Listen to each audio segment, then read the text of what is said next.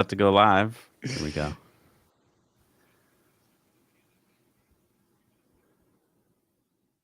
Sure, if you want to. Yeah.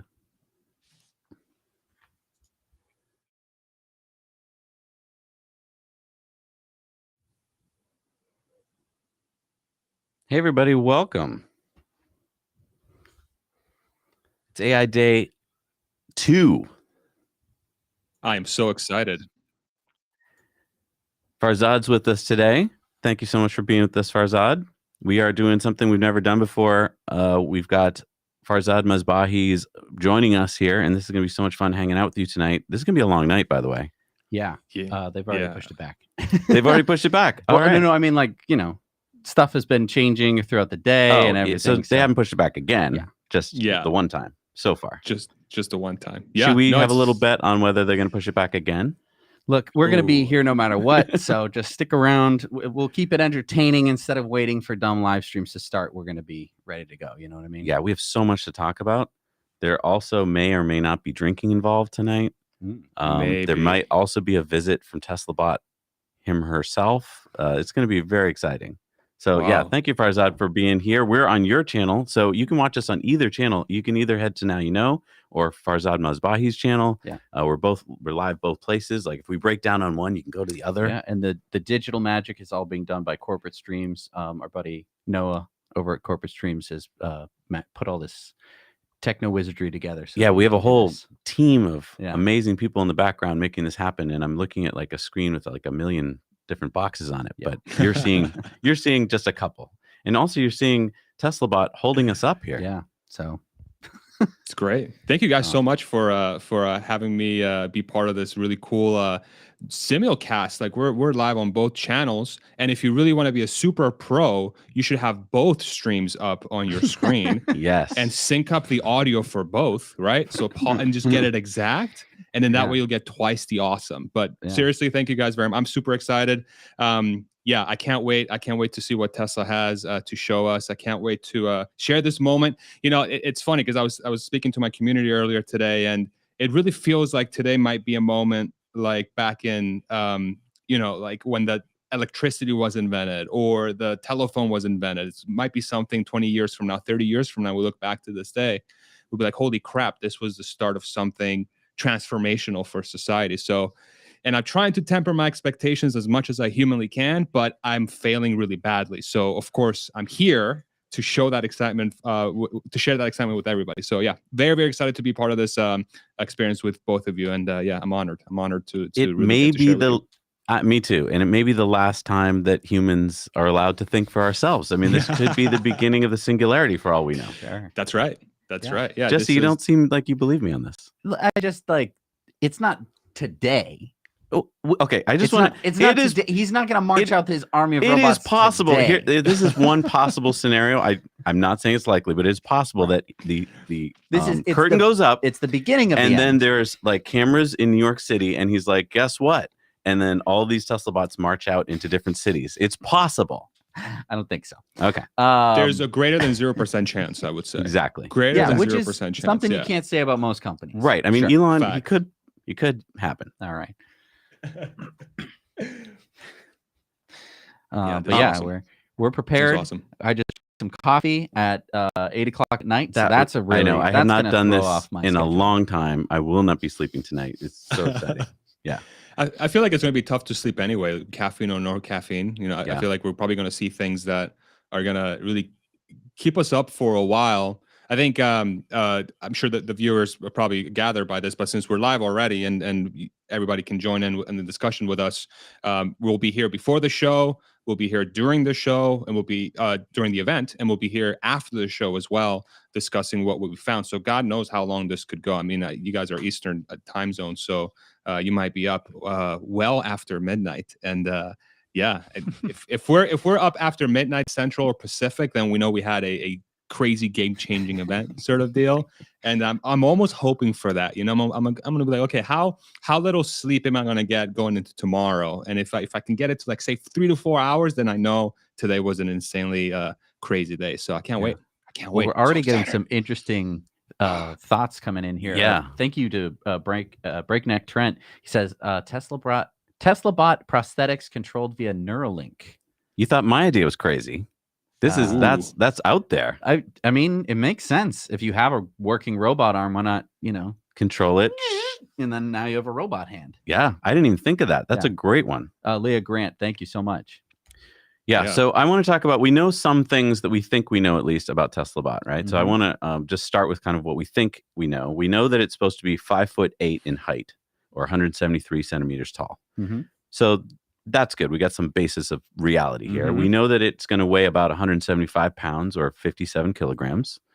So that's good. And a carrying capacity of 45 pounds or 20 kilograms. I had remembered it wrong. I thought it could carry more. So 45 pounds, I mean, that's a lot, but humans can carry more than that. So it's not going to be immediately doing the kinds of jobs I thought it would be doing, but it can carry like a nail gun. It can carry a baby. And so I guess I wanted to ask you, Farzad, there's a lot of conjecture we're going to be doing here in the first part of the show. And, and I'll keep some notes here so that once we find out what it really can do, we'll see who is closest to the truth here. But I want to first ask you about what you think Tesla could charge as a fee or as a price for Tesla bot. Do you have any ideas what you think it's, they're going to be able to do right out of the gate? Yeah, that's the question, right? So I think for me, the way I think about it is the way Tesla has approached these problems before with every other product is sort of reason from first principles. I'm already throwing a freaking buzzword out there, but reasoner for first principles. What is the least amount of work and materials required to reach your goal, essentially, right? So you think about a bot. Compare a bot to, say, the Model 3 as an example. The Model 3 out of Fremont, I've seen a bunch of fellow YouTubers, part of our community, done some incredible work around this. That cost is around $35,000 in just material costs and, say, labor to put together the car. Like, okay, so if it costs that much to put together a car, is the bot going to be harder or easier to put together?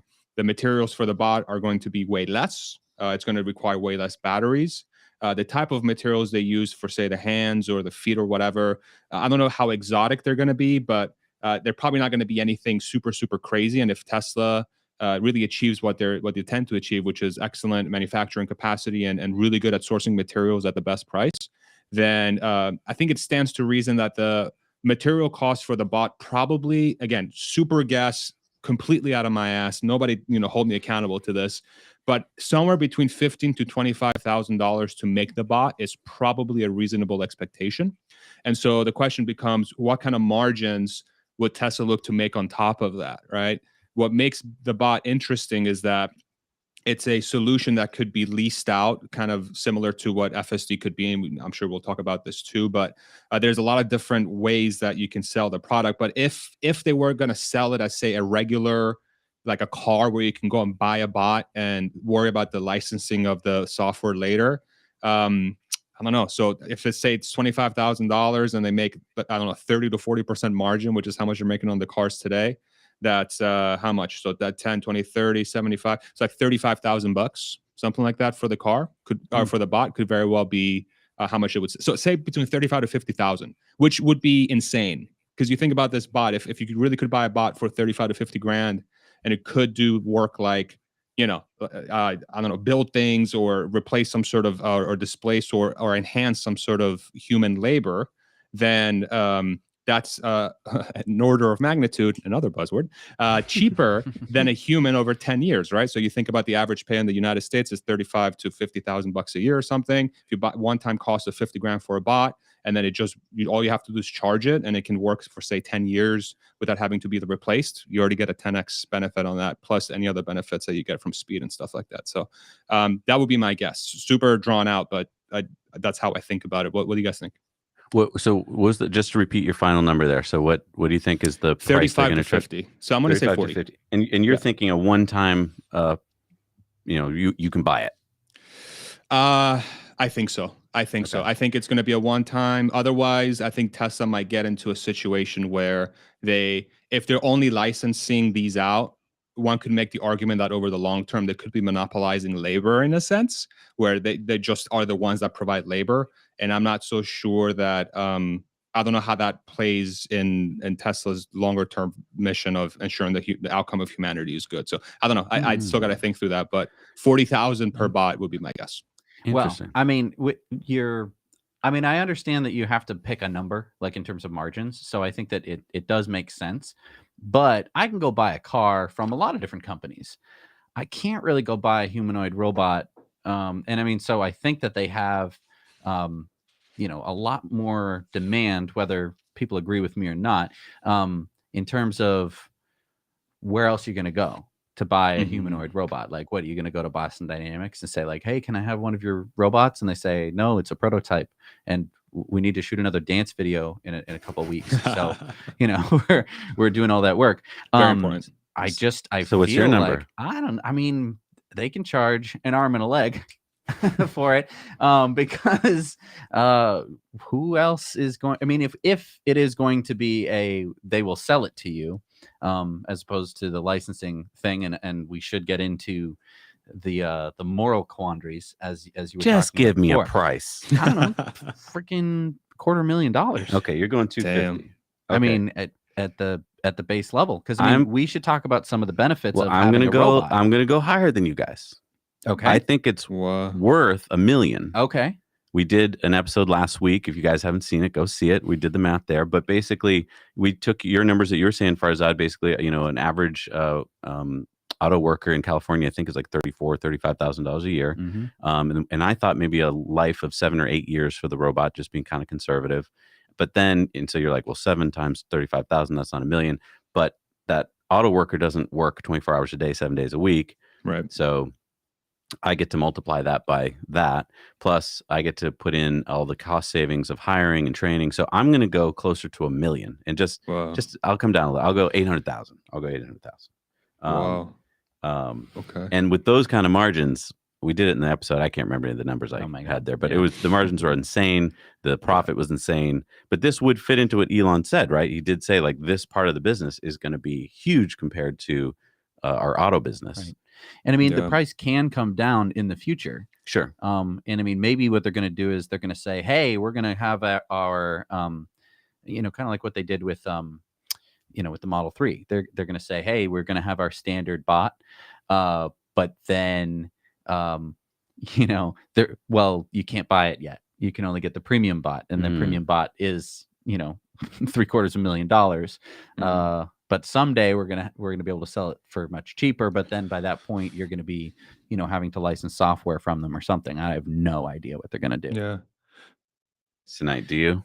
Like, I don't think so. I think if they do, I would be shocked, because that means that it's much closer to being sold to the public than I expected. I would have expected them to utilize this thing internally, say at the factories where the bot is helping build cars, or they're using it to prototype the neural nets and kind of getting it ready for it to be sold to other parties or individual people. So if they do release a price of some sort, or some sort of indication towards when they're going to be starting to, say in the next 12 months, we expect to have a price ready to be shown to the public so that you can start placing an order for these things, I'm going to be completely floored, because that means they're way farther ahead than even I give them credit for. Forget anybody else out there that's looking at the company, right? So I do think, though, that the way you guys are approaching the price, I think makes a lot of sense from just purely supply and demand. If you're going to be able to, quote unquote, hire a bot that's going to be able to do the work of, say, anybody that's doing some sort of physical labor, especially with the hands now, you can see, and I'm sure you will learn a lot about that today, the dexterity and just how precise it's going to be is going to be a huge thing for it to do many different jobs. But I wonder if if we're actually going to reach a point much earlier than we think, where the cost to work is going to go down dramatically because we have the technology to make it way cheaper than it is today. Then that could open up a question of, okay, now we're talking about super serious displacement of work, because if you could find a bot and buy it for, say, 40 grand, instead of hiring somebody over the course of 10 years or 8 years for $200,000-$300,000. And by the way, you don't have to pay for medical. And by the way, if it breaks, you just get a new one. And by the way, it works 24 hours. And by the way, it's probably twice faster than the average human, right? You get all these crazy factors. It breaks the equation. It completely breaks the equation. And so from your standpoint, I think it probably makes more sense to try and figure out how to soften that blow in some way and make Well, that leads to my next question, which you kind of dismissed at the beginning. I had said like a SaaS model, or in this case, a TaaS model, Tesla Bot as a service. But I mean, let's just talk about, Tesla could do it as a service model. So they could say, okay, it's $800,000, but that's so much money. So let's just do it on a monthly subscription basis. And your argument was,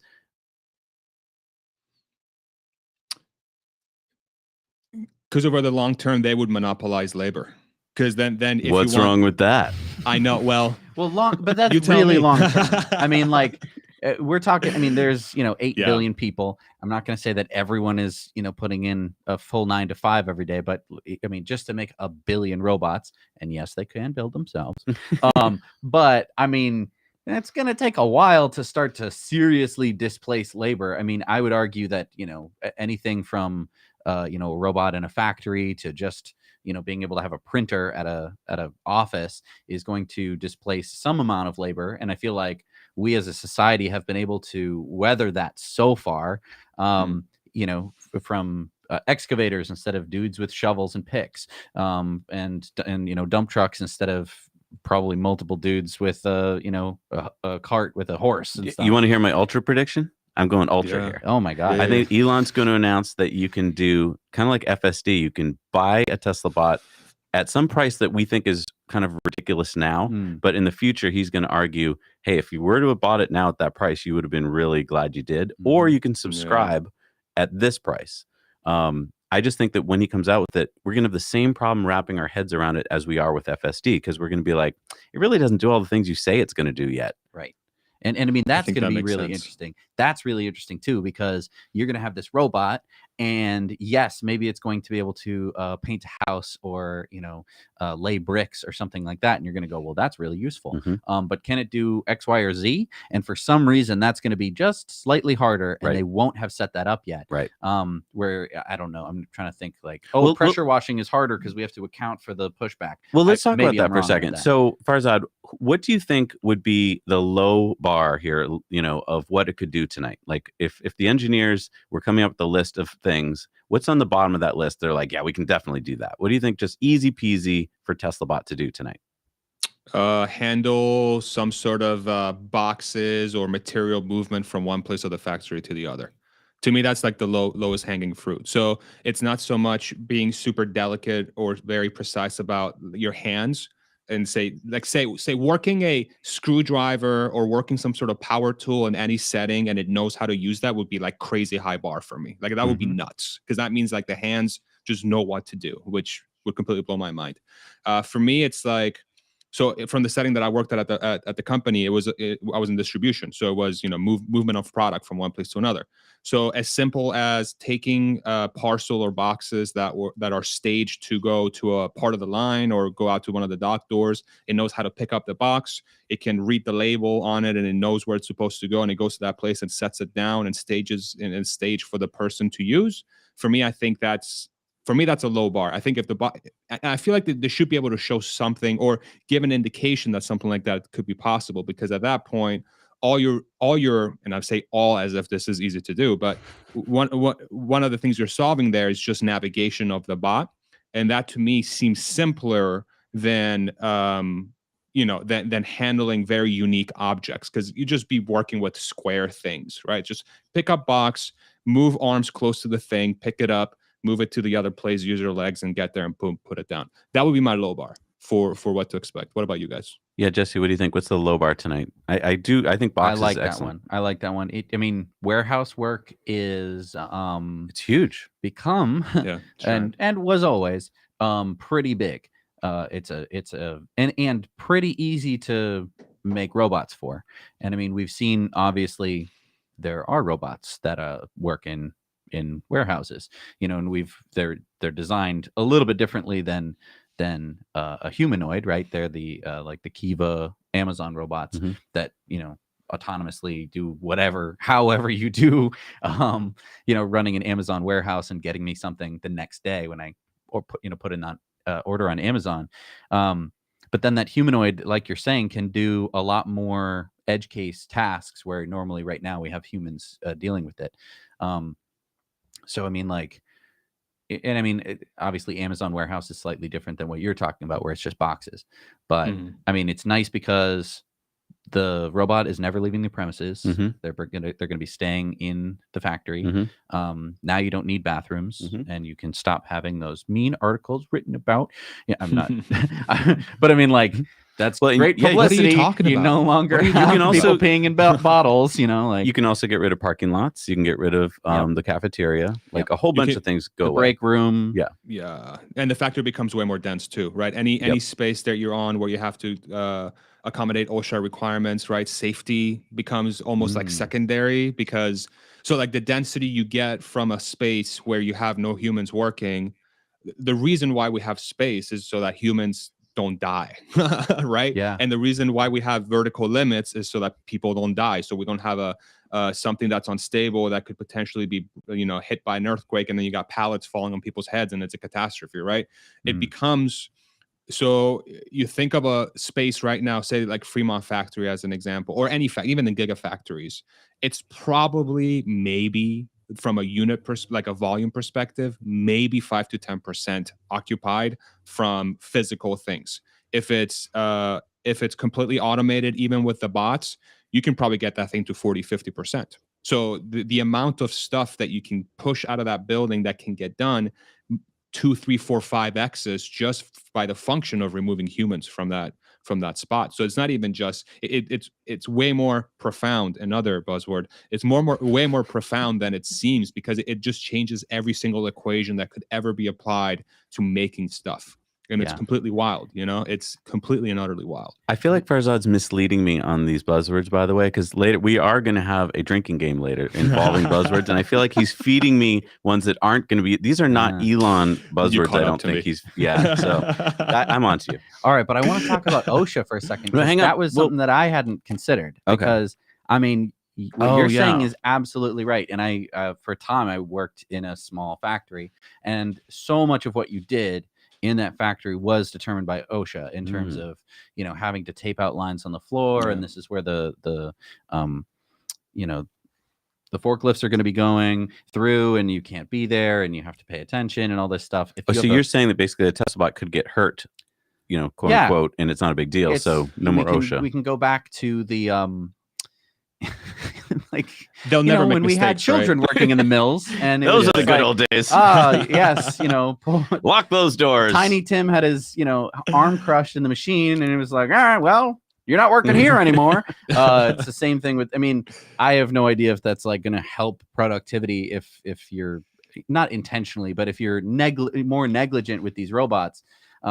Obviously, I feel like that speeds things up with humans until, of course, somebody inevitably gets hurt, and then there's lawsuits, and then but with a Tesla bot, you don't have to worry about that stuff. Good point. It's kind of crazy. They would never make the mistakes, right? That's the thing, is that forget even safety. That the reason why OSHA exists is because humans make mistakes, and like exactly like 99+% of workplace injuries or deaths are because the workplace is not conducive to a human making a mistake. And so if you remove the human aspect of mistakes, safety is not even an issue. And that's, like Ashok and those guys from Tesla are talking about a car that will never crash. That's really what it means, is we're removing the variable that's going to cause the error. So like safety doesn't even become a part of the equation. It just gets eliminated entirely, because there'll be no mistakes made. Outside of say an earthquake or some sort of natural disaster that would just completely destroy the structure, mistakes won't be made unless everything's programmed incorrectly, which at that point safety is not the issue. It's a complete mismanagement of how you've allocated that cost to solve that specific problem. Colton has a good chat here. He says the bots could mine coal, work the meat packing plant, or build underwater or oil pipelines. And that's a really good point. That's right. Those are all the jobs that no one really wants to do if they can help. Let's talk about dangerous jobs. I mean, there are a lot of, we've been talking more tedious and somewhat dangerous jobs where you are moving physical things around and stuff can get dropped and stuff like that. But there are jobs that are just inherently very dangerous. Yes, like bear wranglers. Well, I mean, lumberjacks. The the fisherman is really, I mean, you kind of think fishermen and robots don't go well together, but I mean, they don't get cold. Mm-hmm. I mean, they might, maybe the batteries get cold, but I mean, if they're on a boat, you'd have a tether and that would also be feeding them power. So I don't think, I mean, would it take some extra engineering work to make a fisherman robot? And get the accent Will they right? swear like fishermen? Yeah. I hope so. I hope they put some effort into that. But I mean, are we thinking that that's going to eventually happen? I'm curious. Yeah, Yes. I do think so. Yeah. What do you think, Zach? Yeah. Yeah. I mean, I feel like that's not the low-hanging fruit because it's obviously hard to make an underwater pipeline repairing robot, but it's the low-hanging fruit in terms of selling it, right? Because not only do those employees get paid a lot, but right, there's so many rules and regulations. There's only so many hours they can work. So yeah, if you could have them painting bridges or wrangling bears or any of those really tough jobs, that would be fantastic. But I do think that those are got to be down the road. That leads me to my next question, which is, okay, Farzad, Jesse, you're on the engineering team. Elon has tasked you with doing this tonight. Your low bar was moving boxes. I completely agree with that. Next up on your list, if you say had three tiers, what's the middle tier where you're like, we could probably do this if we had enough time? So specifically, this is for the show. This is for the show. If this is going to be in any way exciting, right, and they're going to have robots. So Elon around, walked in, he heard your box idea, and he's like, well, that's great, guys, thanks, but I need it to be a little more exciting than that. I have a pretty simple one. Okay.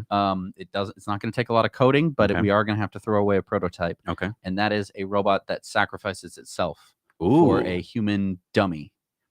So in a car, it's a car crash dummy? Either a car crash dummy or just like just a sack of potatoes kind of dummy, and there's like a big swinging arm or something dangerous, a big train that's coming, and the robot can go like no, and then it gets smashed, and we're like, so it just stands. So it stands at a train crossing, and its only job is to make sure that it pushes someone off the tracks. It's just I love it. I'm trying to think of the right thing, but if you had some kind of scenario where you could show these things are expendable, stop feeling sorry for it. Stop feeling like it's a human. It's humanoid, but it's not a human. So it's okay if it gets crushed and destroyed. It's just money. It's not trauma. It's not people. I like that. It's a robot. So it's sacrifice bot. I mean, it would be really cool if it jumps in front of a bullet.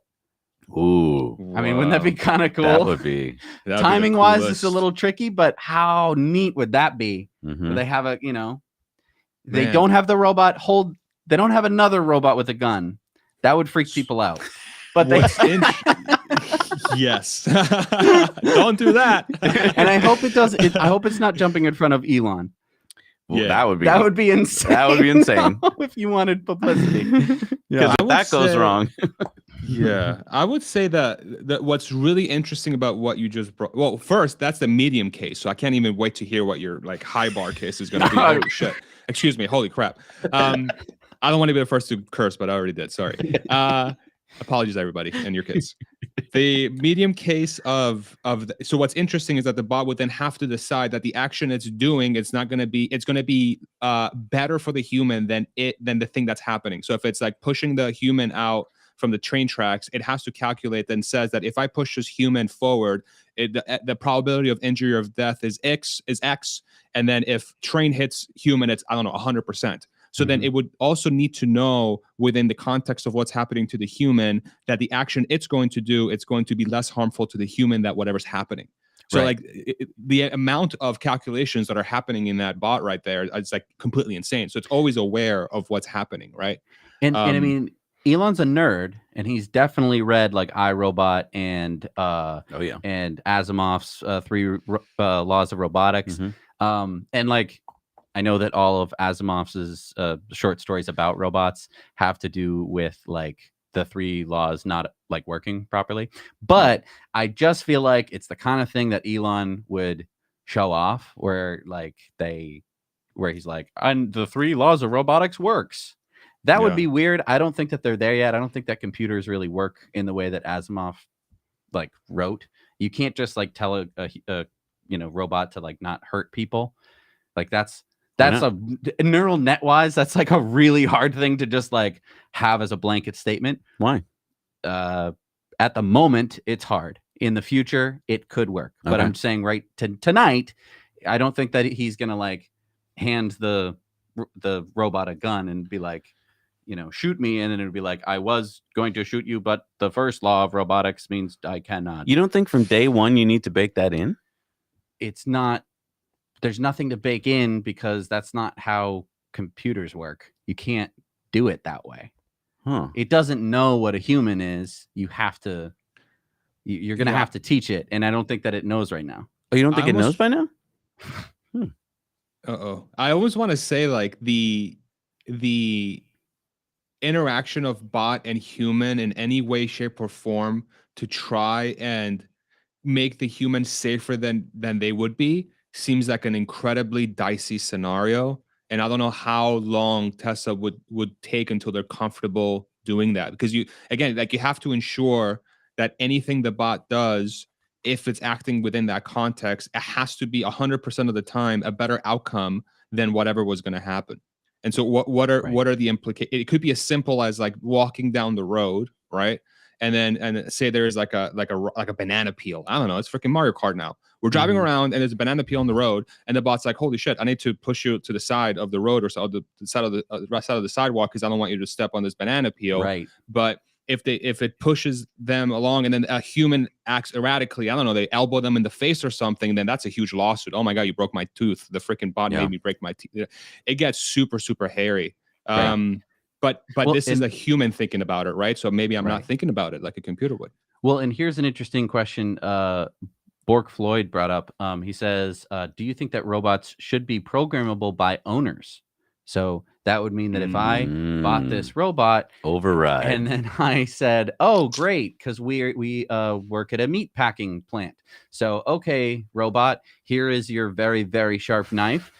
Here is a lot of meat around you. I want you to be cutting up the meat." Obviously, it's not how you program it, but it's And then if coworker human Steve walks over, and obviously it's not scanning it and being like, that is meat. But if it gets confused, does the robot grab coworker Steve and start to? That's why I say that you have to bake it in day one to not hurt humans. Right, but that's not. You can't do that.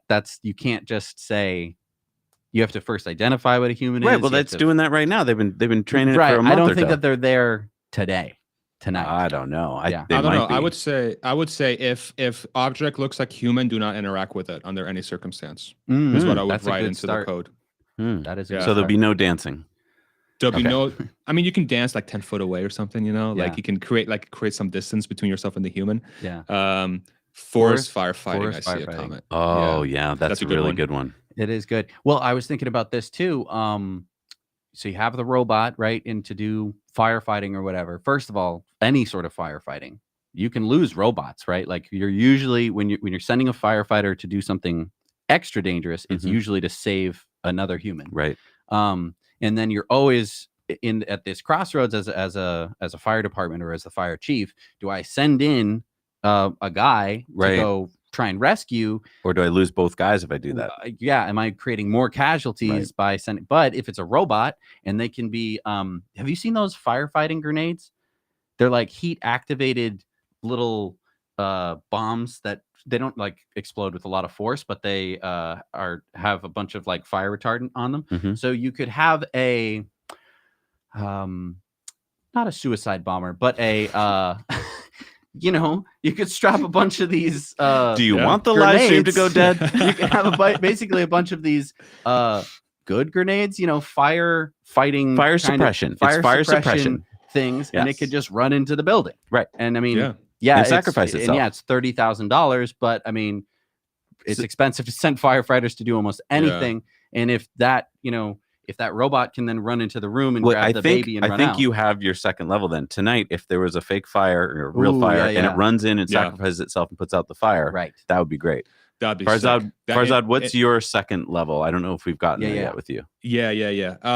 That's by the way, that firefighter thing is such a good idea. Such a good idea because you totally could do that. The amount of cost you would offset by doing that is insane. And billions of dollars of damage could be potentially like all the fires that happen in California and Texas and all these other places.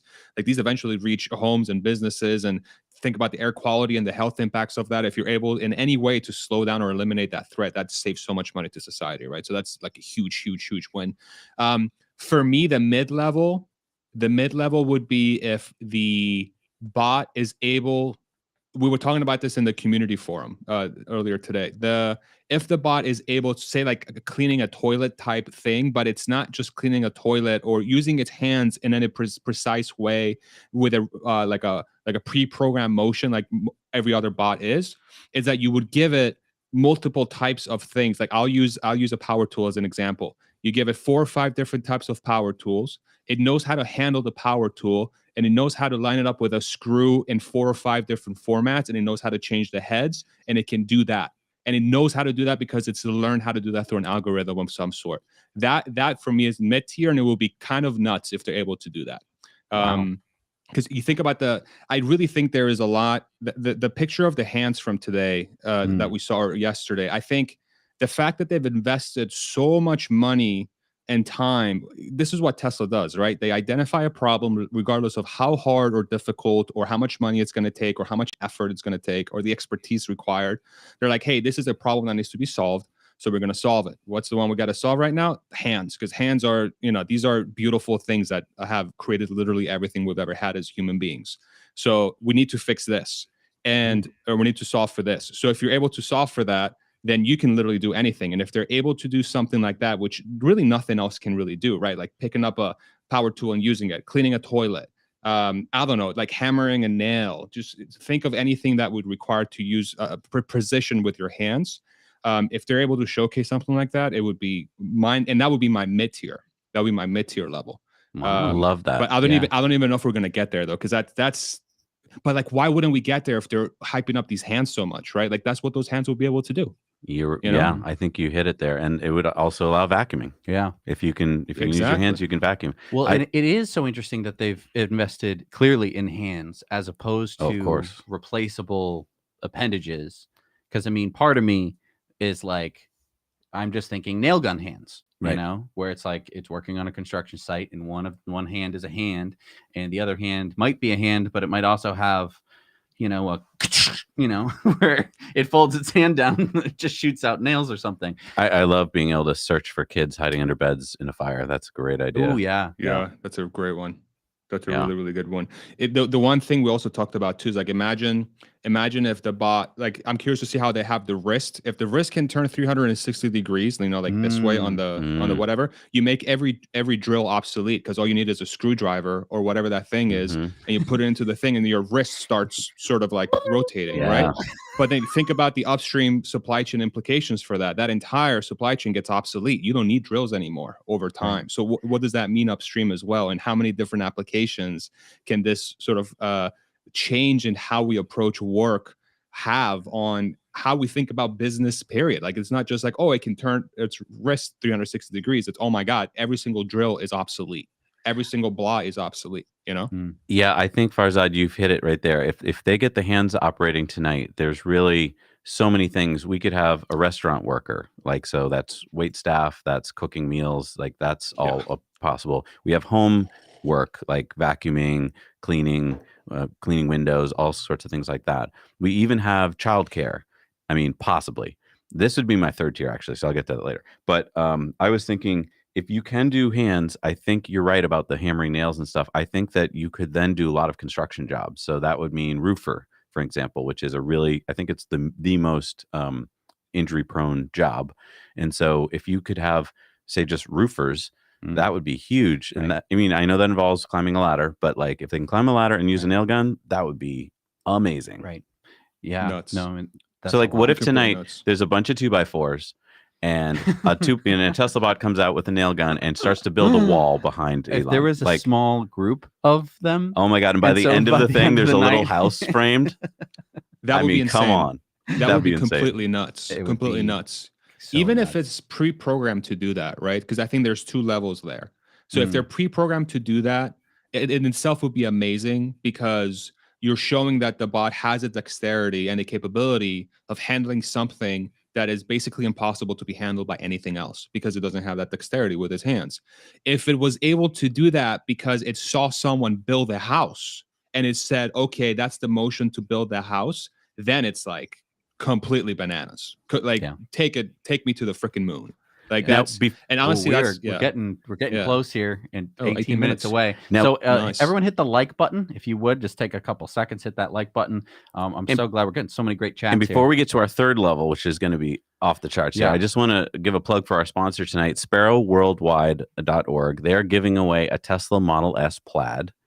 They've only sold 25% of their raffle tickets, and this is a really good cause. They help people Afghan people get out of the country that need to get out of the country. So because they were allies of ours. We need to help them. For $150, you can help a family and possibly win a Model S Plaid. They've only sold 25% of their tickets. So head on over. We have the link down in our show notes below to sparrowworldwide.org, and you'll be able to have a chance to win a Tesla Model S. They're only selling 5,000 tickets, and they've only sold 25% of them right now. So you do the math. The odds of winning are really good.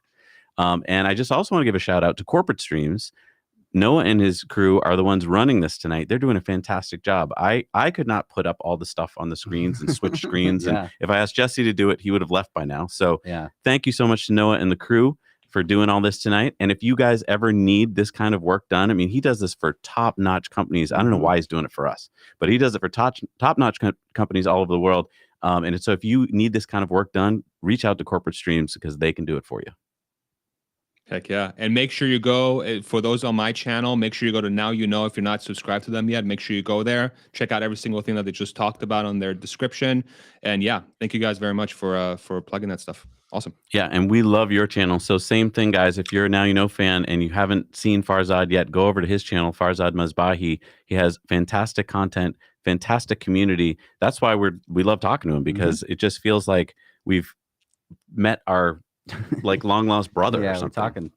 That's exactly how I feel. Honestly, like when the both times that I talked to you guys, my biggest takeaway, especially the first time we chatted on your channel when we did the just talking Tesla, I was like, man, it's so easy to talk to these guys. Like I feel like I know these guys so well already, and we're just like over some stupid camera in front of me, and I'm like, why these guys sound so like welcoming and nice? Like I feel like I could talk to these guys about anything, you know? So yeah, it's been truly a pleasure, man. Seriously. You won't think that later tonight, but after we've been talking to each other for 5 hours. What if you could install Tesla solar tiles or panels?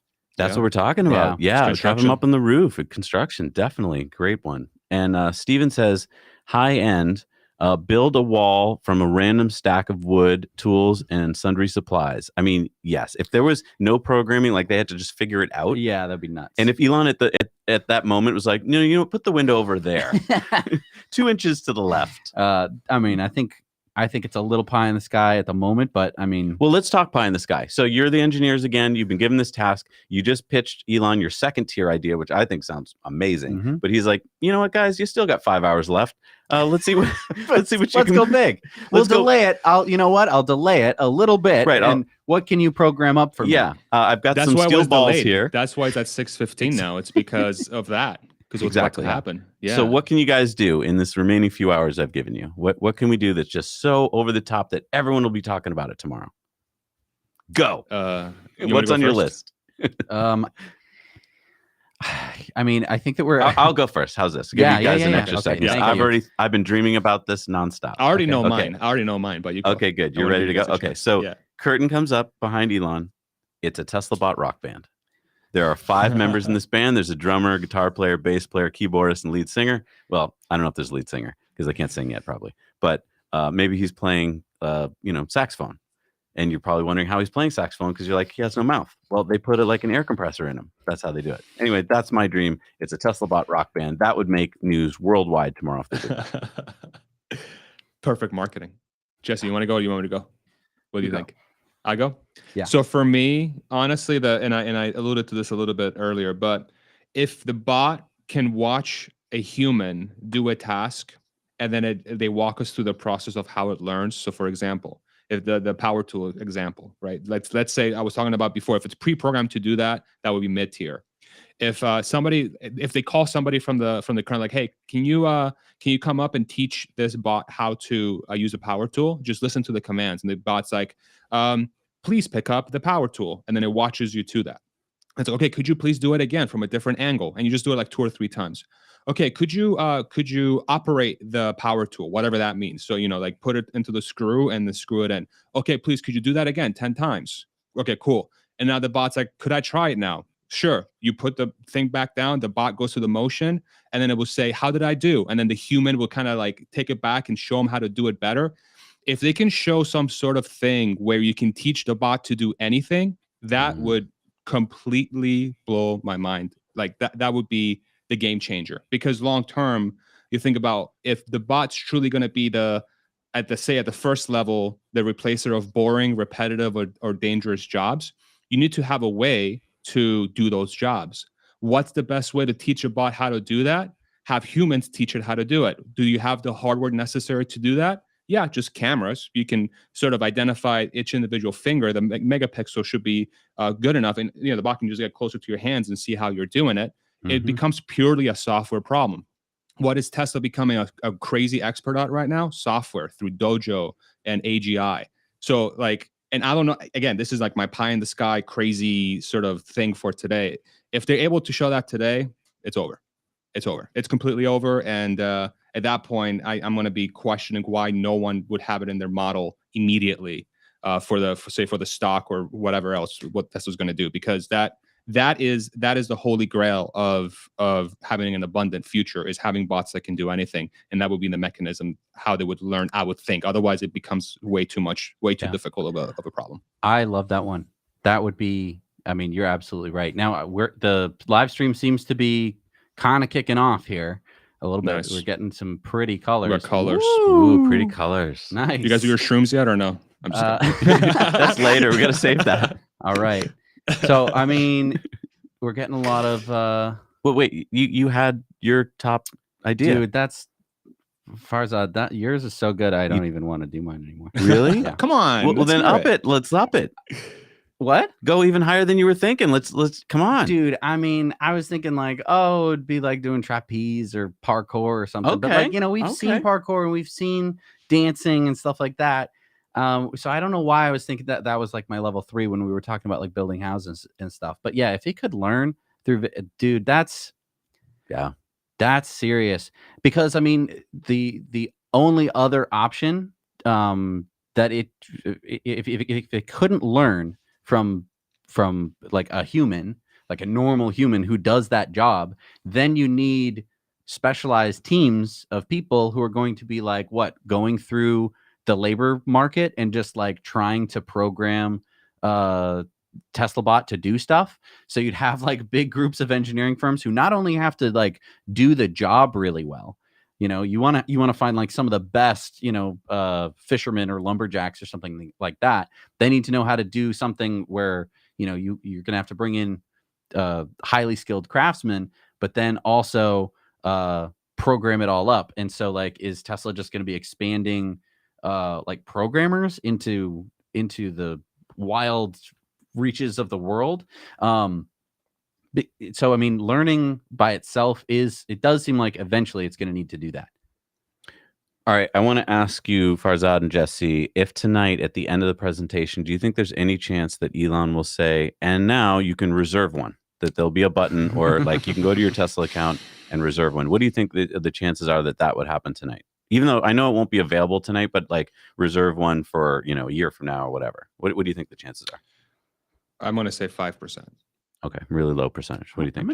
I'm going to go higher. I'm going to go maybe 50-ish%. 50% chance that he says you can reserve one tonight? Reserve it. I mean, hey, they've reserved things for years, right? Okay. Years and years. Well, let's just go with that for a second. Let's just say that there's a button, folks. And put this in the chat too, you guys who are watching. If he says tonight that you can reserve one, how much would you be willing to put down? Because he's probably not going to say $100 refundable deposit. Right. He's probably going to put, like, when it was I just want to remind you, when it was the Roadster, it was $50,000. Yeah. So if he said $50,000 to reserve one, would you do it? It's a lot of money. I wouldn't personally do it, mostly because I don't have $50,000 lying around. Would companies do it? Is that like a question? Yeah, like because I mean, Pepsi and Walmart, they did it for the semi truck. For the semi truck, right? I mean, but they know what a truck is. Sure. They're like, oh, it's a semi truck, and he just gave us the numbers. They have employees for sure, but they don't have robotic employees. Not too many companies have 25,000. We're hearing some people would pay 25,000. Okay. Farzad, would you take the college fund and all that I stuff. would think about 25. I would You think totally about think 25? about 25. I do. Yeah, because I think like Now that's not the cost of the bot. No, that's Put just it down. that's just the reservation reservation. We price. don't know the price. I'll figure it out. That's one of those Okay. things. That's like the Farzad like method of like, oh, that seems like it has really good potential. I'm sure I'll figure it out, which has worked out and hasn't worked out. So it's like a 50-50 sort of thing for me. But I live life on the edge, I guess. Now, yeah. Go ahead. No, please. So I was wondering, what tonight would you have to see that would make you go immediately to your stock account and buy more stock? If there's a certain, like, if it comes out and it doesn't wow you, you're probably gonna be like, yeah, whatever. I kind of thought they're gonna do that anyway. But is there something it would do tonight where you go, oh, I am gonna buy some more stock? And people in the chat, please put what you want to see for you to buy more stock. How about you, Jesse? That's a really good question. Yeah, what do you guys think? I mean, screw the $25,000 for the reservation. Right.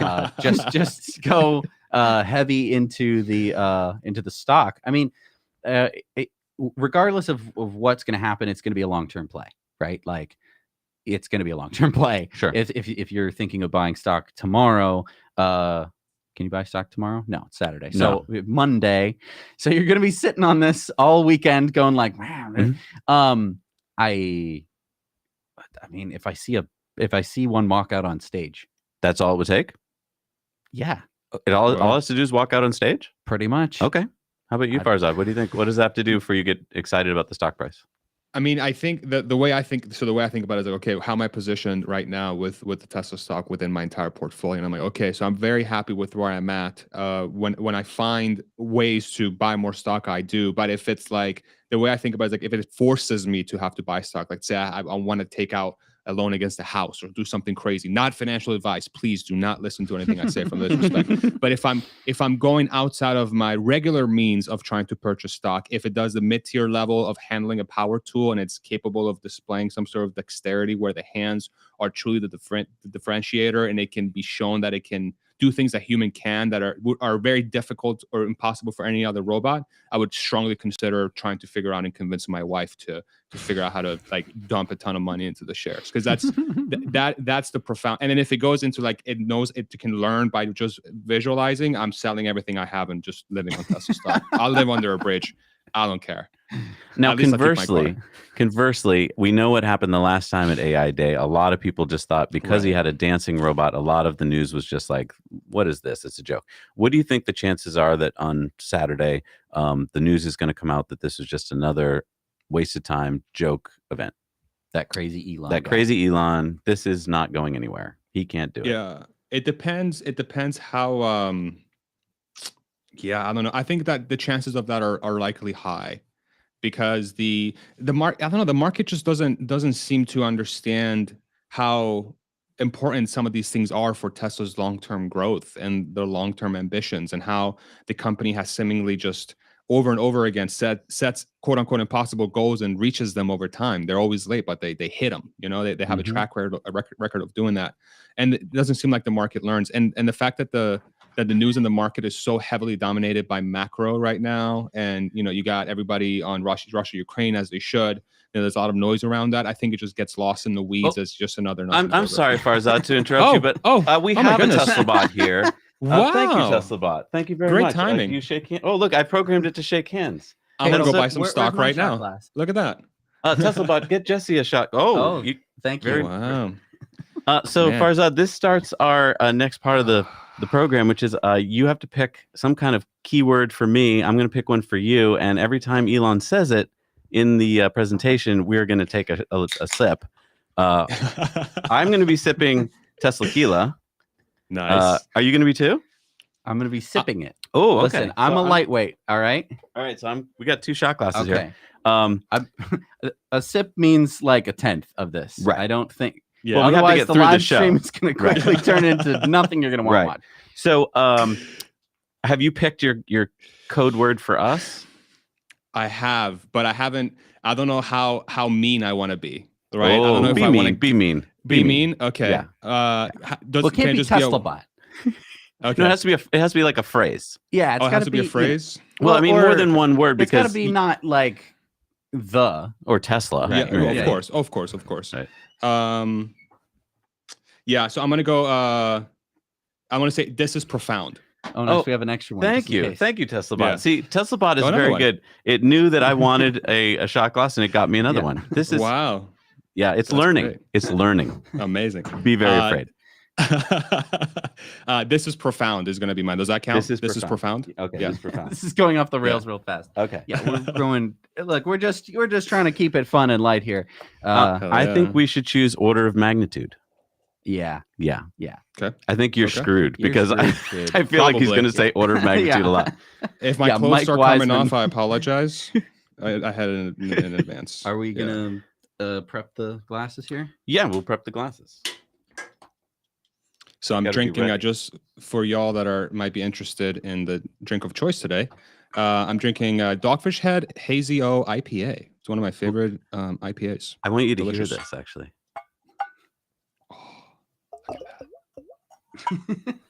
It's a accidental gluggle. It's probably not accidental. They knew what they were doing.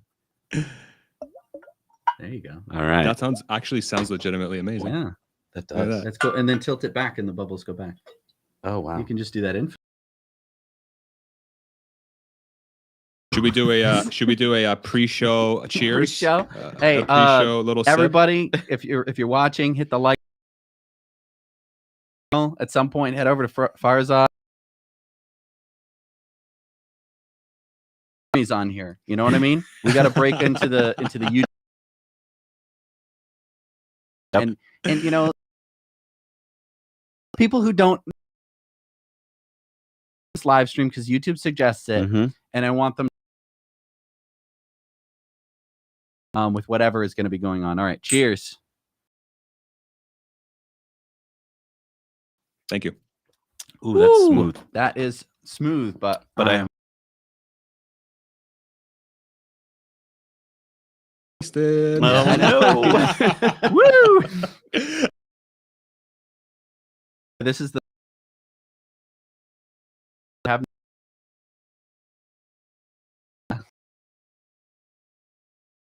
200 on Tesla Time News. Yeah. Anyway, yeah.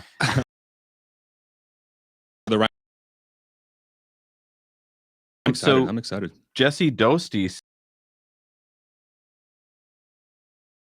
Hop into any car and drive it at some point. And I think that's, I mean, since the cars can already link into the car somehow and get all coming. How about messages from folks about it lagging potentially? I'm liking it so much. Yeah. It better be. I think this is just the internet. Yeah. So I think it's the Tesla part. Yeah. So anyway, if this is all getting recorded, so you'd be able to see it tomorrow. I thought of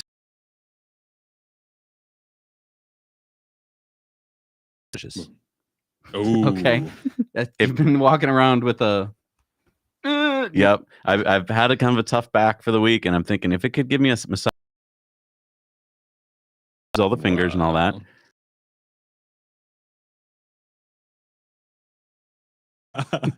For me, dude, like if clothes, bro, just fold my clothes. Yeah. Somebody come in, like Laundry. you know, I do.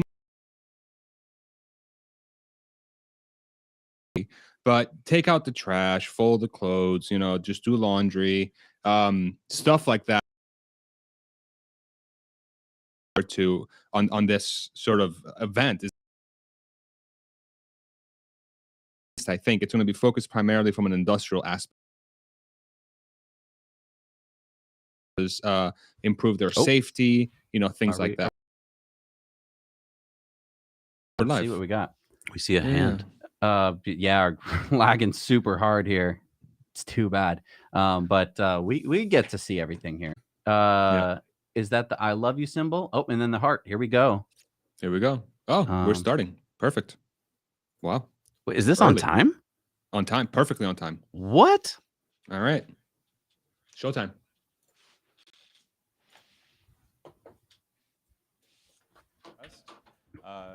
do want to set some expectations with respect to our Optimus robot.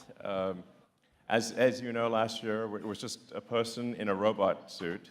But we've come a long way, and it's I think compared to that, it's going to be very impressive. We're going to talk about the advancements in AI for full self-driving, as well as how they apply to more generally to real-world AI problems like a humanoid robot, and even going beyond that. I think there's some potential that what we're doing here at Tesla could make a meaningful contribution to AGI.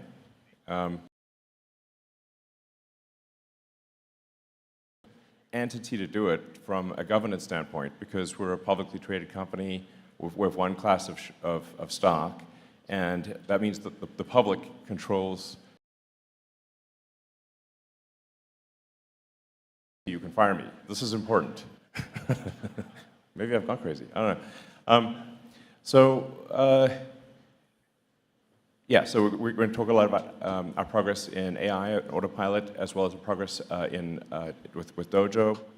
And then we're going to bring the team out and do a long Q&A. So you can ask tough questions, whatever you'd like, existential questions, technical questions, but we want to have as much time for Q&A as possible. So let's see, with that, you guys want to say anything? Hey guys, I'm Milan. I work on Autopilot and the Tesla bot. And I'm Lizzie, mechanical engineer on the project as well. Okay. So should we bring out the bot? Before we do that, we have one little bonus tip for the day. This is actually the first time we try this robot without any backup support, cranes, mechanical mechanisms, no cables, nothing. Yeah. I want to do it with you guys tonight, but it's the first time, so let's see. You ready? Let's go. Go.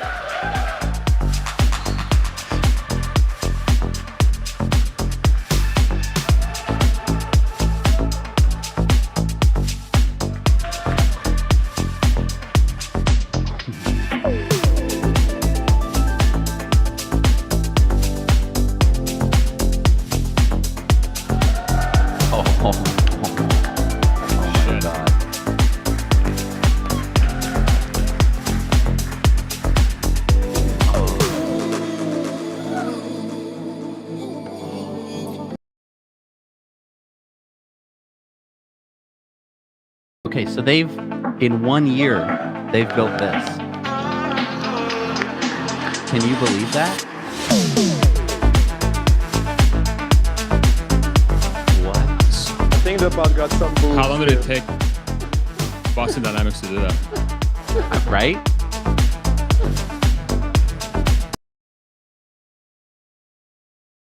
Dancing, check. Tesla cars, by the way.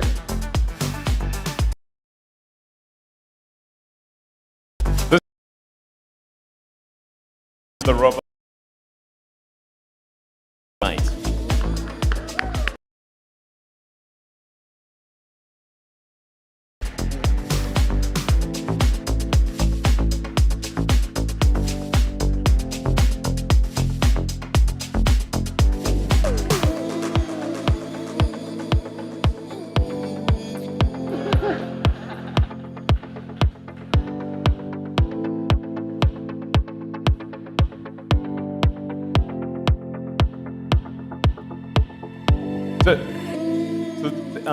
So the robot can actually do a lot more than we just showed you. We just didn't want it to fall on its face. So we'll show you some videos now of the robot doing a bunch of other things. Yeah. Close the screen, guys.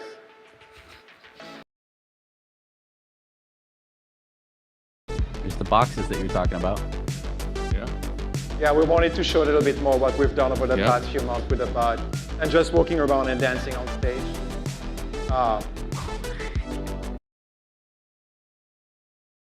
The Autopilot neural networks running as is, just retrain. Wow. That's my watering can. That's Yeah, crazy. when you see a rendered view, that's the robot. That's the identifying objects. Like this is the object it should picking it up.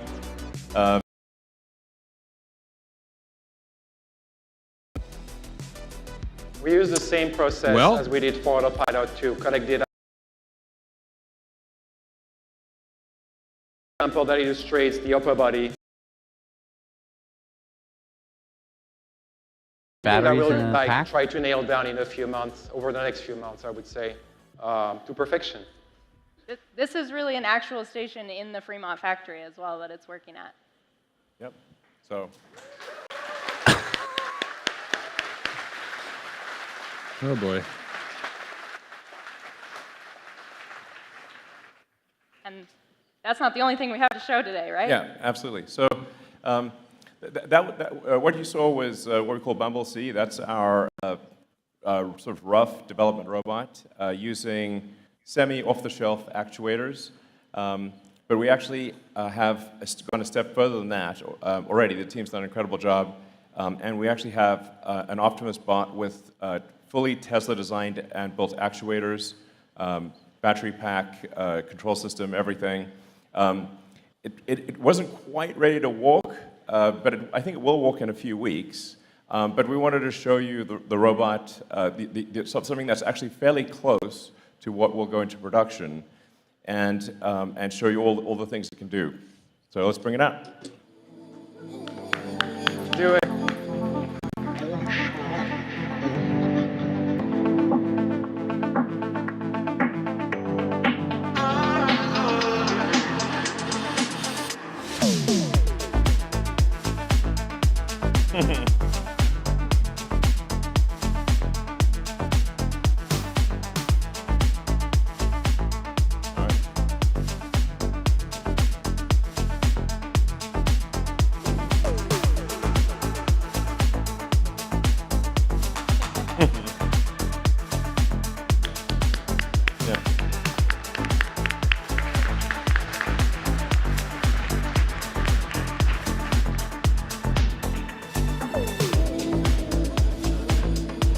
So here you're seeing Optimus with these are with the degrees of freedom that we expect to have in Optimus Production Unit 1, which is the ability to move all the fingers independently, to have the thumb have 2 degrees of freedom, so it has opposable thumbs, and both left and right hand, so it's able to operate tools and do useful things. Our goal is to make a useful humanoid robot as quickly as possible. And we've also designed it using the same discipline that we use in designing the car, which is to design it for manufacturing such that it's possible to make the robot in high volume at low cost with high reliability. So that's incredibly important. I mean, you've all seen very impressive humanoid robot demonstrations, and that's great, but what are they missing? They're missing a brain. They don't have the intelligence to navigate the world by themselves. And they're also very expensive and made in low volume. Whereas Optimus is designed to be an extremely capable robot, but made in very high volume, probably ultimately millions of units. And it is expected to cost much less than a car. I'll just bring it directly to the right here. I would say probably less than $20,000 would be my guess. Wow. We weren't expecting to hear the stock price. The potential for Optimus is, I think, appreciated by very few people. Hey! As usual, Tesla demos are coming in hot. So, That's good. That's good. yeah. The team's the team has put in an incredible amount of work, working days, 7 days a week, burning the 3 a.m. oil to get to the demonstration today. Super proud of what they've done. They've really done a great job. I'd just like to give a hand to the whole Optimus team.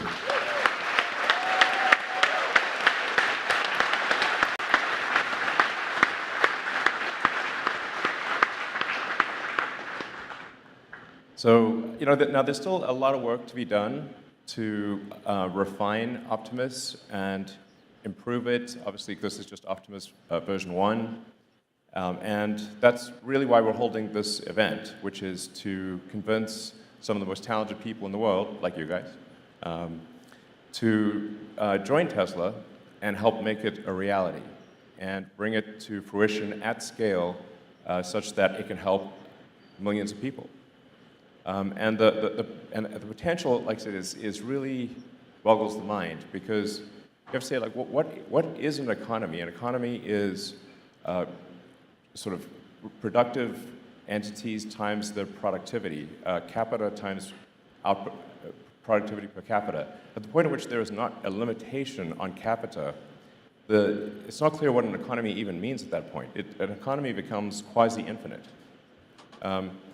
So what taken to fruition in the hopefully benign scenario, this means a future of abundance, a future where there is no poverty, where you can have whatever you want in terms of products and services.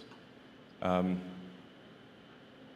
really is a fundamental transformation of civilization as we know it. Obviously, we want to make sure that transformation is a positive one and safe. But that's also why I think Tesla as an entity doing this, being a single class of stock, publicly traded, owned by the public, is very important and should not be overlooked. I think this is essential, because then if the public doesn't like what Tesla's doing, the public can buy shares in Tesla and vote differently. This is a big deal. Like, it's very important that I can't just do what I want. Sometimes people think that, but it's not true. It's very important that the corporate entity that makes this happen is something that the public can properly influence. So I think the Tesla structure is ideal for that. And like I said, self-driving cars will certainly have a tremendous impact on the world. I think they will improve the productivity of transport by at least a half order of magnitude, perhaps an order of magnitude, perhaps more. Optimus, I think, has maybe a 2 order of magnitude potential improvement in economic output. It's not clear what the limit actually even is.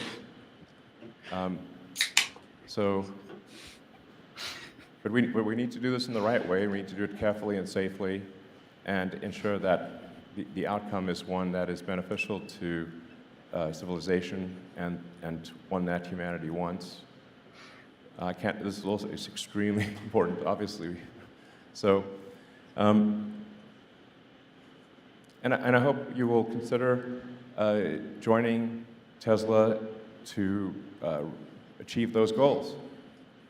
At Tesla, we really care about doing the right thing here, or aspire to do the right thing, and really not pave the road to hell with good intentions. And I think the road to hell is mostly paved with bad intentions, but every now and again there's a good intention in there. So we want to do the right thing. So consider joining us and helping make it happen. With that, let's move on to the next phase. Right on. Thank you, Elon.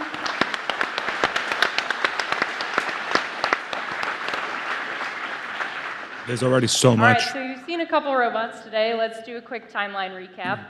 So last year we unveiled the Tesla Bot concept, but a concept doesn't get us very far. We knew we needed a real development and integration platform to get real-life learnings as quickly as possible.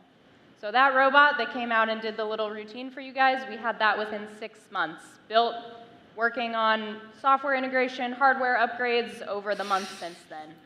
But in parallel, we've also been designing the next generation, this one over here.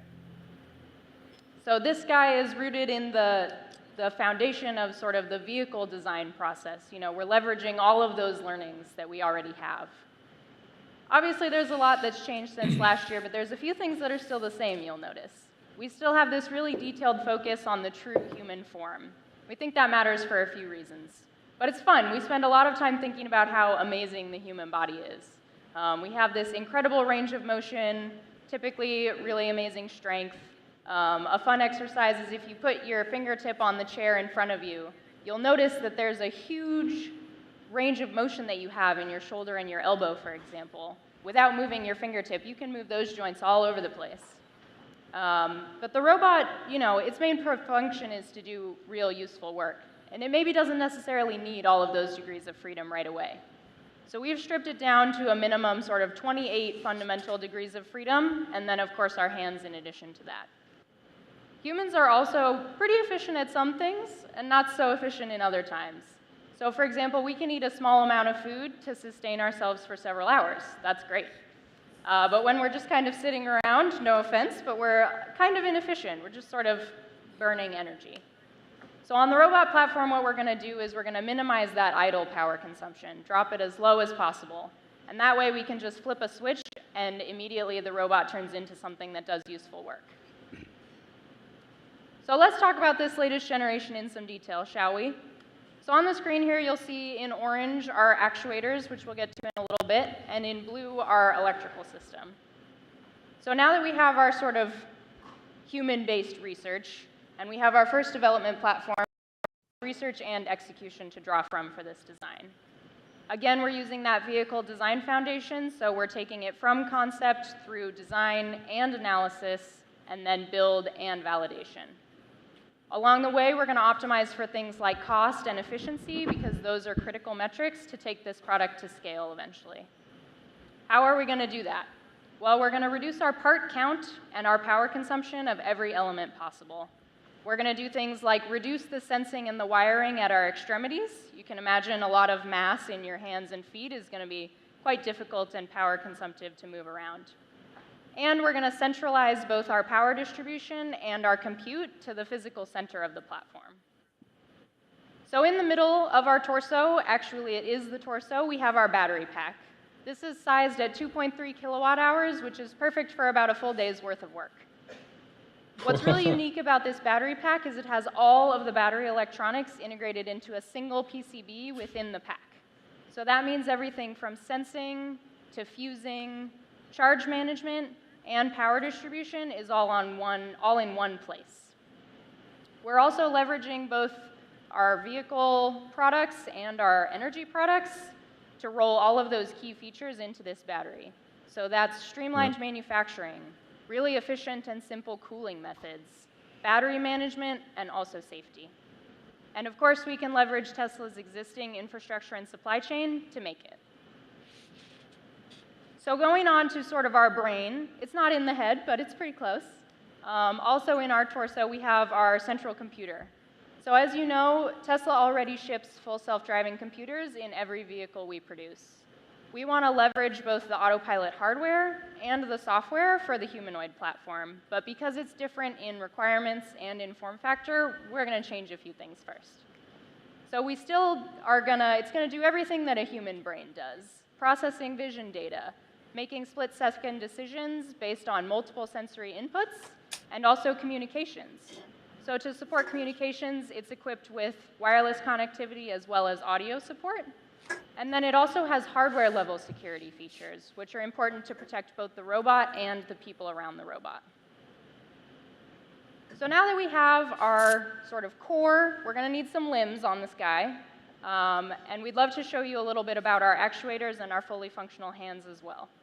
But before we do that, I'd like to introduce Malcolm, who's going to speak a little bit about our structural foundation for the robot.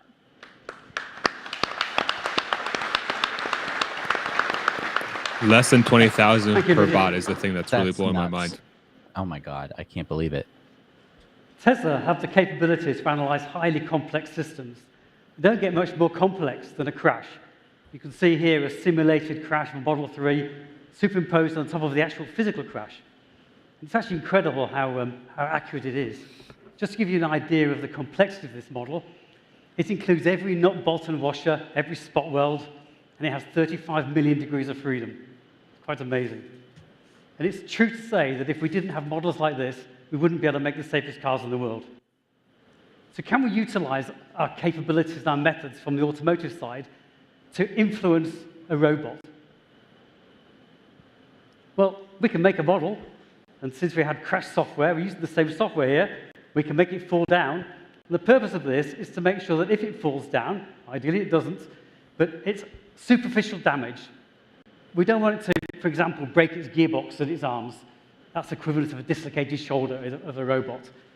Difficult and expensive to fix. So we wanted to dust itself off, get on with the job it's been given. We can also take the same model and we can drive the actuators using the inputs from a previously solved model, bringing it to life. So this is producing the motions for the tasks we want the robot to do. These tasks are picking up boxes, turning, squatting, walking upstairs. Whatever the set of tasks are, we can play to the model. This is showing just simple walking. We can create the stresses in all the components. That helps us to optimize the components. These are not dancing robots. These are actually the modal behavior, the first 5 modes of the robot. And typically, when people make robots, they make sure the first mode is up around the top single figures, up towards 10 hertz. The reason to do this is to make the controls of walking easier. It's very difficult to walk if you can't guarantee where your foot is wobbling around. That's okay if you make one robot. We want to make thousands, maybe millions. We haven't got the luxury of making them from carbon fiber and titanium. We want to make them from plastic. Things are not quite so stiff. So we can't have these high targets. I call them dumb targets.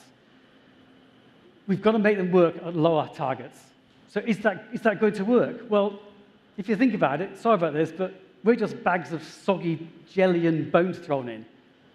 We're not high frequency. If I stand on my leg, I don't vibrate at 10 hertz. People operate at low frequency, so we know the robot actually can. It just makes controls harder. So we take the information from this, the modal data and the stiffness, and feed that into the control system. That allows it to walk. Just changing tack slightly, looking at the knee. We can take some inspiration from biology, and we can look to see what the mechanical advantage of the knee is. It turns out it actually represents quite similar to 4-bar link, and that's quite non-linear. That's not surprising, really, because if you think when you bend your leg down, the torque on your knee is much more when it's bent than it is when it's straight. So you'd expect a non-linear function. And in fact, the biology is non-linear. This matches it quite accurately. So that's a representation. The 4-bar link is obviously not physically a 4-bar link. As I said, the characteristics are similar. But me bending down, that's not very scientific. Let's be a bit more scientific. We've played all the tasks through this graph. And this is showing picking things up, walking, squatting, the tasks I said we did on the stress. And that's the torque seen at the knee against the knee bend on the horizontal axis. This is showing the requirement for the knee to do all these tasks. I've then put a curve through it, surfing over the top of the peaks, and that's saying this is what's required to make the robot do these tasks. So if we look at the 4-bar link, that's actually the green curve, and it's saying that the non-linearity of the 4-bar link has actually linearized the characteristic of the force. What that really says is that's lowered the force. That's what makes the actuator have the lowest possible force, which is the most efficient. We want to burn energy up slowly. What's the blue curve? Well, the blue curve is actually if we didn't have a 4-bar link, we just had an arm sticking out of my leg here with an actuator on it, a simple 2-bar link. That's the best we could do with a simple 2-bar link. And it shows that that would create much more force in the actuator, which would not be efficient. So what's that look like in practice? Well, as you'll see, but it's very tightly packaged in the knee. You'll see it go transparent in a second. You'll see the 4-bar link there. It's operating on the actuator. This is determining the force and the displacements on the actuator. I'll now pass you over to Konstantinos, who'll tell you a lot more detail about how these actuators are made and designed and optimized. Thank you. Thank you, Malcolm.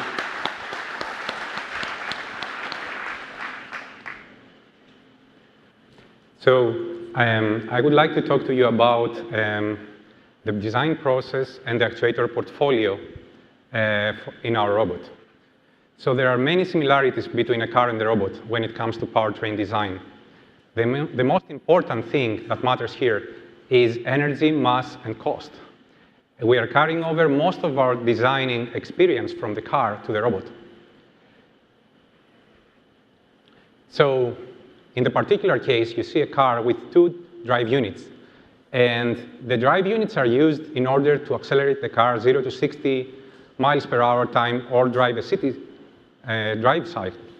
While the robot that has 28 actuators, it's not obvious what are the tasks at actuator level.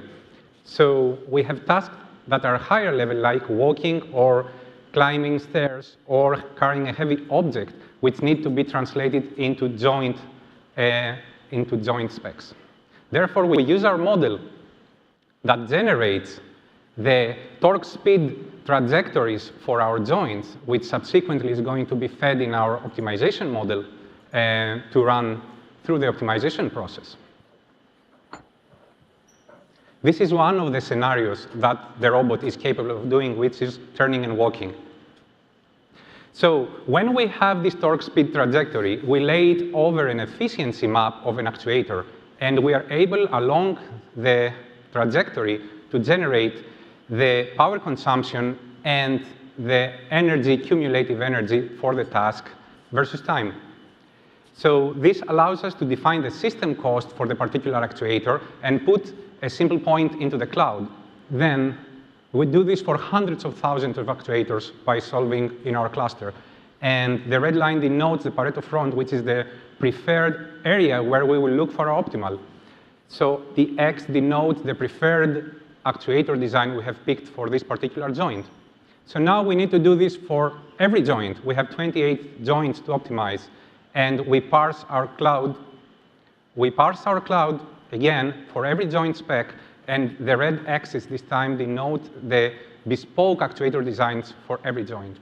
The problem here is that we have too many unique actuator designs, and even if we take advantage of the symmetry, still there are too many. In order to make something mass manufacturable, we need to be able to reduce the amount of unique actuator designs. Therefore, we run something called Commonality Study, which we parse our cloud again, looking this time for actuators that simultaneously meet the joint performance requirements for more than one joint at the same time. So the resulting portfolio is 6 actuators, and they show in a color map at the middle figure. And the actuators can be also viewed in this slide. We have 3 rotary and 3 linear actuators, all of which have a great output force or torque per mass. The rotary actuator in particular has a mechanical clutch integrated, on the high-speed side, angular contact ball bearing, and on the high-speed side, and on the low-speed side, a cross-roller bearing, and the gear train is a strain-wave gear. There are 3 integrated sensors here and a bespoke permanent magnet machine. The linear actuator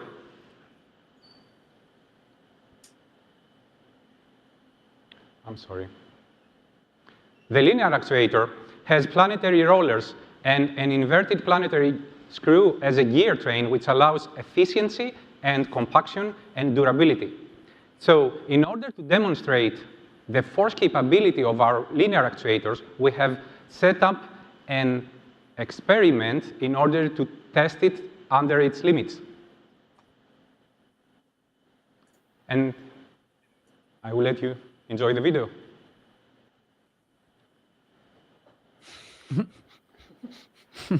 So our actuator is able to lift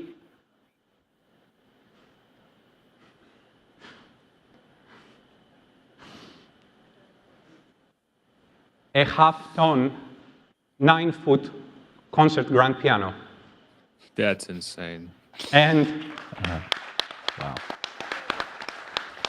Always pay people to move this pianos. is a requirement. Buy some guns, It's folks. not something nice Just to have, because our muscles can do the same when they are direct driven. When they are directly driven, our quadricep muscles can do the same thing.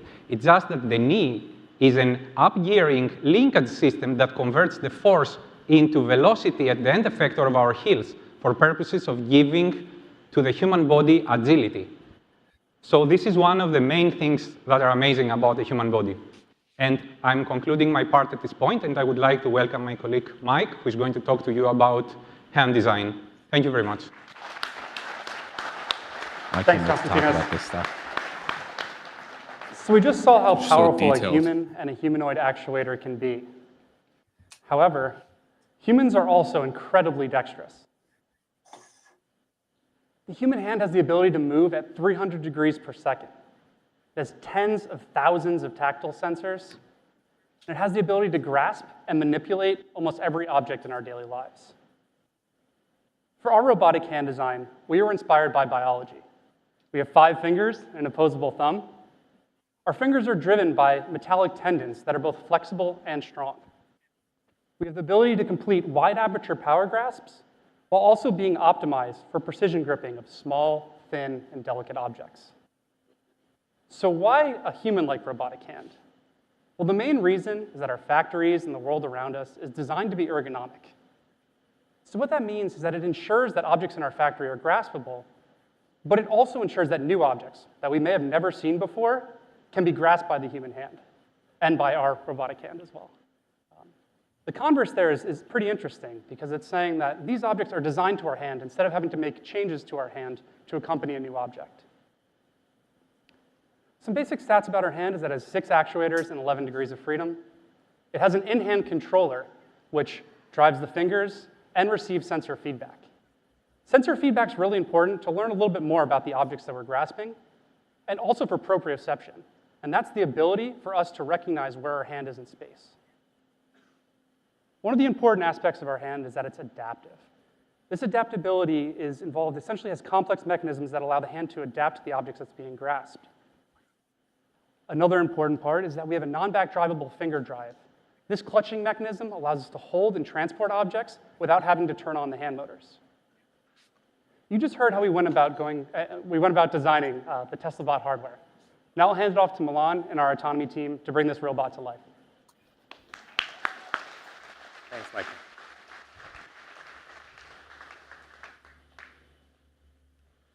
All right. So all those cool things we've shown earlier in the video were possible just in a matter of a few months, thanks to the amazing work that we've done on Autopilot over the past few years. Most of those components ported quite easily over to the bots environment. If you think about it, we're just moving from a robot on wheels to a robot on legs. So some of the components are pretty similar, and some other require more heavy lifting. So for example, our computer vision neural networks were ported directly from Autopilot to the bot's situation.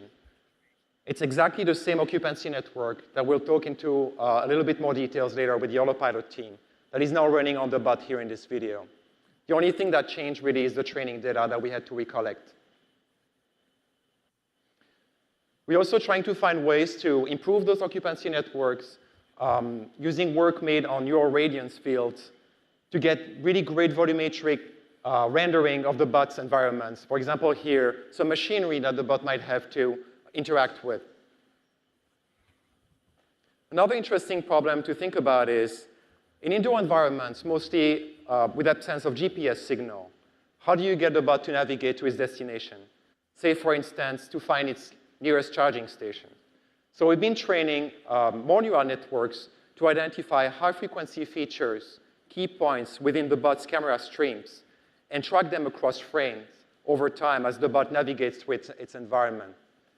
And we're using those points to get a better estimate of the bot's pose and trajectory within its environment as it's walking.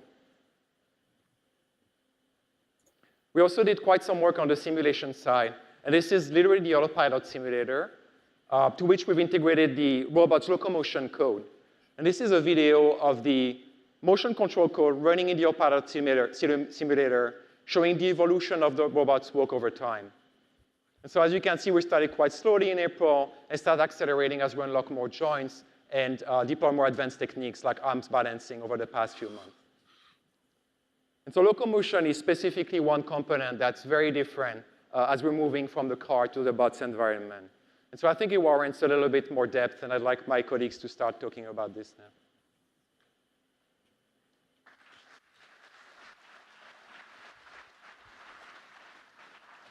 They have a lot of talent in that team, man. Hi, everyone. I'm Felix. I'm a robotics engineer on the project, and I'm going to talk about walking. Walking seems easy, right? People do it every day. You don't even have to think about it. But there are some aspects of walking which are challenging from an engineering perspective. For example, physical self-awareness. That means having a good representation of yourself. What is the length of your limbs? What is the mass of your limbs? What is the size of your feet? All that matters. Also, having an energy-efficient gait. You can imagine there's different styles of walking, and all of them are equally efficient. Most important, keep balance, don't fall. And of course, also coordinate the motion of all of your limbs together. So now, humans do all of this naturally, but as engineers or roboticists, we have to think about these problems. And in the following, I'm going to show you how we address them in our locomotion planning and control stack. So we start with locomotion planning and our representation of the bot. That means a model of the robot's kinematics, dynamics, and the contact properties. And using that model and the desired path for the bot, our locomotion planner generates reference trajectories for the entire system. This means feasible trajectories with respect to the assumptions of our model. The planner currently works in 3 stages. It starts planning footsteps and ends with the entire motion for the system. And let's dive a little bit deeper in how this works. So in this video, we see footsteps being planned over a planning horizon, following the desired path. And we start from this and add then foot trajectories that connect these footsteps using toe-off and heel strike just as humans do. And this gives us a larger stride and less knee bend for higher efficiency of the system. The last stage is then finding a center of mass trajectory, which gives us a dynamically feasible motion of the entire system to keep balance. As we all know, plans are good, but we also have to realize them in reality. Let's see how we can do this.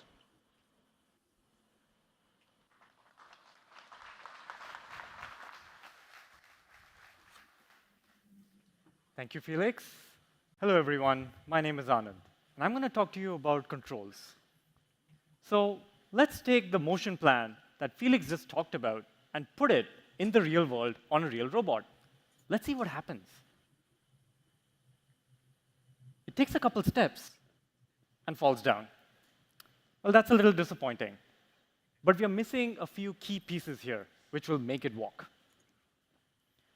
Now, as Felix mentioned, the motion planner is using an idealized version of itself and a version of reality around it. This is not exactly correct. It also expresses its intention through trajectories and wrenches. Wrenches are forces and torques that it wants to exert on the world to locomote. Reality is way more complex than any sim or model.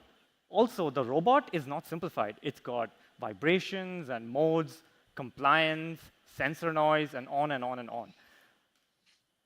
So what does that do to the real world when you put the bot in the real world? Well, the unexpected forces cause unmodeled dynamics, which essentially the planner doesn't know about, and that causes destabilization, especially for a system that is dynamically stable like biped locomotion. So what can we do about it? Well, we measure reality. We use sensors and our understanding of the world to do state estimation. And here you can see the attitude and pelvis pose, which is essentially the vestibular system in a human, along with the center of mass trajectory being tracked when the robot's walking in the office environment. Now we have all the pieces we need in order to close the loop. So we use our better bot model, we use the understanding of reality that we've gained through state estimation, and we compare what we want versus what we expect that reality is doing to us in order to add corrections to the behavior of the robot.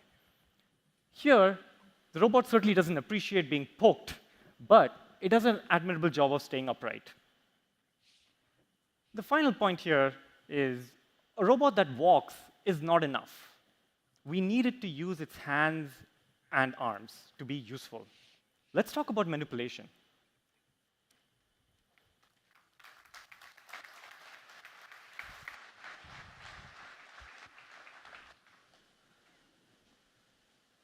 Hi, everyone.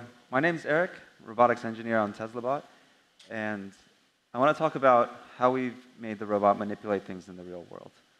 We wanted to manipulate objects while looking as natural as possible, and also get there quickly.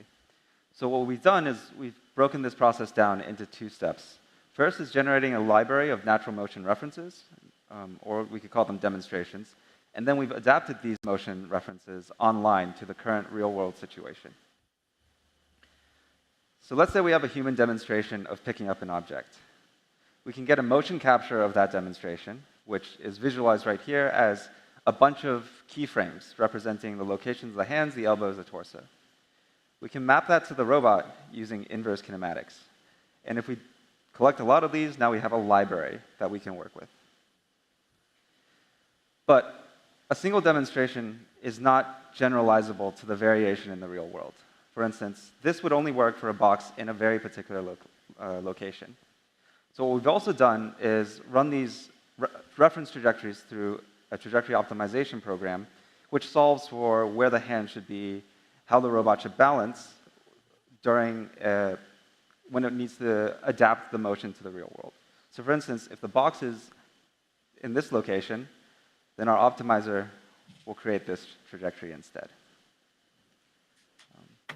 Next, Milan's going to talk about what's next for the Optimus Tesla bot. Thanks. Thanks, Eric.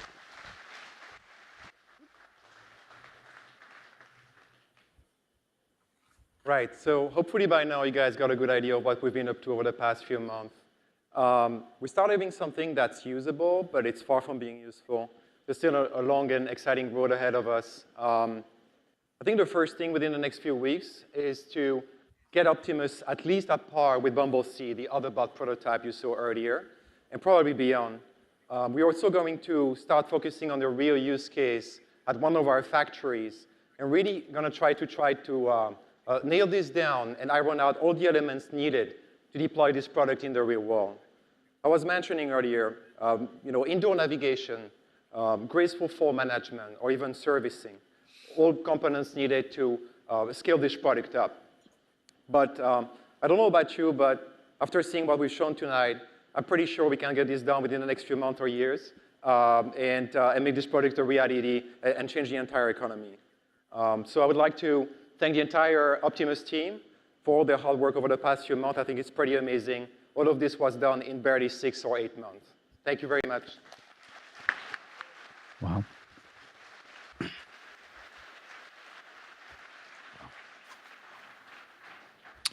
The pace of innovation, man. Yeah. Hey, everyone. Hi, I'm Ashok. I lead the autopilot team alongside Milan. Rockstar. God, it's going to be so hard to top that Optimus section. We'll try nonetheless. Anyway, every Tesla that has been built over the last several years, we think has the hardware to make the car drive itself. We have been working on the software to add higher and higher levels of autonomy. This time around last year, we had roughly 2,000 cars driving our FSD beta software. Since then, we have significantly improved the software's robustness and capability that we have now shipped it to 160,000 customers as of today. Thank you.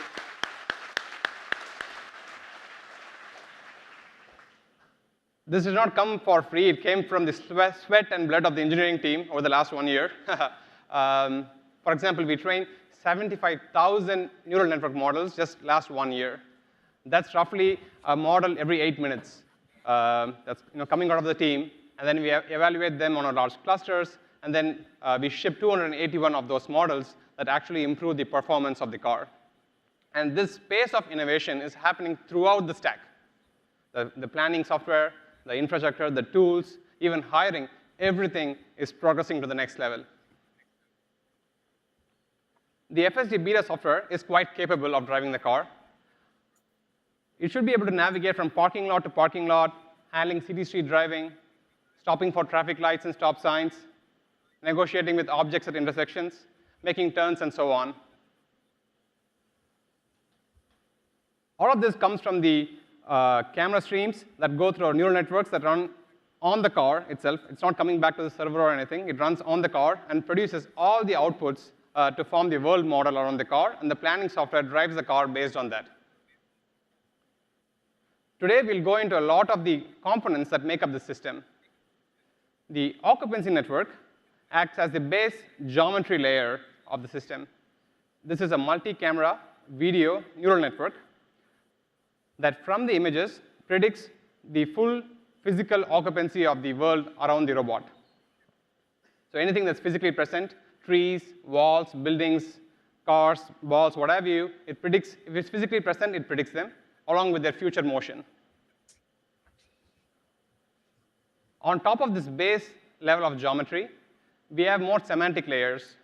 In order to navigate the roadways, we need the lanes, of course.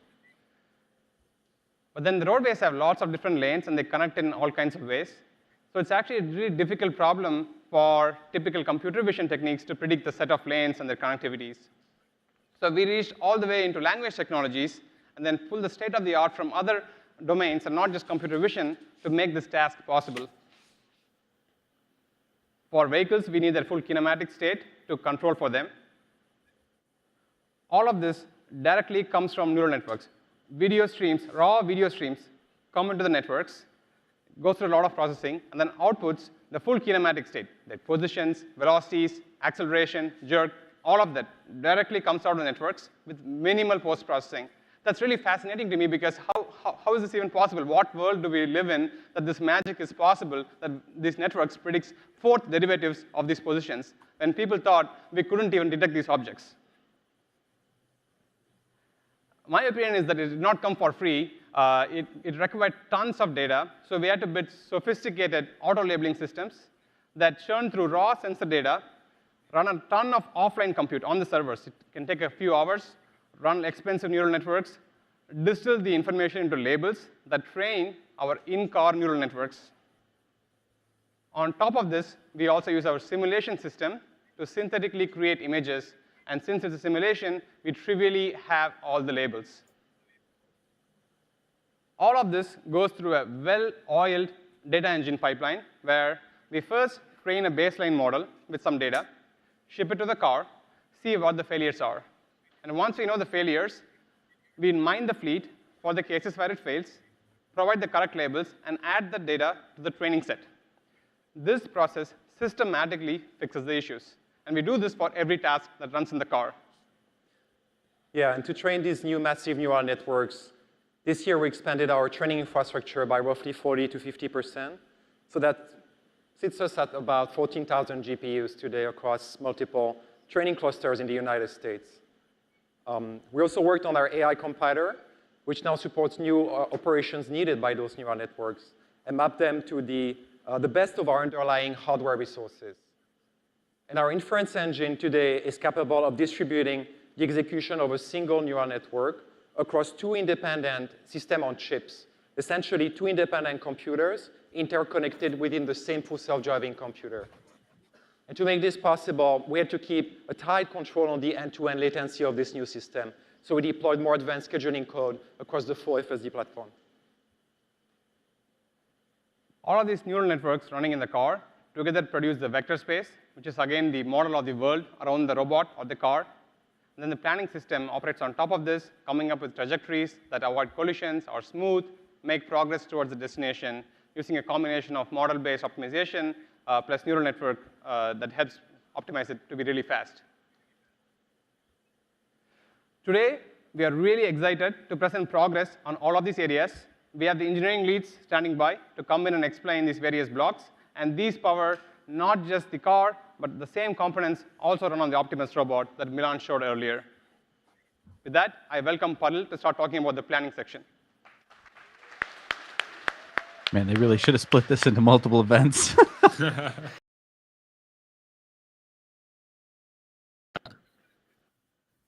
Let's use this intersection making an autopilot. So we are approaching this intersection from a side street, and we have to yield to all the crossing vehicles. Right as we are about to enter the intersection, the pedestrian on the other side of the intersection decides to cross the road without a crosswalk. Now, we need to yield to this pedestrian, yield to the vehicles from the right, and also understand the relation between the pedestrian and the vehicle on the other side of the intersection. So a lot of these intra-object dependencies that we need to resolve in a quick glance. And humans are really good at this. We look at a scene, understand all the possible interactions, evaluate the most promising ones, and generally end up choosing a reasonable one. So let's look at a few of these interactions that autopilot system evaluated. We could have gone in front of this pedestrian with a very aggressive longitudinal and lateral profile. Now, obviously, we are being a jerk to the pedestrian, and we would spook the pedestrian and his cute pet. We could have moved forward slowly, shot for a gap between the pedestrian and the vehicle from the right. Again, we are being a jerk to the vehicle coming from the right, but you should not outright reject this interaction in case this is only safe interaction available. Wow. Lastly, the interaction we ended up choosing: stay slow initially, find the reasonable gap, and then finish the maneuver after all the agents pass. Wow. Now, evaluation of all of these interactions is not trivial, especially when you care about modeling the higher order derivatives for other agents. For example, what is the longitudinal jerk required by the vehicle coming from the right when you assert in front of it? Relying purely on collision checks with marginal predictions will only get you so far, because you will miss out on a lot of valid interactions. This basically boils down to solving a multi-agent joint trajectory planning problem over the trajectories of ego and all the other agents. Now, how much ever you optimize, there's going to be a limit to how fast you can run this optimization problem. It will be close to order of 10 milliseconds, even after a lot of incremental approximations. Now, for a typical crowded, unprotected lift, say you have more than 20 objects, each object having multiple different future modes, the number of relevant interaction combinations will blow up. The planner needs to make a decision every 50 milliseconds. So how do we solve this in real time? We rely on a framework what we call as interaction search, which is basically a parallelized tree search over a bunch of maneuver trajectories. The state space here corresponds to the kinematic state of ego, the kinematic state of other agents, their nominal future multimodal predictions, and all the static entities in the scene. The action space is where things get interesting. We use a set of maneuver trajectory candidates to branch over a bunch of interaction decisions, and also incremental goals for a longer horizon maneuver. Let's walk through this tree search very quickly to get a sense of how it works. We start with a set of vision measurements, namely lanes, occupancy, moving objects. These get represented as sparse abstractions as well as latent features. We use this to create a set of goal candidates, lanes again from the lanes network, or unstructured regions which correspond to a probability mask derived from human demonstrations. Once we have a bunch of these goal candidates, using a combination of optimization and network planner, again trained data from the customer fleet. Now, once we get a bunch of these fleet trajectories, we use them to start branching on the interactions. We find the most critical interaction. In our case, this would be the interaction with respect to the pedestrian, whether we assert in front of it or yield to it. Obviously, the option on the left is a high penalty option. It likely won't get prioritized. So we branch further onto the option on the right, and that's where we bring in more and more complex interactions, building this optimization problem incrementally with more and more constraints. And the tree search keeps flowing, branching on more interactions, branching on more goals. Now, a lot of tricks here lie in evaluation of each of this node of the tree search. Inside each node, initially we started with creating trajectories using classical optimization approaches, where the constraints, like I described, would be added incrementally. And this would take close to 1 to 5 milliseconds per action. Now, even though this is a fairly good number, when you want to evaluate more than 100+ interactions, this does not scale. So we ended up building lightweight queryable networks that you can run in the loop of the planner. These networks are trained on human demonstrations from the fleet, as well as offline solvers with relaxed time limits. With this, we were able to bring the runtime down to close to 100 microseconds per action. Wow, microseconds. Wow.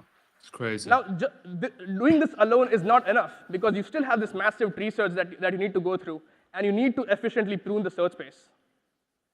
So you need to do scoring on each of these trajectories. Few of these are fairly standard. You do a bunch of collision checks, you do a bunch of comfort analysis, what is the jerk and axle required for a given maneuver. The customer fleet data plays an important role here again. We run two sets of, again, lightweight queryable networks, both really augmenting each other. One of them trained from interventions from the FSD beta fleet, which gives a score on how likely is a given maneuver to result in interventions over the next few seconds. And second, which is purely on human demonstrations, human-driven data, giving a score on how close is your given selected action to a human-driven trajectory. Wow. The scoring helps us prune the search space, keep branching further on the interactions, and focus the compute on the most promising outcomes. Wow. The cool part about this architecture is that it allows us to create a cool blend between data-driven approaches, where you don't have to rely on a lot of hand-engineered costs, but also ground it in reality with physics-based checks. Now, a lot of what I described was with respect to the agents we could observe in the scene, but the same framework extends to objects behind occlusions. We use the video feed from 8 cameras to generate the 3D occupancy of the world. The blue mask here corresponds to the visibility region, we call it. It basically gets blocked at the first occlusion you see in the scene. We consume this visibility mask to generate what we call as ghost objects, which you can see on the top left. Now, if you model the spawn regions and the state transitions of these ghost objects correctly, if you tune your control response as a function of their existence likelihood, you can extract some really nice human-like behaviors. Now, I'll pass it on to Phil to describe more on how we generate these occupancy networks. Thank you.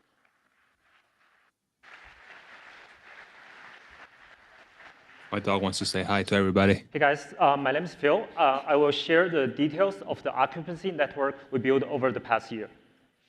This network is our solution to model the physical world in 3D around our cars.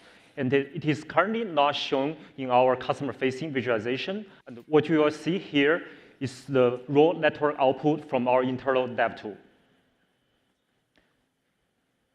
The occupancy network takes video streams of all our 8 cameras as input, produces a single unified volumetric occupancy in vector space directly.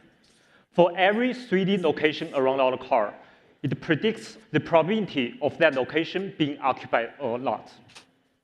Since it has video context, it is capable of predicting obstacles that are occluded instantaneously.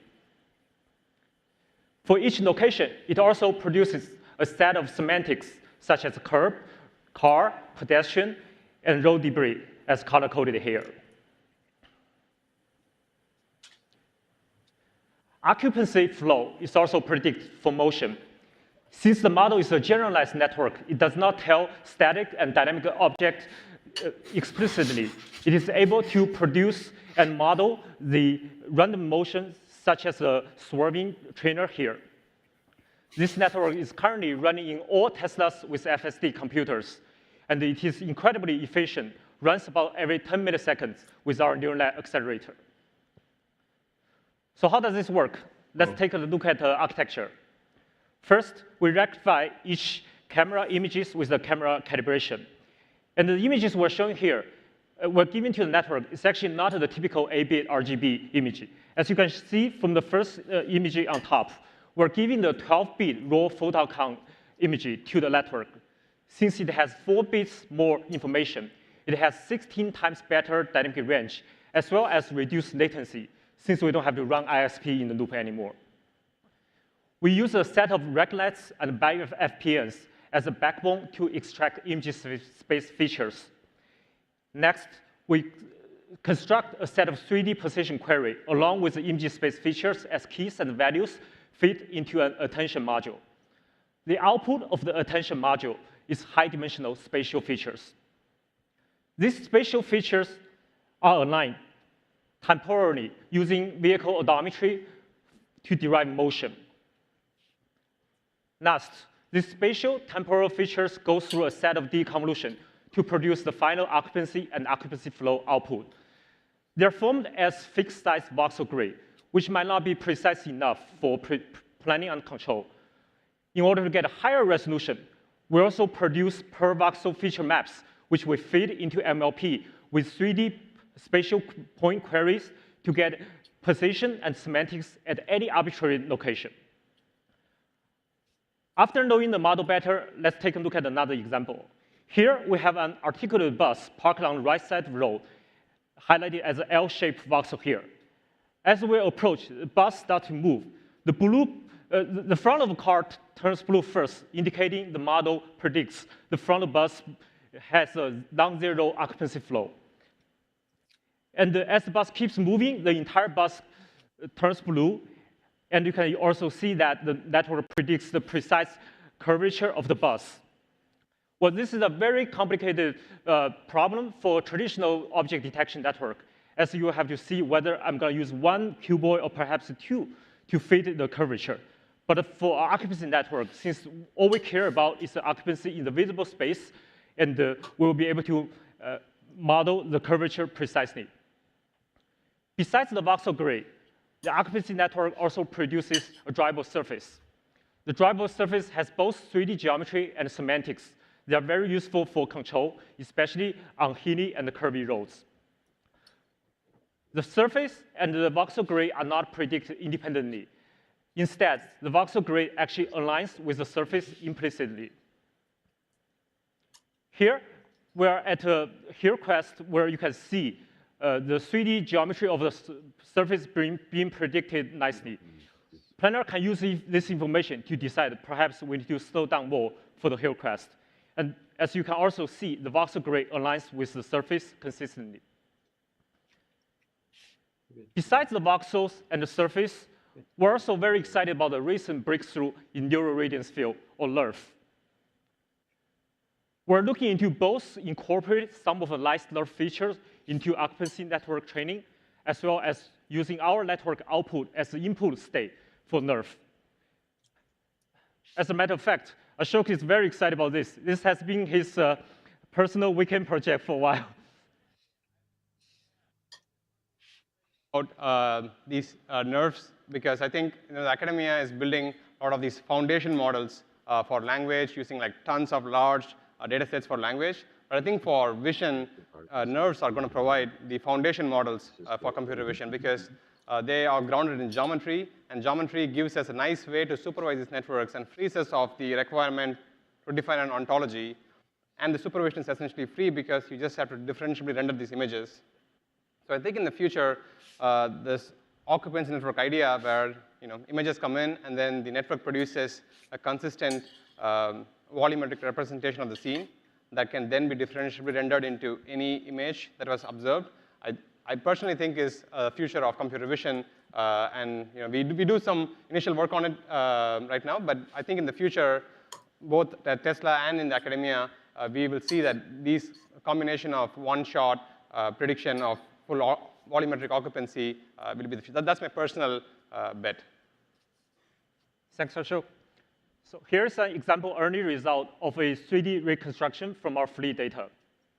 Instead of focusing on getting perfect RGB reprojection in image space, our primary goal here is to accurately represent the world in 3D space for driving.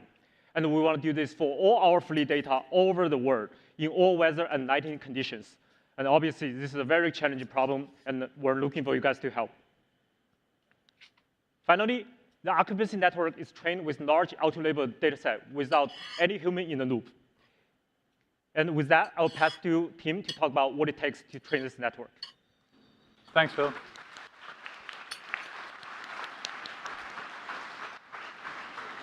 All right, hey everyone. Let's talk about some training infrastructure. So we've seen a couple videos, 4 or 5. I think and care more and worry more about a lot more clips than that. So we've been looking at the occupancy networks just from Phil. Just Phil's videos, it takes 1.4 billion frames to train that network, what you just saw. And if you have 100,000 GPUs, it would take 1 hour. But if you have one GPU, it would take 100,000 hours. So that is not a humane time period that you can wait for your training job to run, right? We want to ship faster than that. So that means you're going to need to go parallel. So you need more compute for that. That means you're going to need a supercomputer. So this is why we've built in-house 3 supercomputers comprising of 14,000 GPUs, where we use 10,000 GPUs for training and around 4,000 GPUs for auto-labeling. All these videos are stored in 30 petabytes of a distributed, managed video cache. You shouldn't think of our data sets as fixed, let's say, as you think of your ImageNet or something, you know, with like 1 million frames. You should think of it as a very fluid thing. So we've got 500,000 of these videos flowing in and out of these clusters every single day. And we track 400,000 of these kind of Python video instantiations every second. So that's a lot of calls. We're going to need to capture that in order to govern the retention policies of this distributed video cache. So underlying all of this is a huge amount of infra, all of which we build and manage in-house. So you cannot just buy 14,000 GPUs and then 30 petabytes of flash NVMe and just put it together and let's go train. It actually takes a lot of work, and I'm going to go into a little bit of that. What you actually typically want to do is you want to take your accelerator, so that could be the GPU or Dojo, which we'll talk about later, and because that's the most expensive component, that's where you want to put your bottleneck. And so that means that every single part of your system is going to need to outperform this accelerator. And so that is really complicated. That means that your storage is going to need to have the size and the bandwidth to deliver all the data down into the nodes. These nodes need to have the right amount of CPU and memory capabilities to feed into your machine learning framework. This machine learning framework then needs to hand it off to your GPU, and then you can start training. But then you need to do so across hundreds or thousands of GPU in a reliable way, in lockstep, and in a way that's also fast. So you're also going to need an interconnect. Extremely complicated. We'll talk more about Dojo in a second. So first, I want to take you through some optimizations that we've done on our cluster. So we're getting in a lot of videos, and video is very much unlike, let's say, training on images or text, which I think is very well established. Video is quite literally a dimension more complicated. And so that's why we needed to go end-to-end from the storage layer down to the accelerator and optimize every single piece of that. Because we train on the photon count videos that come directly from our fleet, we train on those directly. We do not post-process those at all. The way it's just done is we seek exactly to the frames we select for our batch. We load those in, including the frames that they depend on. So these are your iframes or your keyframes. We package those up, move them into shared memory, move them into a double buffer on the GPU, and then use the hardware decoder that's on the accelerator to actually decode the video. So we do that on the GPU natively. And this is all in a very nice PyTorch extension. Doing so unlocked more than 30% training speed increase for the occupancy networks and freed up basically the whole CPU to do any other thing. You cannot just do training with just videos. Of course, you need some kind of a ground truth.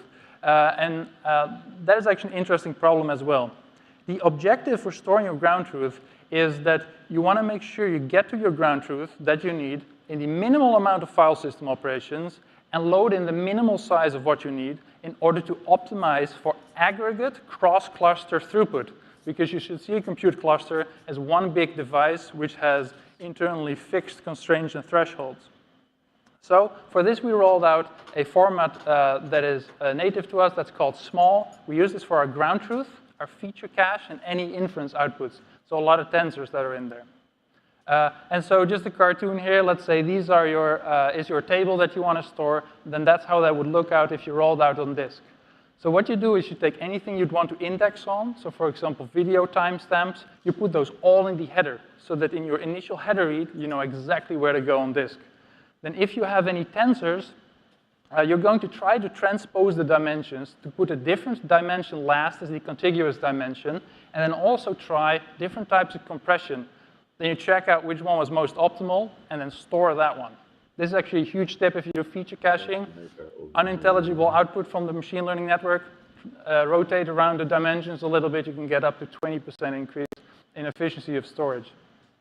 Then when you store that, we also order the columns by size so that all your small columns and small values are together, so that when you seek for a single value, you're likely to overlap with the read on more values, which you'll use later, so that you don't need to do another file system operation. So I could go on and on. I just went touched on 2 projects that we have internally, but this is actually part of a huge continuous effort to optimize the compute that we have in-house. So accumulating and aggregating through all these optimizations, we now train our occupancy networks twice as fast just because it's twice as efficient. And now if we add in a bunch more compute and go parallel, we can now train this in hours instead of days.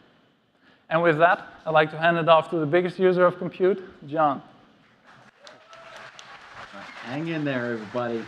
I know this is getting dense, but we're gonna be breaking it down for you at the end. My name is John Emmons. I lead the Autopilot Vision team. I'm going to cover 2 topics with you today. The first is how we predict lanes, and the second is how we predict the future behavior of other agents on the road. In the early days of Autopilot, we modeled the lane detection problem as an image space instance segmentation task. Our network was super simple, though. In fact, it was only capable of predicting lanes of a few different kinds of geometries. Specifically, it would segment the ego lane, it could segment adjacent lanes, and then it had some special casing for forks and merges. This simplistic modeling of the problem worked for highly structured roads like highways. But today, we're trying to build a system that's capable of much more complex maneuvers. Specifically, we want to make left and right turns at intersections, where the road topology can be quite a bit more complex and diverse. When we try to apply this simplistic modeling of the problem here, it just totally breaks down. Taking a step back for a moment, what we're trying to do here is to predict the sparse set of lane instances and their connectivity. And what we want to do is to have a neural network that basically predicts this graph, where the nodes are the lane segments, and the edges encode the connectivities between these lanes. So what we have is our lane detection neural network. It's made up of 3 components. In the first component, we have a set of convolutional layers, attention layers, and other neural network layers that encode the video streams from our 8 cameras on the vehicle and produce a rich visual representation. We then enhance this visual representation with a coarse road-level map data, which we encode with a set of additional neural network layers that we call the lane guidance module. This map is not an HD map, but it provides a lot of useful hints about the topology of lanes inside of intersections, the lane counts on various roads, and a set of other attributes that help us.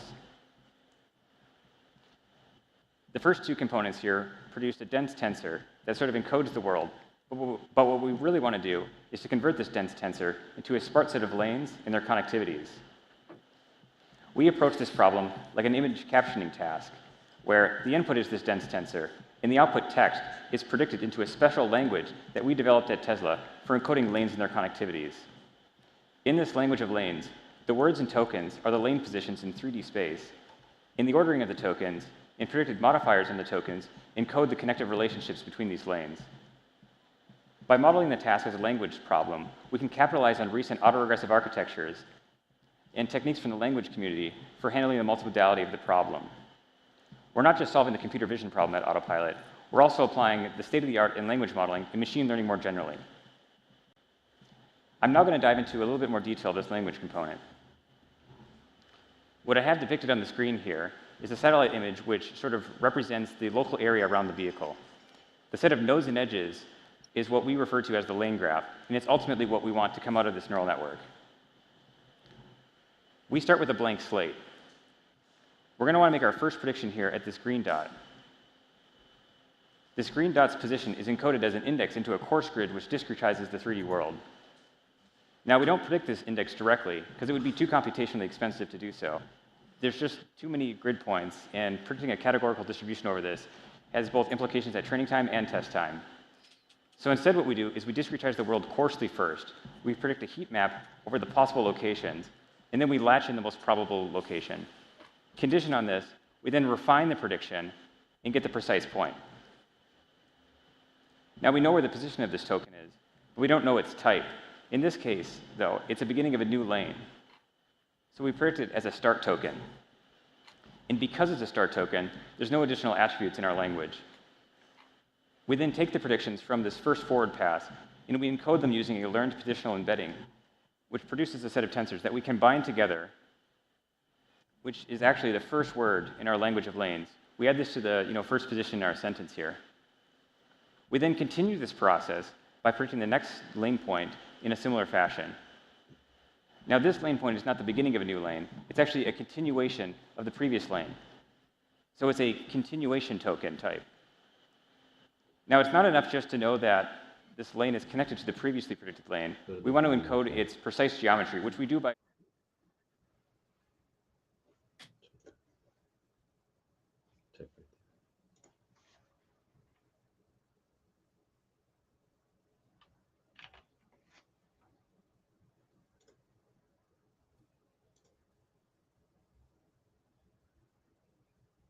Roadcaster. Go to the Roadcaster.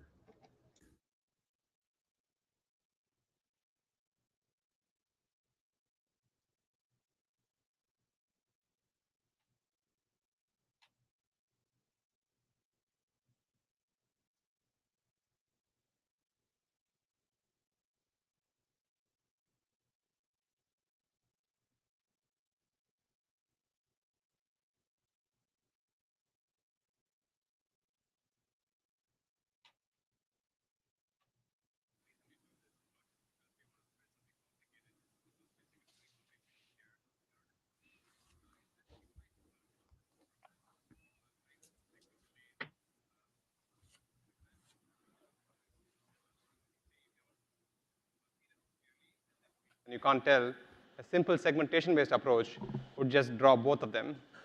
It's kind of a 2.5 lane situation. And the post-processing algorithm would hilariously fail when the predictions are such. Yeah, and the problems don't So end I think there. we I mean, you need to predict these lost audio. these connective lanes inside of intersections, which it's just not possible with the approach that Ashok's mentioning, which is why we had to upgrade to this sort of. Yeah, when it overlaps like this, segmentation would just go haywire. But even if you try very hard to put them on separate layers, it's just a really hard problem. But language just offers a really nice framework for getting a sample from a posterior as opposed to trying to do all of this in post-processing. But this doesn't actually stop for just autopilot, right, John? This can be used for Optimus. Yeah, I guess they wouldn't be called lanes, but you could imagine, sort of in this, stage here, that you might have sort of paths that sort of, encode the possible places that people could walk. Yeah, it's basically if you're in a factory or in a home setting, you can just ask the robot, okay, please route to the kitchen or please route to some location in the factory, and then we predict a set of pathways that would go through the aisles, take the robot and say, okay, this is how you get to the kitchen. It just really gives us a nice framework to model these different paths that simplify the navigation problem for the downstream planner. All right, so ultimately what we get from this lane detection network is a set of lanes and their connectivities, which comes directly from the network. There's no additional step here for sparsifying these dense predictions into sparse ones. This is just the direct, unfiltered output of the network. OK, so I talked a little bit about lanes. I'm going to briefly touch on how we model and predict the future paths and other semantics on objects. So I'm just going to go really quickly through two examples. The video on the right here, we've got a car that's actually running a red light and turning in front of us. What we do to handle situations like this is we predict a set of short time horizon future trajectories on all objects. We can use these to anticipate the dangerous situation here and apply whatever braking and steering actions required to avoid a collision. In the video on the right, there's two vehicles in front of us. The one in the left lane is parked. Apparently, it's being loaded, unloaded. I don't know why the driver decided to park there. But the important thing is that our neural network predicted that it was stopped, which is the red color there. The vehicle in the other lane, as you notice, also is stationary. But that one's obviously just waiting for that red light to turn green. So even though both objects are stationary and have zero velocity, it's the semantics that is really important here so that we don't get stuck behind that awkwardly parked car. Wow. Predicting all of these agent attributes presents some practical problems when trying to build a real-time system. We need to maximize the frame rate of our object detection stack so that autopilot can quickly react to the changing environment. Every millisecond really matters here. To minimize the inference latency, our neural network is split into two phases. In the first phase, we identify the locations in 3D space where agents exist. In the second stage, we then pull out tensors at those 3D locations, append it with additional data that's on the vehicle, and then we do the rest of the processing. This sparsification step allows the neural network to focus compute on the areas that matter most, which gives us superior performance for a fraction of the latency cost. So putting it all together, the autopilot vision stack predicts more than just the geometry and kinematics of the world. It also predicts a rich set of semantics, which enables safe and human-like driving. I'm now going to hand things off to Sri, who will tell us how we run all these cool neural networks on our FSD computer. Thank you. Thanks, John. Hi, everyone. I'm Sri. Today, I'm going to give a glimpse of what it takes to run these FSD networks in the car and how do we optimize for the inference latency. Today, I'm going to focus just on the FSD lanes network that John just talked about. So when we started this track, we wanted to know if we can run this FSD lanes network natively on the TRIP engine, which is our in-house neural network accelerator that we built in the FSD computer. When we built this hardware, we kept it simple, and we made sure it can do one thing ridiculously fast: dense dot products.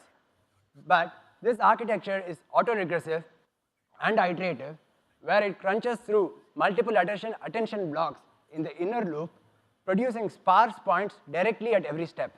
So the challenge here was, how can we do this sparse point prediction and sparse computation on a dense dot product engine? Let's see how we did this on the TRIP.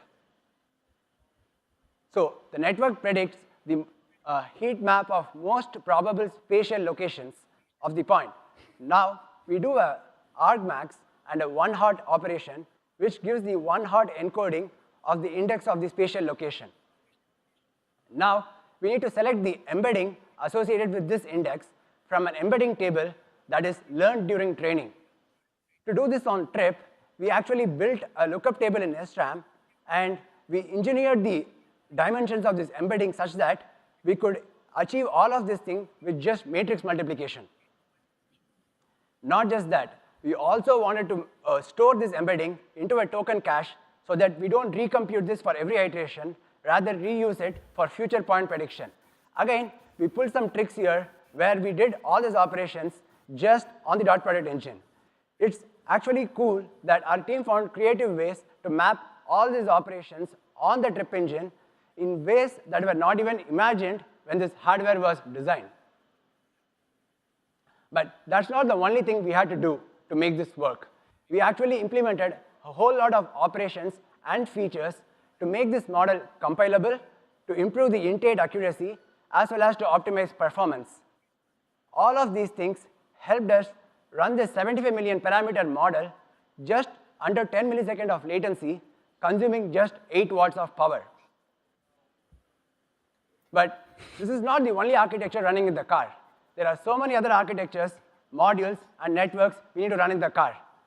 To give a sense of scale, there are about a billion parameters of all the networks combined, producing around 1,000 neural network signals.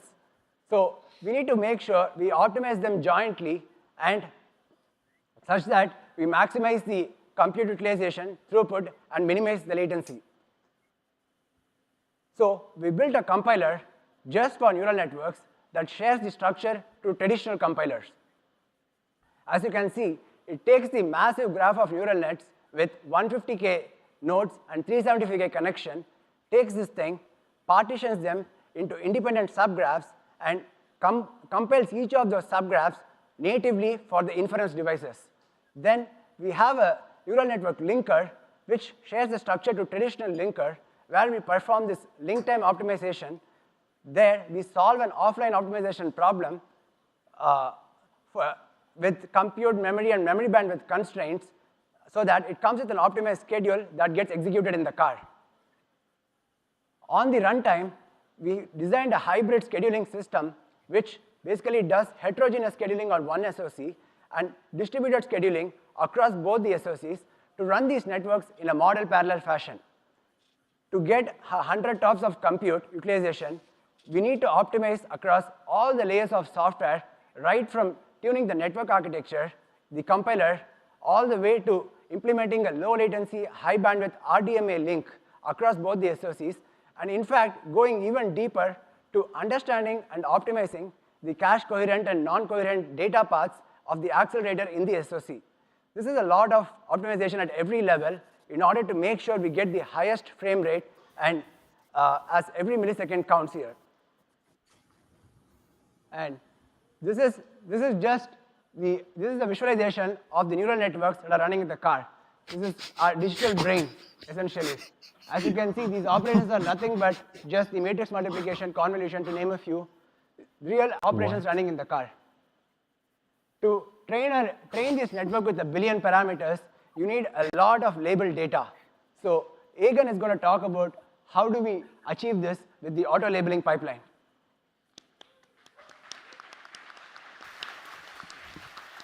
Hardware 4. Thank you, Sri. Hi, everyone. I'm Yegan Zhang, and I'm leading geometric vision at Autopilot. So yeah, let's talk about auto-labeling. So we have several kinds of auto-labeling frameworks to support various types of networks. But today, I'd like to focus on the awesome LanesNet here. So to successfully train and generalize this network to everywhere, we think we went tens of millions of trips from probably 1 million intersection or even more. So then how to do that? So it is certainly achievable to source sufficient amount of trips, because we already have, as Tim explained earlier, we already have like 500,000 trips per day cache rate. However, converting all those data into a training form is a very challenging technical problem. To solve this challenge, we've tried various ways of manual and auto-labeling. So from the first column to the second, from the second to the third, each advance provided us nearly 100x improvement in throughput. But still, we want an even better auto-labeling machine that can provide us good quality, diversity, and scalability. To meet all these requirements, despite the huge amount of engineering effort required here, we've developed a new auto-labeling machine powered by multi-trip reconstruction. So this can replace 5 million hours of manual labeling with just 12 hours on cluster for labeling 10,000 trips. So how we solved? There are 3 big steps. The first step is high-precision trajectory and structure recovery by multi-camera, visual inertial odometry. So here, all the features, including ground surface, are inferred from videos by neural networks, then tracked and reconstructed in the vector space.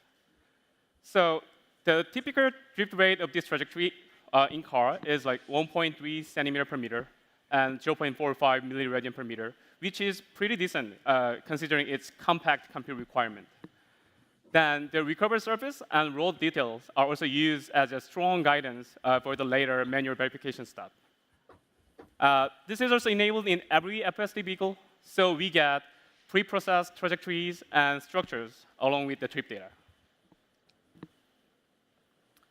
The second step is multi-trip reconstruction, which is the big and core piece of this machine. So the video shows how the previously shown trip is reconstructed and aligned with other trips. Basically, other trips from different vehicles, not the same vehicle.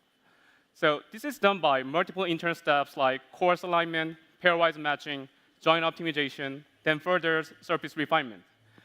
In the end, the human analyst comes in and finalizes the label. So each heavy steps are already fully parallelized on the cluster. So the entire process usually takes just a couple of hours. The last step is actually auto-labeling the new trips. So here, we use the same multi-trip alignment engine, but only between pre-built reconstruction and each new trip. So it's much, much simpler than fully reconstructing all the clips altogether. That's why it only takes 30 minutes per trip to auto-label instead of several hours of manual labeling. And this is also the key of scalability of this machine. This machine easily scales as long as we have available compute and trip data. So about 50 trips were newly auto-labeled from this scene, and some of them are shown here. So 50 trips from different vehicles. So this is how we capture and transform the space-time slices of the world into the network supervision. Yeah, one thing I'd like to note is that Jagan just talked about how we auto-label our lanes, but we have auto-labelers for almost every task that we do, including our planner. And many of these are fully automatic. There's no humans involved. For example, for objects, all of the kinematics, the shapes, the futures, everything just comes from auto-labeling. And the same is true for occupancy, too. And we have really just built a machine around this. Yeah, so if you can go back one slide. One more.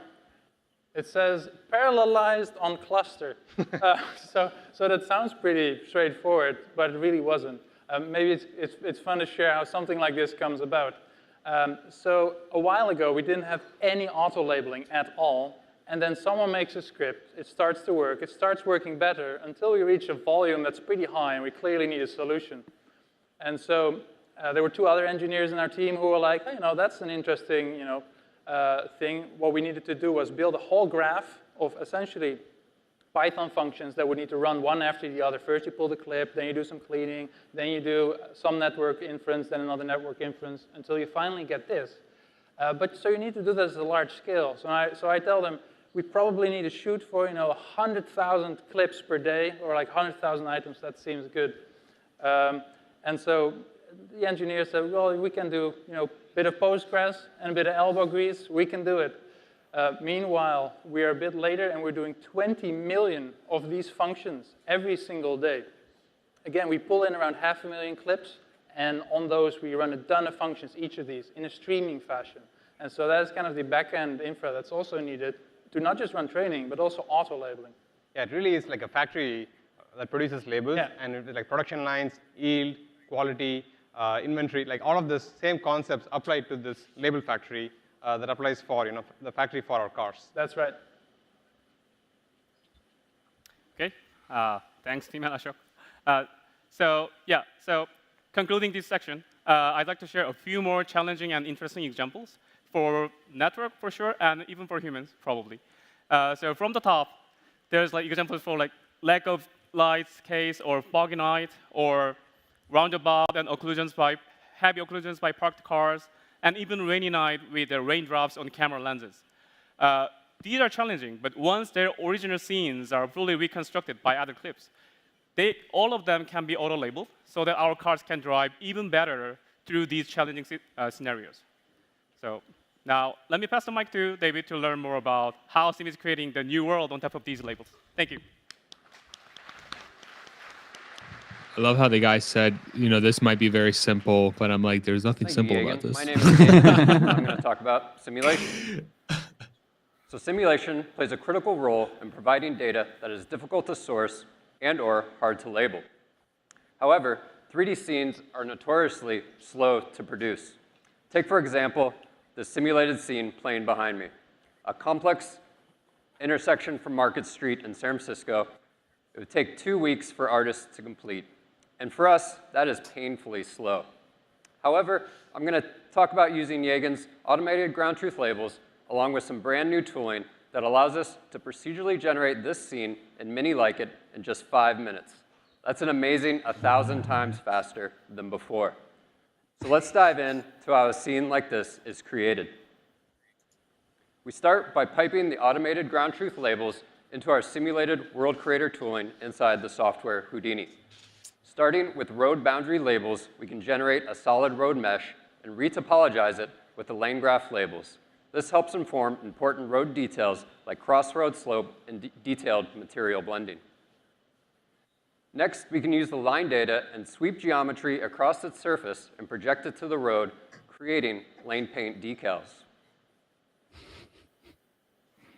Next, using median edges, we can spawn island geometry and populate it with randomized foliage. This drastically changes the visibility of the scene. Now, the outside world can be generated through a series of randomized heuristics. Modular building generators create visual obstructions, while randomly placed objects like hydrants can change the color of the curbs, while trees can drop leaves below it, obscuring lines or edges. Next, we can bring in map data to inform positions of things like traffic lights or stop signs. We can trace along its normal to collect important information like number of lanes and even get accurate street names on the signs themselves. Next, using lane graph, we can determine lane connectivity and spawn directional road markings on the road and their accompanying road signs. And finally, with lane graph itself, we can determine lane adjacency and other useful metrics to spawn randomized traffic permutations inside our simulator. And again, this is all automatic, no artists in the loop, and happens within minutes. And now this sets us up to do some pretty cool things. Since everything is based on data and heuristics, we can start to fuzz parameters to create visual variations of the single ground truth. It can be as subtle as object placement and random material swapping to more drastic changes like entirely new biomes or locations of environment, like urban, suburban, or rural. This allows us to create infinite targeted permutations for specific ground truths that we need more ground truth for. And all this happens within a click of a button. And we can even take this one step further by altering our ground truth itself. Say John wants his network to pay more attention to directional road markings to better detect an upcoming captive left turn lane. We can start to procedurally alter our lane graph inside the simulator to help create entirely new flows through this intersection to help focus the network's attention to the road markings to create more accurate predictions. And this is a great example of how this tooling allows us to create new data that could never be collected from the real world. And the true power of this tool is in its architecture and how we can run all tasks in parallel to infinitely scale. So you saw the tile creator tool in action, converting the ground truth labels into their counterparts. Next, we can use our tile extractor tool to divide this data into geohash tiles about 150 meters square in size. We then save out that data into separate geometry and instance files. This gives us a clean source of data that's easy to load and allows us to be rendering engine agnostic for the future. Then, using a tile loader tool, we can summon any number of those cache tiles using a geohash ID. Currently, we're doing about these 5x5 tiles or 3x3, usually centered around fleet hotspots or interesting lane graph locations. And the tile loader also converts these tile sets into U assets for consumption by the Unreal Engine and gives you a finished product from what you saw on the first slide. And this really sets us up for size and scale. And as you can see on the map behind us, we can easily generate most of San Francisco city streets. And this didn't take years or even months of work, but rather 2 weeks by one person. We can continue to manage and grow all this data using our PDG network inside of the tooling. This allows us to throw compute at it and regenerate all these tile sets overnight. This ensures all environments are of consistent quality and features, which is super important for training, since new ontologies and signals are constantly released.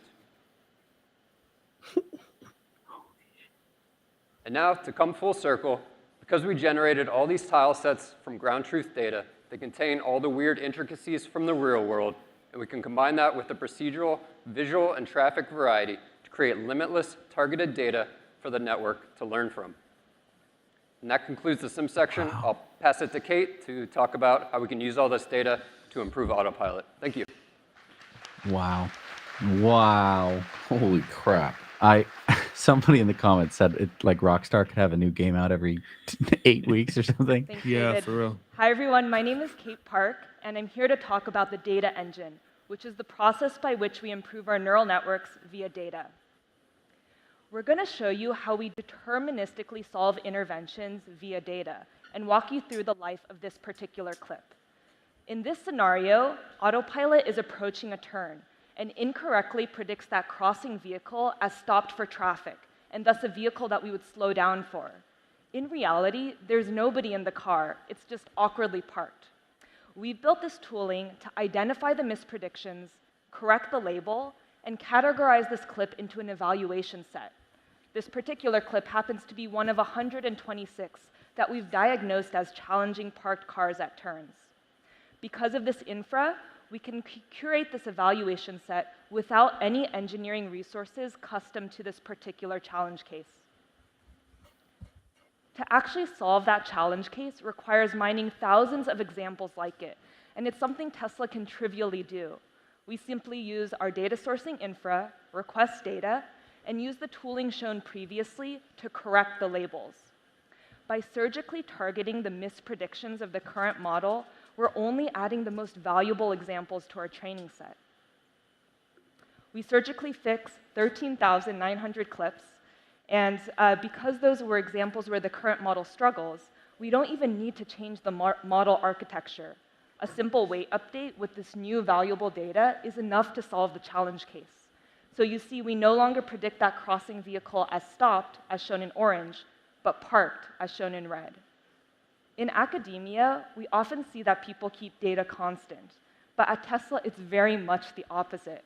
We see time and time and again that data is one of the best, if not the most deterministic lever to solving these interventions.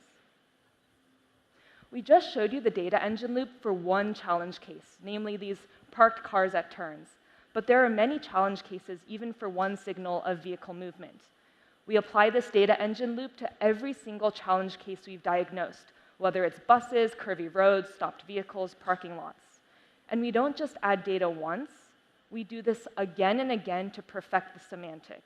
In fact, this year, we updated our vehicle movement signal 5 times, and with every weight update trained on the new data, we push our vehicle movement accuracy up and up.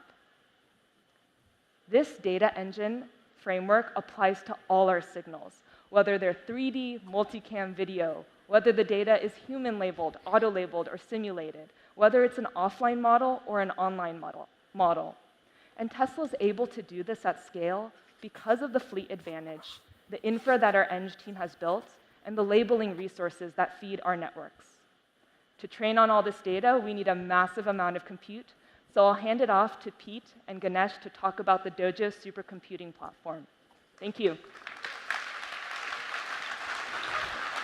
Zach, you're on your How many super expert engineers do they have, dude? Oh my God. Thanks, everybody. Thanks for hanging in there. We're almost there. My name is Pete Bannon. I run the custom silicon and low voltage teams at Tesla. And my name is Ganesh Venkat. I run the Dojo program.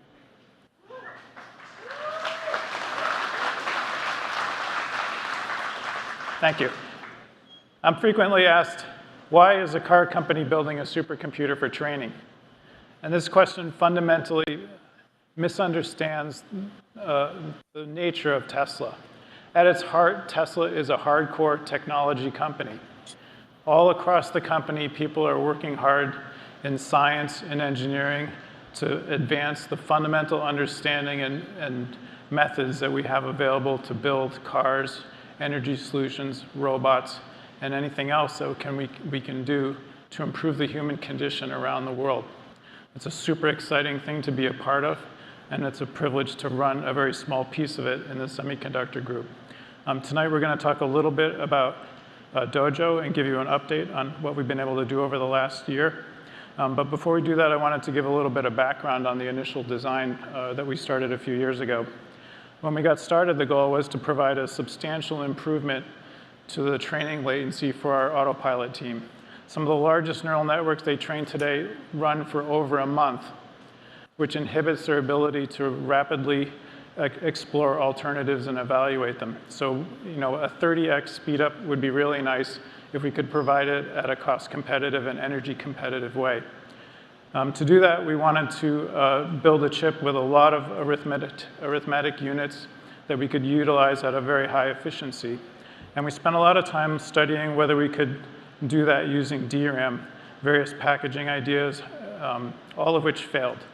And in the end, even though it felt like an unnatural act, we decided to reject DRAM as the primary storage medium for this system, and instead focus on SRAM embedded in the chip. SRAM provides, unfortunately, a modest amount of capacity, but extremely high bandwidth and very low latency, and that enables us to achieve high utilization with the arithmetic units. Those choices, that particular choice led to a whole bunch of other choices. For example, if you want to have virtual memory, you need page tables. They take up a lot of space. We didn't have space, so no virtual memory. We also don't have interrupts.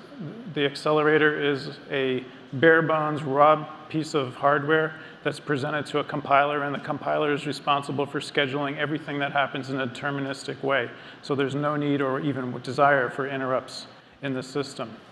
We also chose to pursue model parallelism as a training methodology, which is not the typical situation.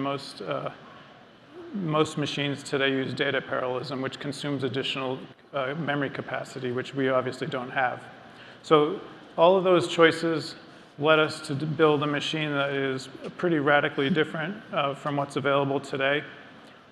We also had a whole bunch of other goals. One of the most important ones was no limits. So we wanted to build a compute fabric that would scale in an unbounded way for the most part. I mean, obviously there's physical limits now and then, but pretty much if your model was too big for the computer, you just had to go buy a bigger computer.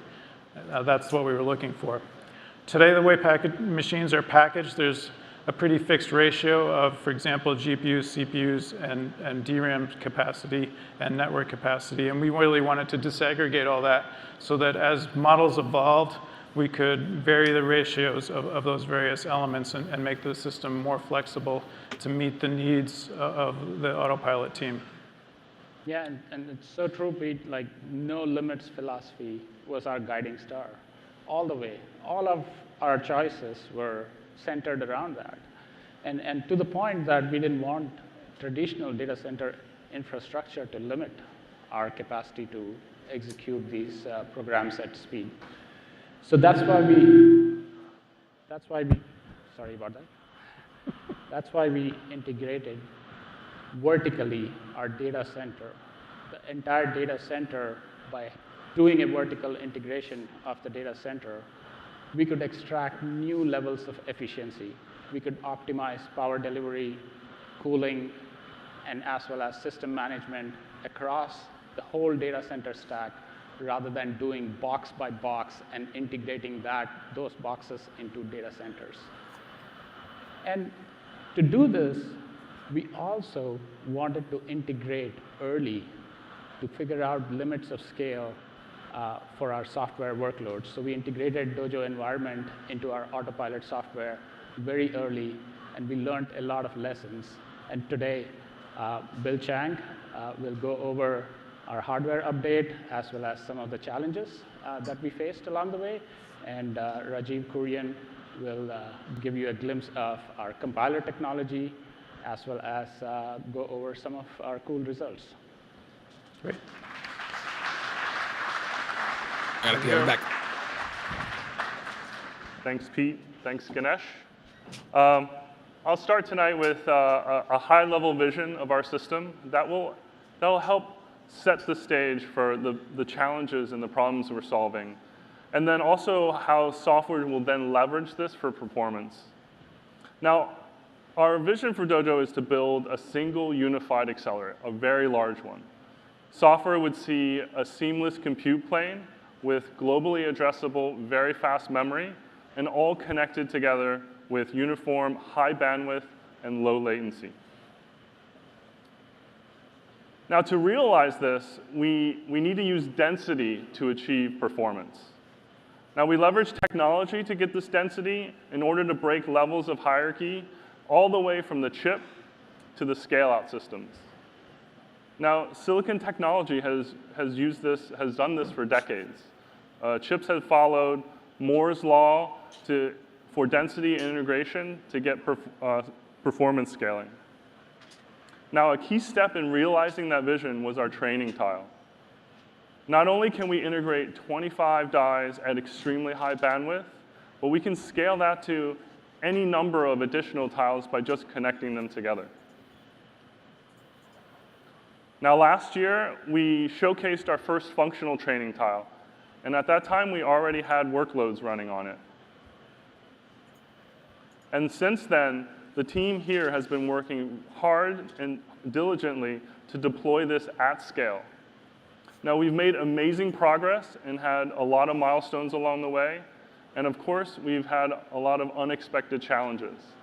But this is where our fail fast philosophy has allowed us to push our boundaries.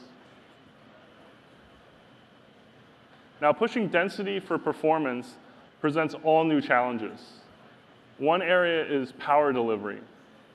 Here, we need to deliver the power to our compute die, and this directly impacts our top-line compute performance. But we need to do this at unprecedented density. We need to be able to match our die pitch with a power density of almost 1 amp per millimeter squared. And because of this extreme integration, this needs to be a multi-tiered vertical power solution. And because there's a complex heterogeneous material stack-up, we have to carefully manage the material transition, especially CTE. Now, why does the coefficient of thermal expansion matter in this case? CTE is a fundamental material property, and if it's not carefully managed, that stack-up would literally rip itself apart. So we started this effort by working with vendors to develop this power solution. But we realized that we actually had to develop this in-house. Now, to balance schedule and risk, we built quick iterations to support both our system bring-up and software development, and also to find the optimal design and stack-up that would meet our final production goals. And in the end, we were able to reduce CTE over 50% and meet our performance by 3x over our initial version. Now, needless to say, finding this optimal material stack-up while maximizing performance at density is extremely difficult. Now, we did have unexpected challenges along the way. Here's an example where we pushed the boundaries of integration that led to component failures. This started when we scaled up to larger and longer workloads, and then intermittently, a single site on a tile would fail. Now, they started out as recoverable failures, but as we pushed to much higher and higher power, these would become permanent failures. Now, to understand this failure, you have to understand why and how we build our power modules. Solving density at every level is the cornerstone of actually achieving our system performance. Now, because our XY plane is used for high bandwidth communication, everything else must be stacked vertically. This means all other components other than our die must be integrated into our power modules. Now, that includes our clock and our power supplies and also our system controllers. Now, in this case, the failures were due to losing clock output from our oscillators.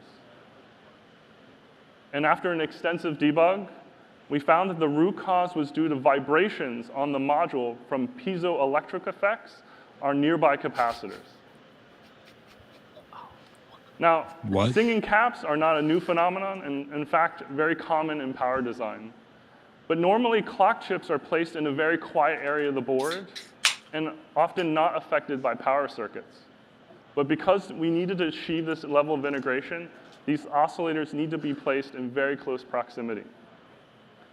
Now, due to our switching frequency and then the vibration resonance created, it caused out-of-plane vibration on our MEMS oscillator that caused it to crack. Now, the solution to this problem is a multi-prong approach. We can reduce the vibration by using soft terminal caps. We can update our MEMS part with a lower Q factor for the out-of-plane direction. And we can also update our switching frequency to push the resonance further away from these sensitive bands. Now, in addition to the density at the system level, we've been making a lot of progress at the infrastructure level.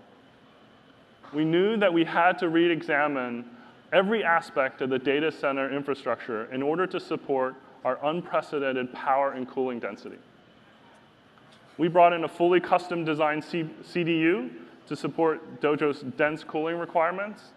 And the amazing part is we're able to do this at a fraction of the cost versus buying off the shelf and modifying it.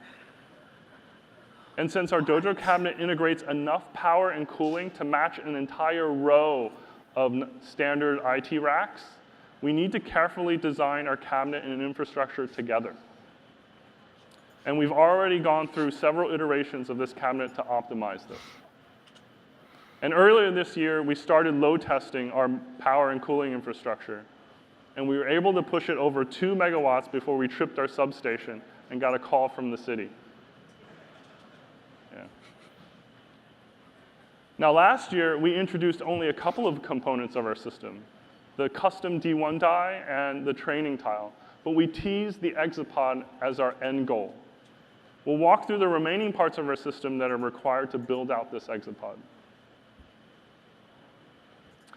Now, the system tray is a key part of realizing our vision of a single accelerator. It enables us to seamlessly connect tiles together, not only within the cabinet, but between cabinets. We can connect these tiles at very tight spacing across the entire accelerator, and this is how we achieve our uniform communication. This is a laminated bus bar that allows us to integrate very high power, mechanical and thermal support, and an extremely dense integration. It's 75 millimeters in height and supports 6 tiles at 135 kilograms. This is the equivalent of 3 to 4 fully loaded high-performance racks. Next, we need to feed data to the training tiles. This is where we've developed the Dojo interface processor. It provides our system with high bandwidth DRAM to stage our training data. And it provides full memory bandwidth to our training tiles using TTP, our custom protocol that we use to communicate across our entire accelerator. It also has high-speed Ethernet that helps us extend this custom protocol over standard Ethernet. And we provide native hardware support for this with little to no software overhead. And lastly, we can connect to it through a standard Gen 4 PCIe interface. Now, we pair 20 of these cards per tray, and that gives us 640 gigabytes of high bandwidth DRAM. And this provides our disaggregated memory layer for our training tiles. These cards are our high bandwidth ingest path, both through PCIe and Ethernet. They also provide a high radix Z connectivity path that allows shortcuts across our large Dojo accelerator. Now, we actually integrate the host directly underneath our system tray. These hosts provide our ingest processing and connect to our interface processors through PCIe. These hosts can provide hardware video decoder support for video-based training. And our user applications land on these hosts so we can provide them with the standard x86 Linux environment. Now, we can put 2 of these assemblies into one cabinet and pair it with redundant power supplies that do direct conversion of 3-phase 480-volt AC power to 52-volt DC power. Now, by focusing on density at every level, we can realize the vision of a single accelerator. Now, starting with the uniform nodes on our custom D1 die, we can connect them together in our fully integrated training tile, and then finally, seamlessly connecting them across cabinet boundaries to form our Dojo accelerator. And altogether, we can house 2 full accelerators in our exapod for a combined 1 exaflop of ML compute. Now, altogether, this amount of technology and integration has only ever been done a couple of times in the history of compute. Next, we'll see how software can leverage this to accelerate their performance.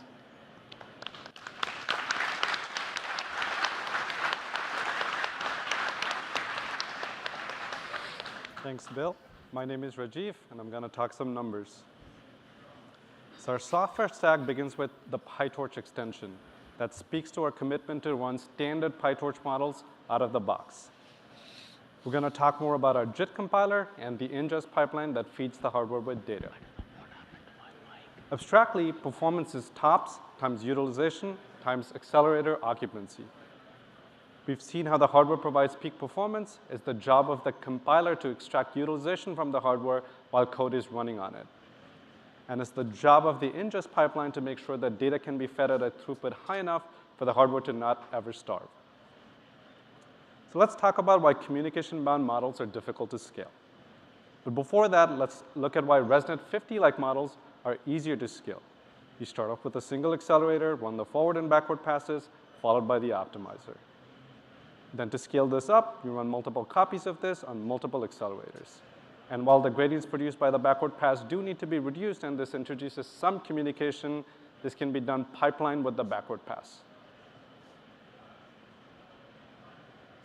This setup scales fairly well, almost linearly. For models with much larger activations, we run into a problem as soon as we want to run the forward pass. The batch size that fits in a single accelerator is often smaller than the batch norm surface. So to get around this, researchers typically run this setup on multiple accelerators in sync batch norm mode. This introduces latency-bound communication to the critical path of the forward pass, and we already have a communication bottleneck. And while there are ways to get around this, they usually involve tedious manual work best suited for a compiler. And ultimately, there's no skirting around the fact that if your state does not fit in a single accelerator, you can be communication bound. And even with significant efforts from our ML engineers, we see such models don't scale linearly. The Dojo system was built to make such models work at high utilization. The high-density integration was built to not only accelerate the compute-bound portions of a model, but also the latency-bound portions like a batch norm, or the bandwidth-bound portions like a gradient all reduce or a parameter all gather.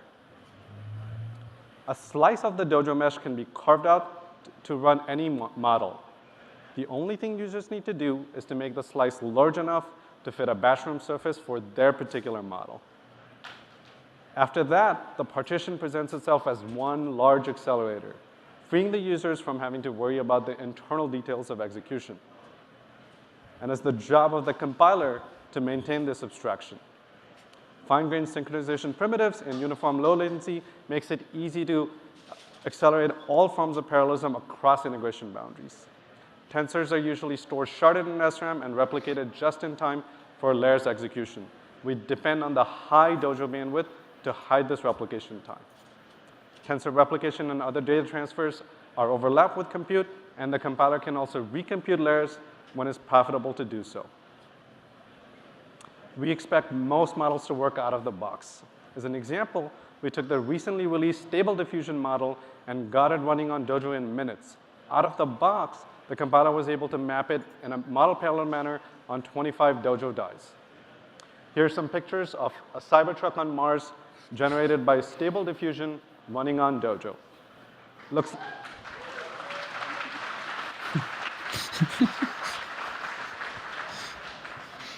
like it still has some ways to go before matching the Tesla design studio team. So we've talked about how communication bottlenecks can hamper scalability. Perhaps an acid test of a compiler and the underlying hardware is executing a cross-die batch norm layer. Like mentioned before, this can be a serial bottleneck. So the communication phase of a batch norm begins with nodes computing their local mean and standard deviations, then coordinating to reduce these values, then broadcasting these values back, and then they resume their work in parallel. So what would an ideal batch norm look like on 25 Dojo dies? Let's say the previous layer's activations are already split across dies. We would expect the 350 nodes on each die to coordinate and produce die local mean and standard deviation values. Ideally, these would get further reduced with the final value ending somewhere towards the middle of the tile. We would then hope to see a broadcast of this value radiating from the center. Let's see how the compiler actually executes a real batch norm operation across 25 dies. The communication trees were extracted from the compiler, and the timing is from a real hardware one. We're about to see 8,750 nodes on 25 dies coordinating to reduce and then broadcast the batch norm mean and standard deviation values. Die local reduction, followed by global reduction towards the middle of the tie, then the reduced value broadcast radiating from the middle, accelerated by the hardware's broadcast facility. This operation takes only 5 microseconds on 25 Dojo dies. The same operation takes 150 microseconds on 24 GPUs.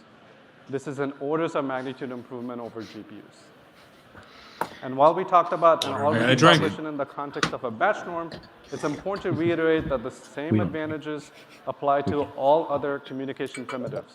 And these primitives are essential for large-scale training.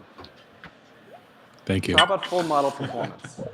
So while we think that the ResNet 50 is not a good representation of real-world Tesla workloads, it is a standard benchmark, so let's start there. However, Jesse. We are already able to match the A100 die for die. However, perhaps a hint of Dojo's capabilities is that we're able to hit this number with just a batch of 8 per die. But Dojo was really built to tackle larger, complex models.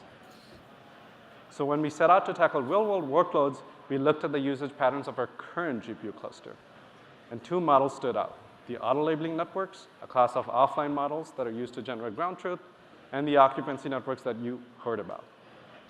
The auto-labeling networks are large models that have high arithmetic intensity, while the occupancy networks can be ingest bound. We chose these models because together they account for a large chunk of our current GPU cluster usage, and they would challenge the system in different ways. So how do we do on these 2 networks? The results we're about to see were measured on multi-die systems for both the GPU and Dojo, but normalized to per-die numbers. On our auto-labeling network, we're already able to surpass the performance of an A100 with our current hardware running on our older generation VRMs. On our production hardware with our newer VRMs, that translates to doubling the throughput of an A100.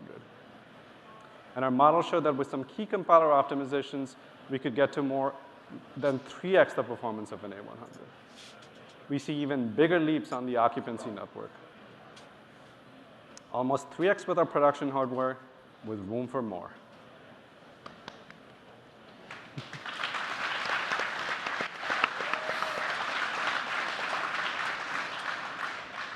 So what does that mean for Tesla? With our current level of compiler performance, we could replace the ML compute of 1, 2, 3, 4, 5, and 6 GPU boxes with just a single Dojo tile. Wow. And this Dojo tile costs less than 1 of these GPU boxes. Whoa. What it really means is that networks that took more than a month to train now take less than a week. Alas, when we measured things, it did not turn out so well. At the PyTorch level, we did not see our expected performance out of the gate. And this timeline chart shows our problem. The teeny tiny little green bars, that's the compile code running on the accelerator. The row is mostly white space where the hardware is just waiting for data. With our dense ML compute, Dojo hosts effectively have 10x more ML compute than the GPU hosts. The data loaders running on this one host simply couldn't keep up with all that ML hardware. So to solve our data loader scalability issues, we knew we had to get over the limit of this single host. The Tesla Transport Protocol moves data seamlessly across host, tiles, and ingest processors. So we extended the Tesla Transport Protocol to work over Ethernet. We then built the Dojo network interface card, the DNIC, to leverage TTP over Ethernet. This allows any host with a DNIC card to be able to DMA to and from other TTP endpoints. So we started with the Dojo mesh. Then we added a tier of data loading hosts equipped with the DNIC card. We connected these hosts to the mesh via an Ethernet switch. Now, every host in this data loading tier is capable of reaching all TTP endpoints in the Dojo mesh via hardware-accelerated DMA. After these optimizations went in, our occupancy went from 4% to 97%. So the data loading sections have reduced.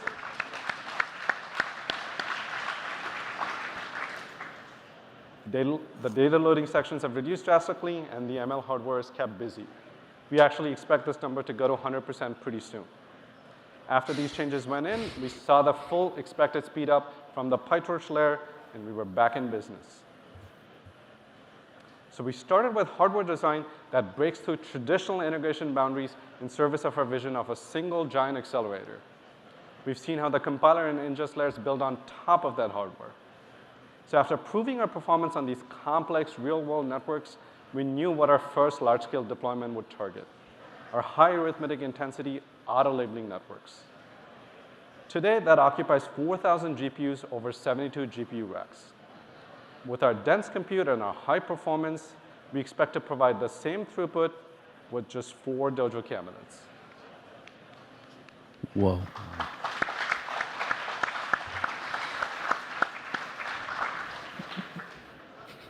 And these 4 Dojo cabinets will be part of our first exapod that we plan to build by Q1 of 2023. This will more than double Tesla's auto labeling capacity.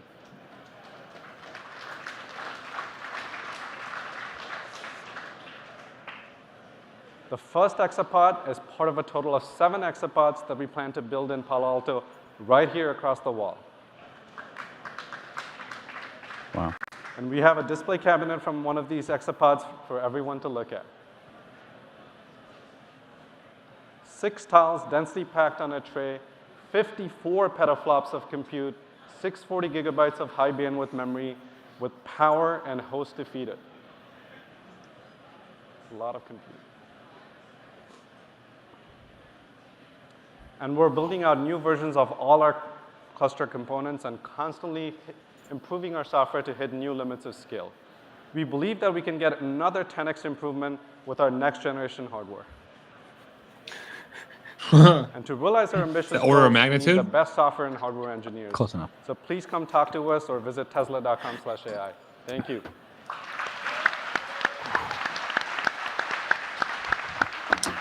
We're halfway.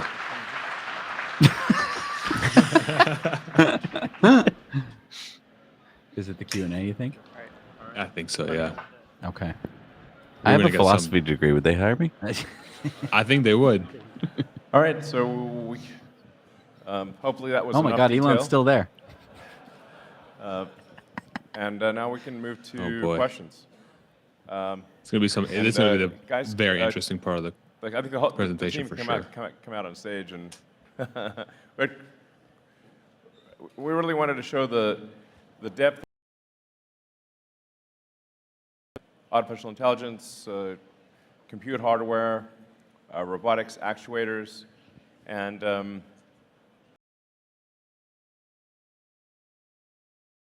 know, a lot of people think we're like just a car company or we make cool cars, whatever. But they don't have.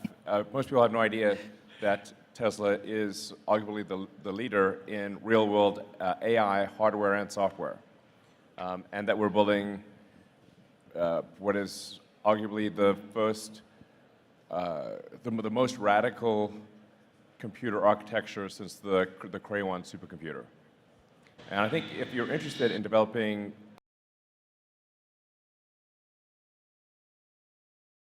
in a positive way, Tesla's the place to be. So yeah, let's fire away with some questions. I think there's a mic at the front and a mic at the back. Come on, James Dalma, give us a question. On this side. Just throw mics at people. Jump ball for the mic. Yeah, hi, thank you very much. I was impressed here. Yeah. I was impressed very much by Optimus, but I wonder why tendon-driven, the hand? Why did you choose a tendon-driven approach for the hand? Because tendons are not very durable. And why spring-loaded?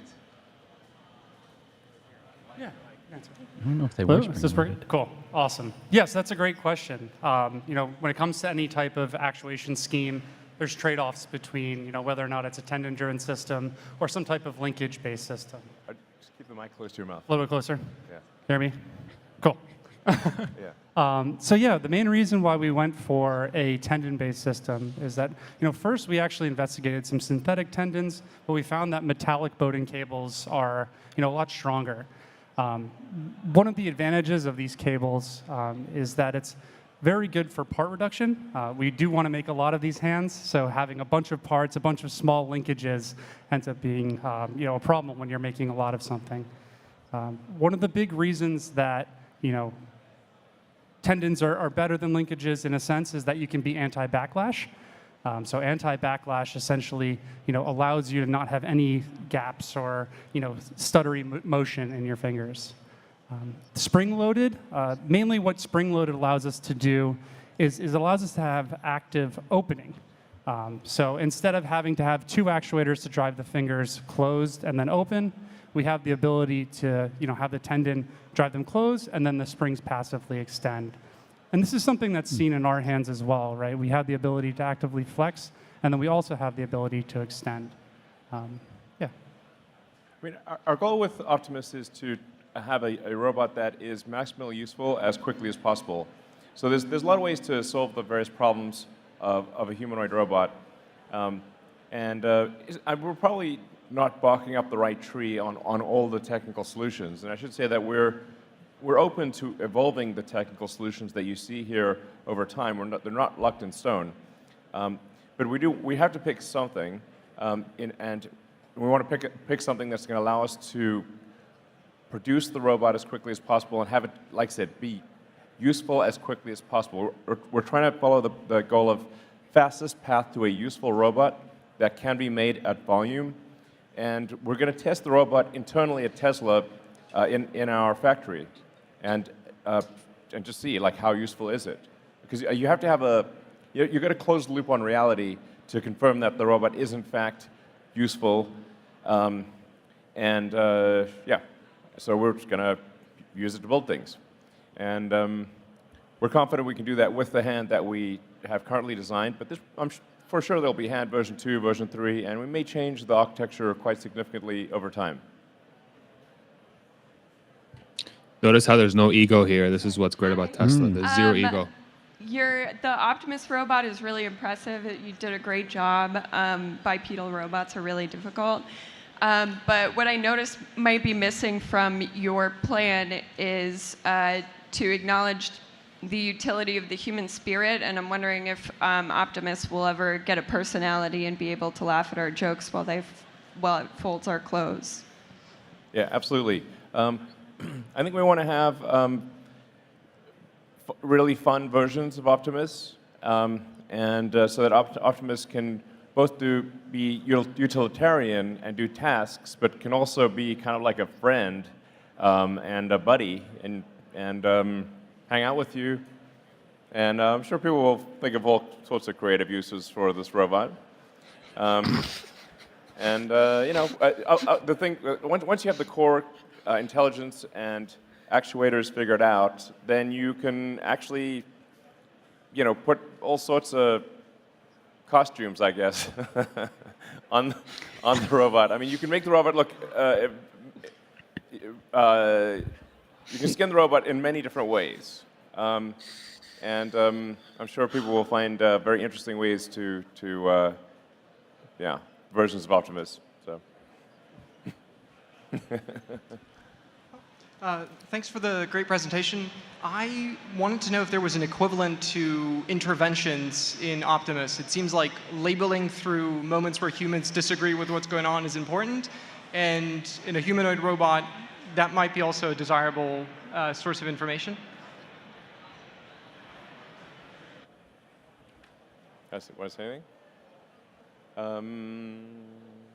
Yeah, I think we'll have ways to remote operate the robot and intervene when it does something bad, especially when we are training the robot and bringing it up.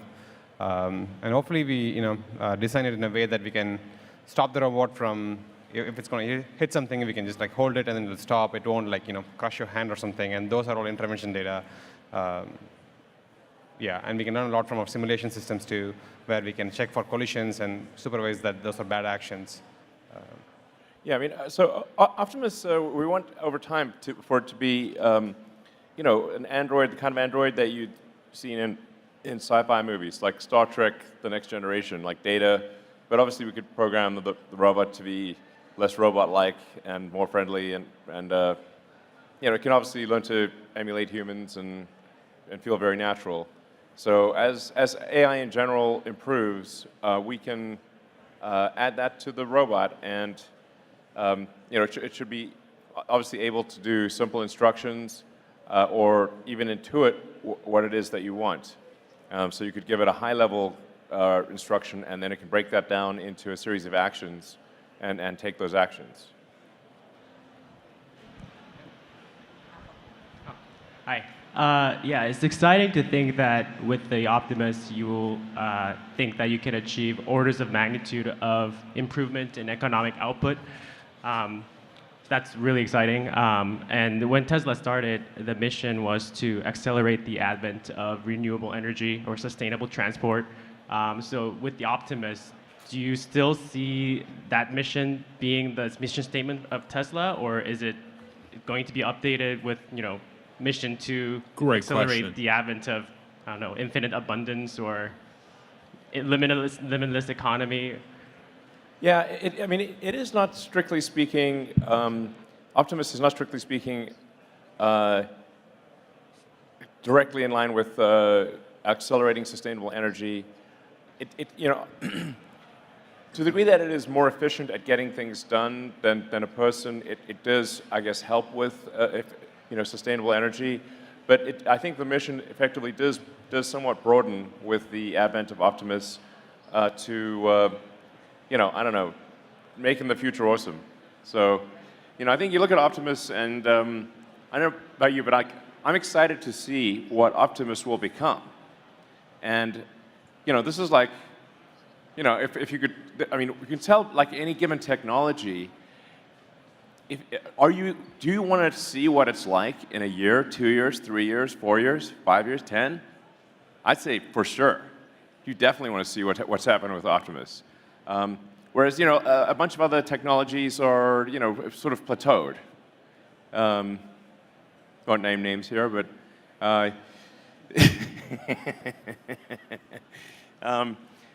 so what a troll. I think Optimus is going to be incredible in like 5 years, 10 years, like mind-blowing. And I'm really interested to see that happen, and I hope you are too. I have a quick question here. I'm Justin, and I was wondering, are you planning to extend conversational capabilities for the robot? And my second follow-up question to that is, what's the end goal? What's the end goal with Optimus? Yeah, Optimus would definitely have conversational capabilities. You'd be able to talk to it and have a conversation, and it would feel quite natural. So, from an end goal standpoint, I don't know. I think it's going to keep evolving, and I'm not sure where it ends up, but someplace interesting for sure. We always have to be careful about don't go down the Terminator path. That's I thought maybe we should start off with a video of the Terminator starting off with the skull crushing, but that might be people might take that too seriously. So we do want Optimus to be safe, so we are designing in safeguards where you can locally stop the robot, and with basically a localized control ROM that you can't update over the internet, which I think that's quite important, essential, frankly. So, like a localized stop button, remote control, something like that cannot be changed. But it's definitely going to be interesting. It won't be boring.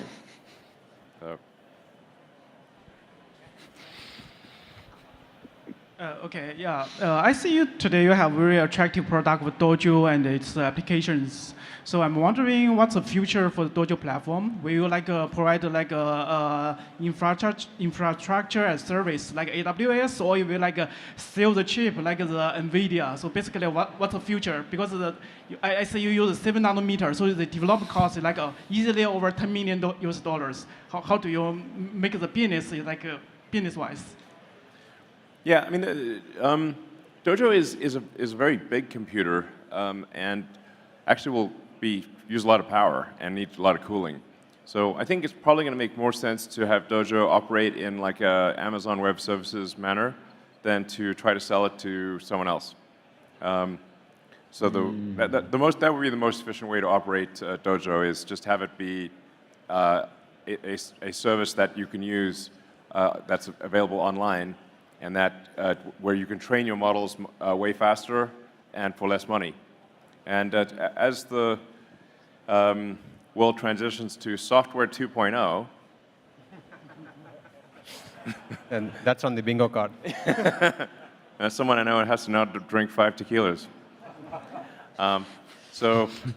Let's see. Cheers. Software 2.0 will use a lot of neural net training. So it kind of makes sense that over time, as there's more neural net stuff, people will want to use the fastest, lowest cost neural net training system. So I think there's a lot of opportunity in that direction.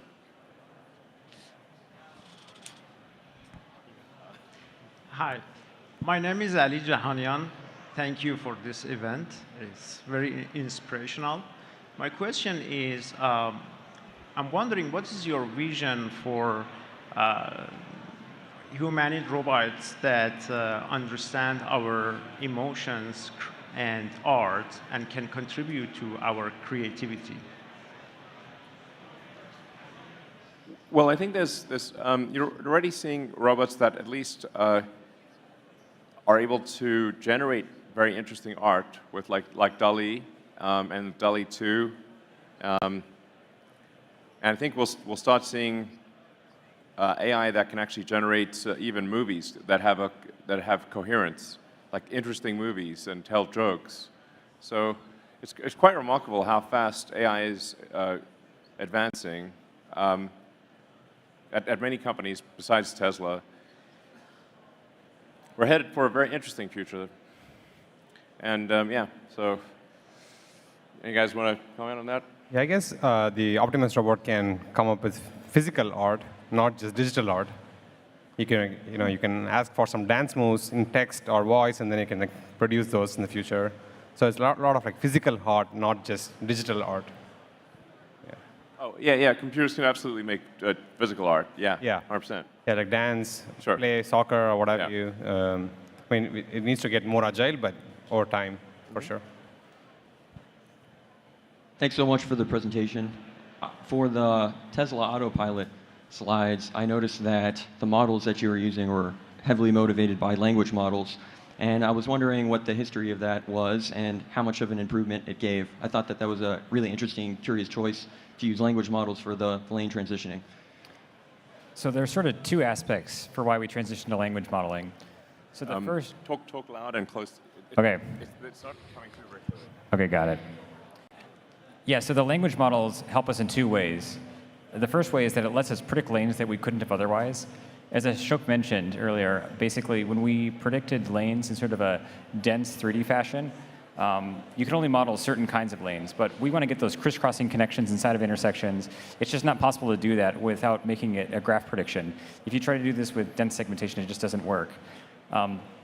Also, the lane prediction is a multimodal problem. Sometimes you just don't have sufficient visual information to know precisely how things look on the other side of the intersection. So you need a method that can generalize and produce coherent predictions. You don't want to be predicting 2 lanes and 3 lanes at the same time. You want to commit to one, and a generative model like these language models provides that. Hi. My name is Giovanni. Thanks for the presentation. It's really nice. I have a question for FSD team. So for the neural networks, how do you test, how do you do unit tests, software unit tests on that? Like, do you have like a bunch, or I don't know, maybe thousands or cases where the neural network that after you train it, you have to pass it before you release it as a product, right? What's your software unit testing strategies for this, basically? Yeah, glad you asked. There's like a series of tests that we have defined, starting from unit tests for the software itself, but then for the neural network models, we have VIP sets defined where you can define. If you just have a large test set, that's not enough. What we find, we need like sophisticated VIP sets for different failure modes, and then we curate them and grow them over the time of the product. So over the years, we have like hundreds of thousands of examples where we have been failing in the past that we have curated. And so for any new model, we test against the entire history of these failures and then keep adding to this test set. On top of this, we have shadow modes where we ship these models in silent to the car, and we get data back on where they are failing or succeeding, and there's an extensive QA program. It's very hard to ship a regression. There's like 9 levels of filters before it hits customers, but then we have really good infra to make this all efficient. And I'm one of the QA testers, so I QA the car. Yeah, like QA tester. Yeah, so I'm constantly in the car just being QAing like whatever the latest alpha build is that doesn't totally crash. Yeah. Finds a lot of bugs. Yeah. Hi, great event. I have a question about foundational models for autonomous driving. We have all seen that big models that really can, when you scale up with data and model parameter, right, from GPT-3 to PaLM, it can actually now do reasoning. Do you see that is essential scaling up foundational models with data and size, and then at least you can get a teacher model, right, that potentially can solve all the problems, and then you distill to a student model. Is that how you see foundational models relevant for autonomous driving? That's quite similar to our auto labeling model. So we don't just have models that run in the car. We train models that are entirely offline, that are like extremely large, that can't run in real time on the car. So we just run those offline on the servers, producing really good labels that can then train the online networks. So that's one form of distillation of these teacher-student models. In terms of foundation models, we are building some really, really large data sets that are multiple petabytes. And we are seeing that some of these tasks work really well when we have these large data sets. Like the kinematics, like I mentioned, video in, all the kinematics out of all the objects, and up to the 4th derivative. And people thought we couldn't do detection with cameras. I mean, detection, depth, velocity, acceleration. And imagine how precise these have to be for these higher order derivatives to be accurate. And this all comes from these kind of large data sets and large models. So we're seeing the equivalent of foundation models in our own way for geometry and kinematics and things like those. You want to add anything, John? Yeah, I'll keep it brief. Basically, whenever we train on a larger data set, we see big... OK. Basically, whenever we train on a larger data set, we see big improvements in our model performance. And basically, whenever we initialize our networks with some pre-training step from some other auxiliary task, we basically see improvements.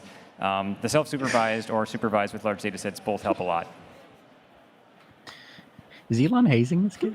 Hi. Poor guy. So He's getting picked on so hard. Elon said that Tesla was potentially interested in building artificial general intelligence systems. Given the potentially transformative impact of technology like that, it seems prudent to invest in technical AGI safety expertise specifically. I know Tesla does a lot of technical narrow AI safety research. I was curious if Tesla was intending to try to build expertise in technical artificial general intelligence safety specifically. Well, if it starts looking like we're going to be making a significant contribution to artificial general intelligence, then we'll for sure invest in safety. I'm a big believer in AI safety. I think there should be an AI sort of regulatory authority at the government level, just as there is a regulatory authority for anything that affects public safety. So we have a regulatory authority for aircraft and cars and sort of food and drugs, and because they affect public safety. And AI also affects public safety. So I think, and this is not really something that government, I think, understands yet, but I think there should be a referee that is ensuring or trying to ensure public safety for AGI. And you think of like, well, what are the elements that are necessary to create AGI? Like the accessible data set is extremely important, and if you've got a large number of cars and humanoid robots processing petabytes of video data and audio data from the real world, just like humans, that might be the biggest data set. It probably is the biggest data set. Because in addition to that, you can obviously incrementally scan the internet. But what the internet can't quite do is have millions or hundreds of millions of cameras in the real world, and with like I said, with audio and other sensors as well. So So I think we probably will have the most amount of data, and probably the most amount of training power. Therefore, probably we will make a contribution to AGI. Hey, I noticed the semi was back there, but we haven't talked about it too much. I was just wondering, for the semi-truck, what are the changes you're thinking about from a sensing perspective? I imagine there's very different requirements, obviously, than just a car. And if you don't think that's true, why is that true? No, I think basically you can drive a car. I mean, think about like, what drives any vehicle. It's a biological neural net with eyes, with cameras, essentially. So if and really, what is your primary sensors are two cameras on a slow gimbal, a very slow gimbal. That's your head.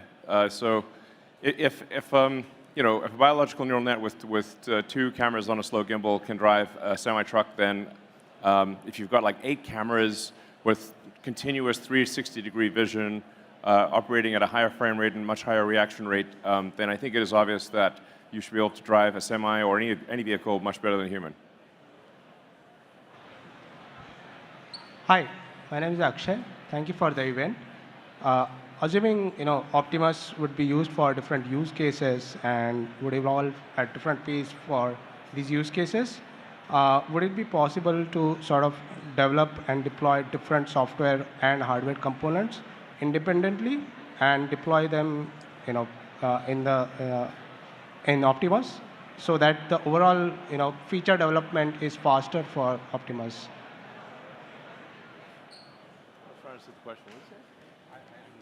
Okay, all right. We did not comprehend. Unfortunately, our neural net did not comprehend the question. Yeah, so, well, next question. Hi, I want to switch the gear to the autopilot. So when you guys plan to roll out the FSD beta to countries other than US and Canada? And also my next question is, what's the biggest bottleneck or the technological barrier you think in the current autopilot stack? And how you envision to solve that to make the autopilot is considerably better than human in terms of like performance matrix, like safety assurance and the human confidence?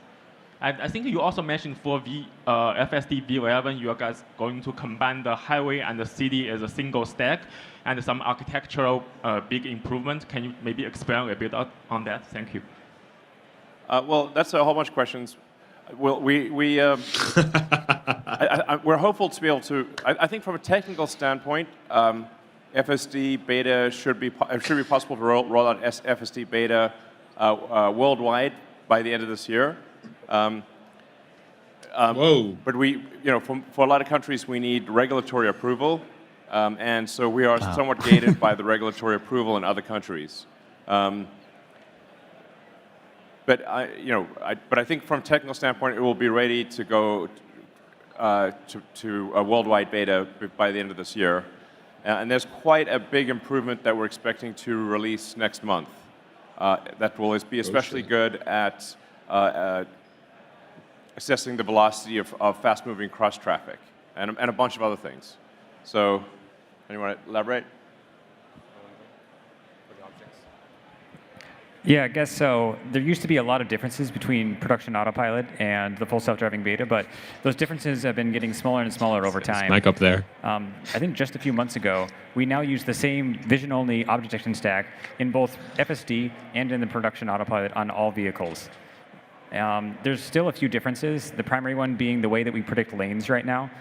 So we upgraded the modeling of lanes so that it could handle these more complex geometries like I mentioned in the talk. In production autopilot, we still use a simpler lane model, but we're extending our current FSD beta models to work in all sort of highway scenarios as well.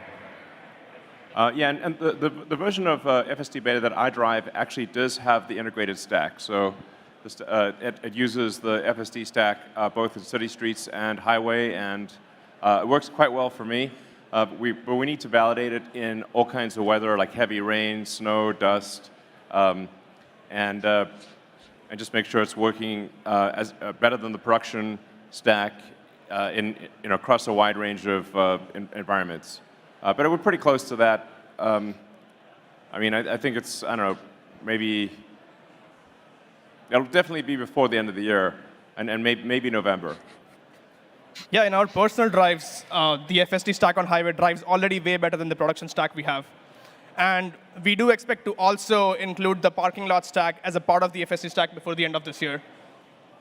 So that will basically bring us to, you sit in the car in the parking lot and drive till the end of the parking lot at a parking spot before the end of this year.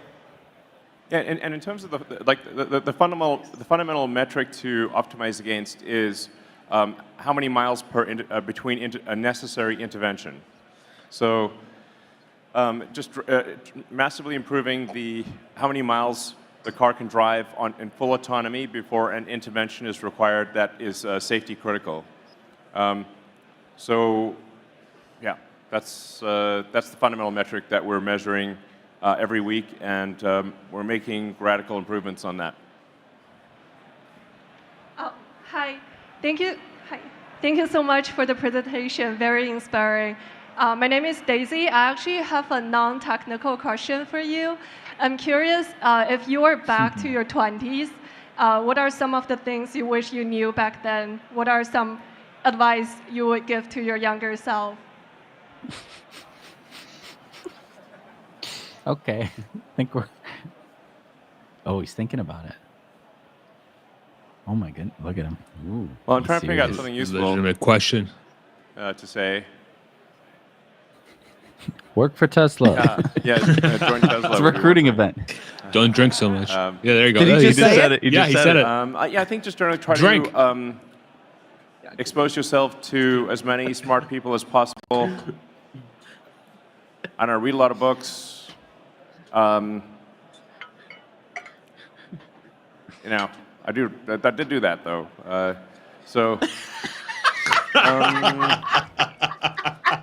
I think there's some merit to just also like not being like necessarily too intense and like enjoying the moment a bit more. I would say to 20 or 20-something me, just you know, stop and smell the roses occasionally would probably be a good idea.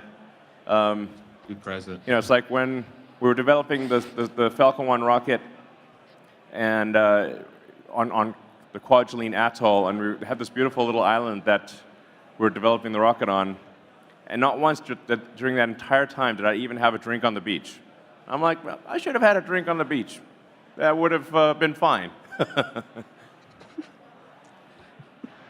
Thank you very much. I think you have excited That all of the humanizes honest them a lot. people with That was way better Optimus. than I thought. This feels very much like 10 years ago in driving, but as driving has proved to be harder than it actually looked 10 years ago, what do we know now that we didn't 10 years ago that would make, for example, AGI on a humanoid come faster? Well, I mean, it seems to me that AGI is advancing very quickly. Hardly a week goes by without some significant announcement. And yeah, I mean, at this point, like AI seems to be able to win at almost any rule-based game. It's able to create extremely impressive art, engage in conversations that are very sophisticated, you know, write essays, and these just keep improving. And there's so much more, so many more talented people working on AI, and the hardware is getting better. I think AI is on a a strong exponential curve of improvement, independent of what we do at Tesla. And obviously we'll benefit somewhat from that exponential curve of improvement with AI. Like Tesla just also happens to be very good at actuators, at motors, motors, gearboxes, controllers, power electronics, batteries, sensors, and really, like I'd say that the biggest difference between the robot on 4 wheels and the robot with arms and legs is getting the actuators right. It's an actuators and sensors problem, and obviously how you control those actuators and sensors. But it's yeah, actuators and sensors and how you control the actuators. It's, I don't know, we have to have like the ingredients necessary to create a compelling robot, and we're doing it. So. Hi, Elon. You are actually bringing the humanity to the next level. Literally, Tesla and you are bringing the humanity to the next level. So you said Optimus Prime, Optimus will be used in next Tesla factory. My question is, will a new Tesla factory will be fully run by Optimus program?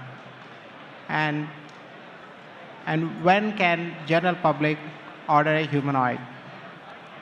Yeah, I think it'll, you know, we're going to start Optimus with very simple tasks in the factory.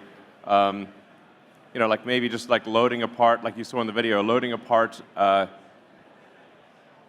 you know, carrying a part from one place to another, or loading a part into one of our more conventional robot cells to, you know, that welds the body together. So we'll start, you know, just trying to, how do we make it useful at all? And then gradually expand the number of situations where it's useful.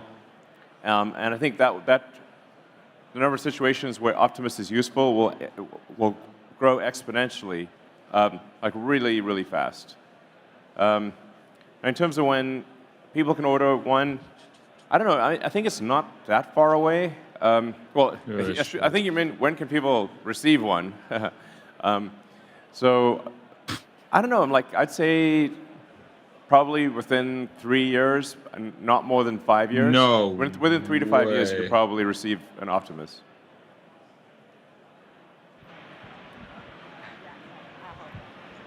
I feel the best way to make the progress for AGI is to involve as many smart people across the world as possible.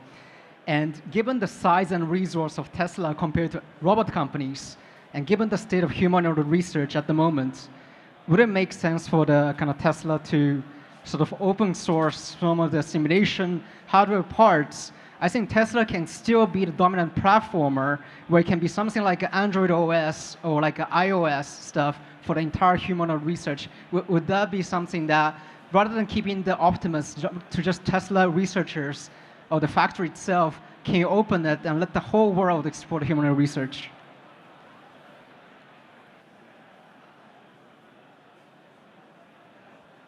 I think we have to be careful about Optimus being potentially used in ways that are bad, because that is one of the possible things to do. So I think we'd provide Optimus where you can provide instructions to Optimus, but where those instructions are, governed by some laws of robotics that you cannot overcome. So, not doing harm to others, and you would have, I think, probably quite a few safety-related things with Optimus. Yeah. So, all right, we'll just take maybe a few more questions, and then thank you all for coming. Questions, one deep and one broad. On the deep, for Optimus, what's the current and what's the ideal controller bandwidth? And then in the broader question, there's this big advertisement for the depth and breadth of the company. What is it uniquely about Tesla that enables that? Good question. Anyone want to tackle the bandwidth question? Yeah. So the technical bandwidth of the... Close to your mouth and loud. Okay. For the bandwidth question, you have to understand or figure out what is the task that you want it to do, and what is if you took a frequency transform of that task, what is it that you want your limbs to do? And that's where you get your bandwidth from. It's not a number that you can specifically just say. You need to understand your use case, and that's where the bandwidth comes from. What is the broad question? I don't quite remember. The breadth and depth thing. I can answer the breadth and depth, but yeah. I'm the CEO. That's his specialty. I love it. I mean, it's interesting. On the bandwidth question, I think we probably will just end up increasing the bandwidth, or which translates to the effective dexterity and reaction time of the robot. It's safe to say it's not 1 hertz, and it's maybe you don't need to go all the way to 100 hertz, but I don't know, maybe 10, 25, I don't know. Over time, I think the bandwidth will increase quite a bit, or translated to dexterity and latency. You'd want to minimize that over time. Minimize latency, maximize dexterity. In terms of breadth and depth, I guess we're a pretty big company at this point, so we've got a lot of different areas of expertise that we necessarily had to develop in order to make autonomous, or in order to make electric cars, and then in order to make autonomous electric cars. Tesla is like a whole series of startups, basically, and so far they've almost all been quite successful. So we must be doing something right. I consider one of my core responsibilities in running the company is to have an environment where great engineers can flourish. And I think in a lot of companies, I don't know, maybe most companies, if somebody's a really talented, driven engineer, they're unable to actually, their talents are suppressed at a lot of companies. And it's, and some of the companies, the engineering talent is suppressed in a way that is maybe not obviously bad, but where it's just so comfortable, and you're paid so much money, and the output you actually have to produce is so low that it's like a honey trap.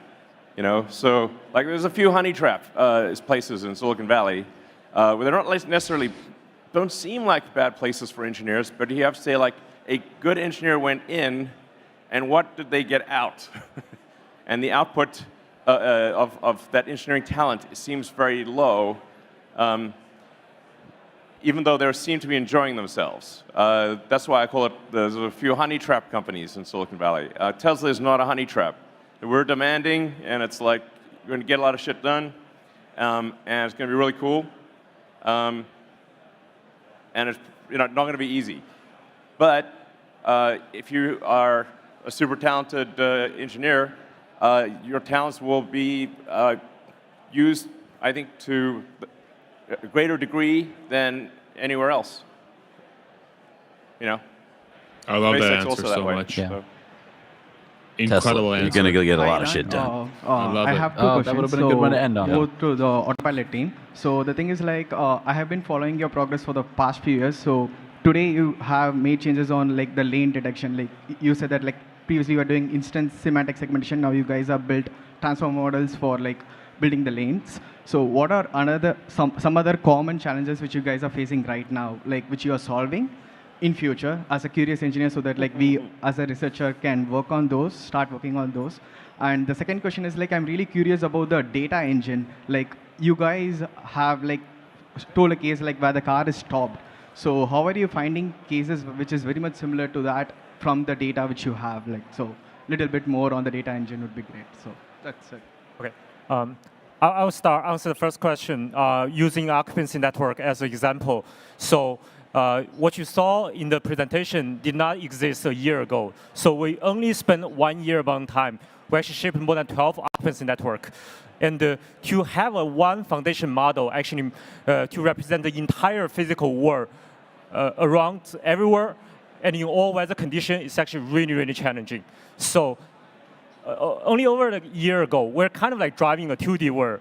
If there's a wall and if there's a curve, we kind of represent with the same static edge, which is obviously not ideal, right? There's a big difference between a curve and a wall. When you drive, you make different choices, right? So after we realized that we have to go to 3D, we have to basically rethink the entire problem and think about how we address that. So this will be like one example of challenges we have conquered in the past year.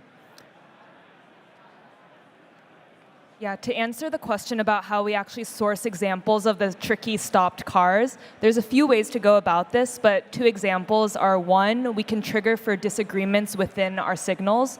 So let's say that parked bit flickers between parked and driving, we'll trigger that back. And the second is we can leverage more of the shadow mode logic. So if the customer ignores the car, but we think we should stop for it, we'll get that data back too. So these are just different, like various trigger logic that allows us to get those data campaigns back. Hi. Sorry, go ahead. Thank you for the amazing presentation. Thanks so much. So there are a lot of companies that are focusing on the AGI problem. And one of the reasons why it's such a hard problem is because the problem itself is so hard to define. Several companies have several different definitions. They focus on different things. So how is Tesla defining the AGI problem? And what are you focusing on specifically? Well, we're not actually specifically focused on AGI. I'm simply saying that AGI seems likely to be an emergent property of what we're doing. Because we're creating all these autonomous cars and autonomous humanoids that are actually with a truly gigantic data stream that's coming in and being processed. It's by far the most amount of real-world data, and data you can't get by just searching the internet, because you have to be out there in the world and interacting with people and interacting with the roads and just, Earth is a big place, and reality is messy and complicated. So I think it's sort of like it just seems likely to be an emergent property of if you've got tens or hundreds of millions of autonomous vehicles and maybe even a comparable number of humanoids, maybe more than that on the humanoid front. Well, that's just the most amount of data. And if that video is being processed, it just seems likely that the cars will definitely get way better than human drivers, and the humanoid robots will become increasingly indistinguishable from humans, perhaps. And so then, like I said, you have this emergent property of AGI. And arguably, humans collectively are sort of a superintelligence as well, especially as we improve the data rate between humans. I mean, the thing like that seemed to me way back in the early days of the internet was like the internet was like humanity acquiring a nervous system, where now all of a sudden any one element of humanity could know all of the knowledge of humans by connecting to the internet, almost all the knowledge, or certainly a huge part of it, whereas previously we would exchange information by osmosis. We'd have to, like, in order to transfer data, so you would have to write a letter. Someone would have to carry the letter by person to another person, and then a whole bunch of things in between, and then it was like, yeah, I mean, insanely slow when you think about it. And even if you were in the Library of Congress, you still didn't have access to all the world's information, and you certainly couldn't search it. And obviously, very few people are in the Library of Congress. So, I mean, one of the great sort of equality elements, like the internet has been the biggest equalizer in history in terms of access to information and knowledge. And any student of history, I think, would agree with this, because you go back 1,000 years, there were very few books, and books would be incredibly expensive, and only a few people knew how to read, and only an even smaller number of people even had a book. Now look at it, like you can access any book instantly. You can learn anything basically for free. It's pretty incredible. So, I was asked recently, what period of history would I prefer to be at the most? And my answer was right now. This is the most interesting time in history, and I read a lot of history. So let's do our best to keep that going. Yeah. And to go back to one of the earlier questions I would answer, like the thing that's happened over time with respect to Tesla Autopilot is that the neural nets have gradually absorbed more and more software. And in the limit, of course, you could simply take the videos as seen by the car and compare those to the steering inputs from the steering wheel and pedals, which are very simple inputs. In principle, you could train with nothing in between, because that's what humans are doing with a biological neural net. You could train based on video, and what trains the video is the moving of the steering wheel and the pedals, with no other software in between. We're not there yet, but it's gradually going in that direction. All right, well, maybe last question. How you going? I think we've got a question at the front here. Hello, there, right there. Oh, we'll do 2 questions, fine. Over there or here? Hi, thanks for such a great presentation. We'll do your question last. Okay, cool. With FSD being used by so many people, do you think, how do you evaluate the company's risk tolerance in terms of performance statistics? And do you think there needs to be more transparency or regulation from third parties as to what's good enough and defining like thresholds for performance across so many miles? Sure. Well, the number one design requirement at Tesla is safety. So, and that goes across the board. So, in terms of the mechanical safety of the car, we have the lowest probability of injury of any cars ever tested by the government for just a passive mechanical safety, essentially crash structure and airbags and whatnot. We have the best, the highest rating for active safety as well. I think it's going to get to the point where the active safety is so ridiculously good, it's like just absurdly better than a human. And then with respect to autopilot, we do publish this, broadly speaking, the statistics on miles driven with cars that have no autonomy, or Tesla cars with no autonomy, with kind of hardware 1, hardware 2, hardware 3, and then the ones that are in FSD beta. And we see steady improvements all along the way. And sometimes there's this dichotomy of, should you wait until the car is like, I don't know, 3 times safer than a person before deploying any technology? But I think that is actually morally wrong. At the point at which you believe that adding autonomy reduces injury and death, I think you have a moral obligation to deploy it, even though you're going to get sued and blamed by a lot of people, because the people whose lives you saved don't know that their lives are saved, and the people who do occasionally die or get injured, they definitely know, or their estate does, that it was, whatever, there was a problem with autopilot. That's why you have to look at the numbers in sort of total miles driven, how many accidents occurred, how many accidents were serious, how many fatalities. And we've got well over 3 million cars on the road, so that's a lot of miles driven every day. It's not going to be perfect, but what matters is that it is very clearly safer than not deploying it. Yeah. So I think last question. I think, yeah, so thanks. Well, the last question here.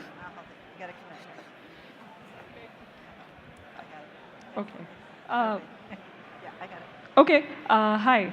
So I do not work on hardware, so maybe the hardware team and you guys can enlighten me. Why is it required that there be symmetry in the design of Optimus? Because humans, we have handedness, right? We use some set of muscles more than others. Over time, there is wear and tear, right? So maybe you'll start to see some joint failures or some actuator failures more over time. I understand that this is extremely pre-stage.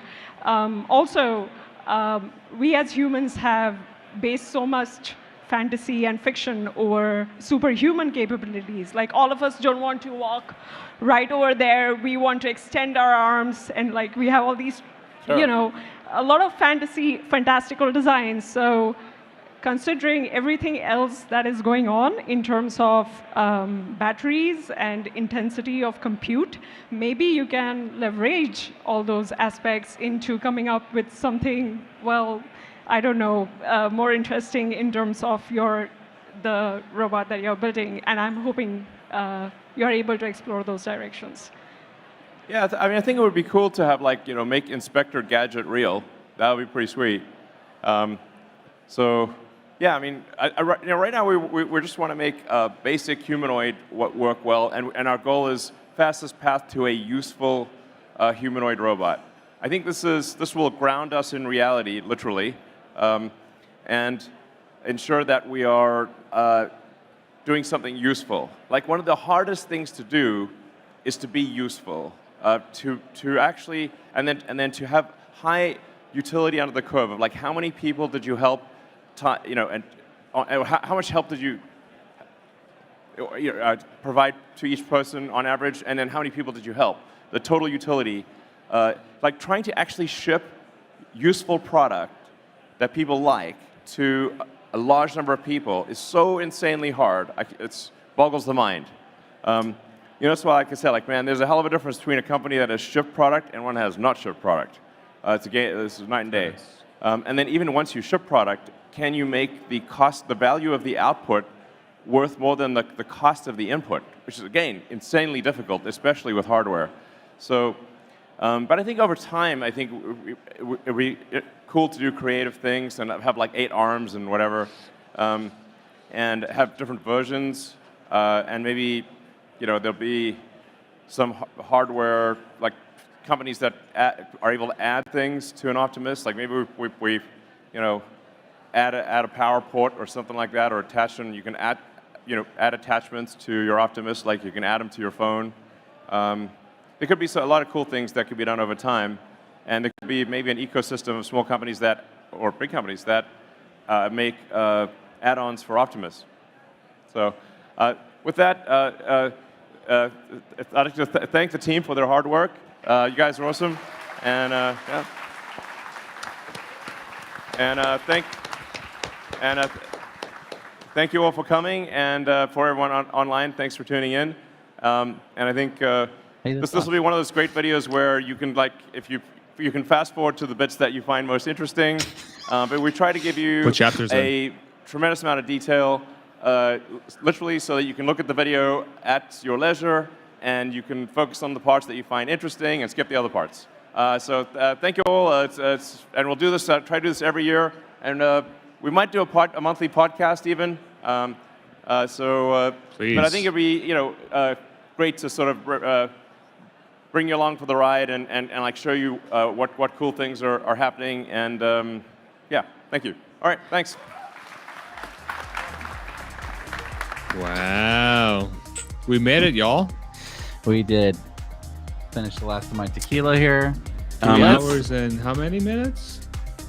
We're 4 hours. We've been streaming for over 4 hours. Holy shit! Let's go. For everyone who's continued to watch this, I've been watching the graph, and we have some pretty tenacious viewers here. Yeah, good for you guys. There's so much here. I want to talk about some of the stuff here. First of all, a great comment, by the way, about Tesla bots being important for agriculture. And that didn't come up in the presentation at all, but that's from you guys, and I think that's a really good point.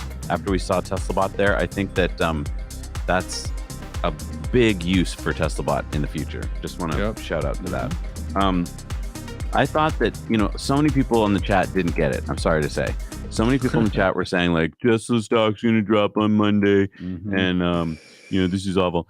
I don't think you got it. This wasn't about presentation. Like, these are not great presenters. These are great engineers. Right. That's right. And so when Elon said how Tesla treats engineers compared to other companies, that was the message he was getting out to. If you're a great engineer watching right now, that resonated with you. And this entire presentation resonated with you because instead of you being shoved to the back and we're going to bring up our greasy salesman who's going to say like, hey, and this is the short deal of it. They were bringing up amazing engineers who were working on stuff that is absolutely, positively tip of the spear, cutting edge, amazing. I mean, Farzad, please tell me, all right, when we saw Tesla bot come out, I know a lot of comments were like, nah, to wheel them out, so this is so dumb. Hello, people. This is not something they've worked on for 40 years. This is something they've worked on for 6 to 8 months. That's right. I love the Boston Dynamics is well, they got a robot. It's like, do you know how long Boston Dynamics has been working on this? And I mean, it's crazy. But everyone seems to have missed, and maybe it was because the stream was going down. The robot walking around. Yeah. It was walking on its own two legs with nothing. Yes. Fully self-powered. Yep. Which meant that it had a battery inside of it. It was not tethered. So let's start off with the robot. Yeah, Farzad, what are your thoughts on? I mean, that happened 4 hours ago, so it made me a little fuzzy. And you've had to drink more than we have, by the way. I did. I'm 4 beers in. I'm definitely not sober. I'm just going to be super honest right now, but I can definitely formulate thoughts here. By the way, thank you all for sticking with us. By the way, this has been a super informational, dense event, and I tried my best to take notes. Honestly, a lot of it in the middle section was over my head, to be completely honest, but I tried my best to sort of infer. What do you want me to describe the dojo mesh to you? Let's go back. Oh yeah, please do. Yeah, Should please. we just watch that whole section one more time? In detail, please, please. I think that it's okay if it was over anyone's head. But do you know what that was? And I think a lot of our viewers at least got it. It was transformational, right? Exactly. Oh, exactly. and that too. It's transformational from the standpoint of a company that's willing to invest its time and money into what it knows needs to happen to achieve the next generation of manufacturing, the next generation of AI, and the next generation of what they're trying to build. So honestly, my biggest takeaway from this entire event, and this is what I experienced at Tesla when I was working there, is that Tesla's never afraid to show its hand, right? And this comes from a level of confidence that the company has in its employees and it's what it's working on. So what I noticed at least, and I'm sure everybody else has noticed, was that there was a stage full of 20, 30 people who are not salespeople, like you guys mentioned very, very, very astutely here. They're not salespeople. They're not marketers. They are engineers. They're builders. So when you think about something that gets put together and released to the masses, be it a phone, a car, a service, whatever it is, it's not the people that are selling that shit to you. It's the people that are building it behind the scenes. Tesla is not afraid to put those people in the forefront and talk about what they're doing that makes that product so special. So, if you're a company that's watching this presentation, I'm trying to put myself in the minds and in the heads of somebody that's like at a GM or a Honda or a Boston Dynamics or Meta or Twitter, wherever. This presentation touched so many points. I look at this presentation, I'm like, I wish my company did that. I wish my company had all the talent that's working on these crazy things and then just show it to the world in detail what they're working on and say, yep, this is what we're working on. This is how we're going to achieve this thing. We're going to be super technical about it. And I dare you guys to come after us, right? It shows a level of very understated confidence that I think doesn't get recognized enough. This is a company that's very confident in its trajectory towards what they're building. And the fact that they're so willing to come and spend 3 hours, over 3 hours, presenting this to the world super openly. And then at the end, take a wide open Q&A where none of the questions were screened, nothing was looked after. Everybody just asked whatever questions they wanted. And if you notice, the audience was super smart. They were asking very technical questions. Hey, why aren't you doing this? Hey, how come you're approaching it this way? It wasn't like, hey, pat in the back, this was amazing. It's like, good presentation, but how come you're not doing this? How come you're not doing that? That shows that Tesla attracts a level of customer and a level of interest from people that are willing to question how the company approaches it. And the company has zero ego when it comes to this, right? They're like, okay, yeah, just ask us whatever question you want. We just want to get better. This is the formula that allowed Tesla to achieve what they have so far. And they're very plainly using that same formula to go into the next generation of the company. So for me, it doesn't matter.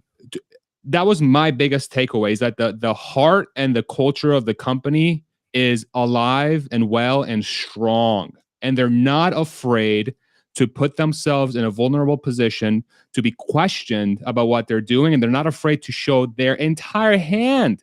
What other company is going to come forward and show in detail what sort of technology they're working on? This does not exist. This is 17 layers of lawyers going through their technology and saying, hey, do not show this. This is proprietary information. How dare you? Tesla's like, fuck it. We're going to show this to everybody, and this is how we're going to win the race. Right. That was Really my biggest good point. takeaway. Right.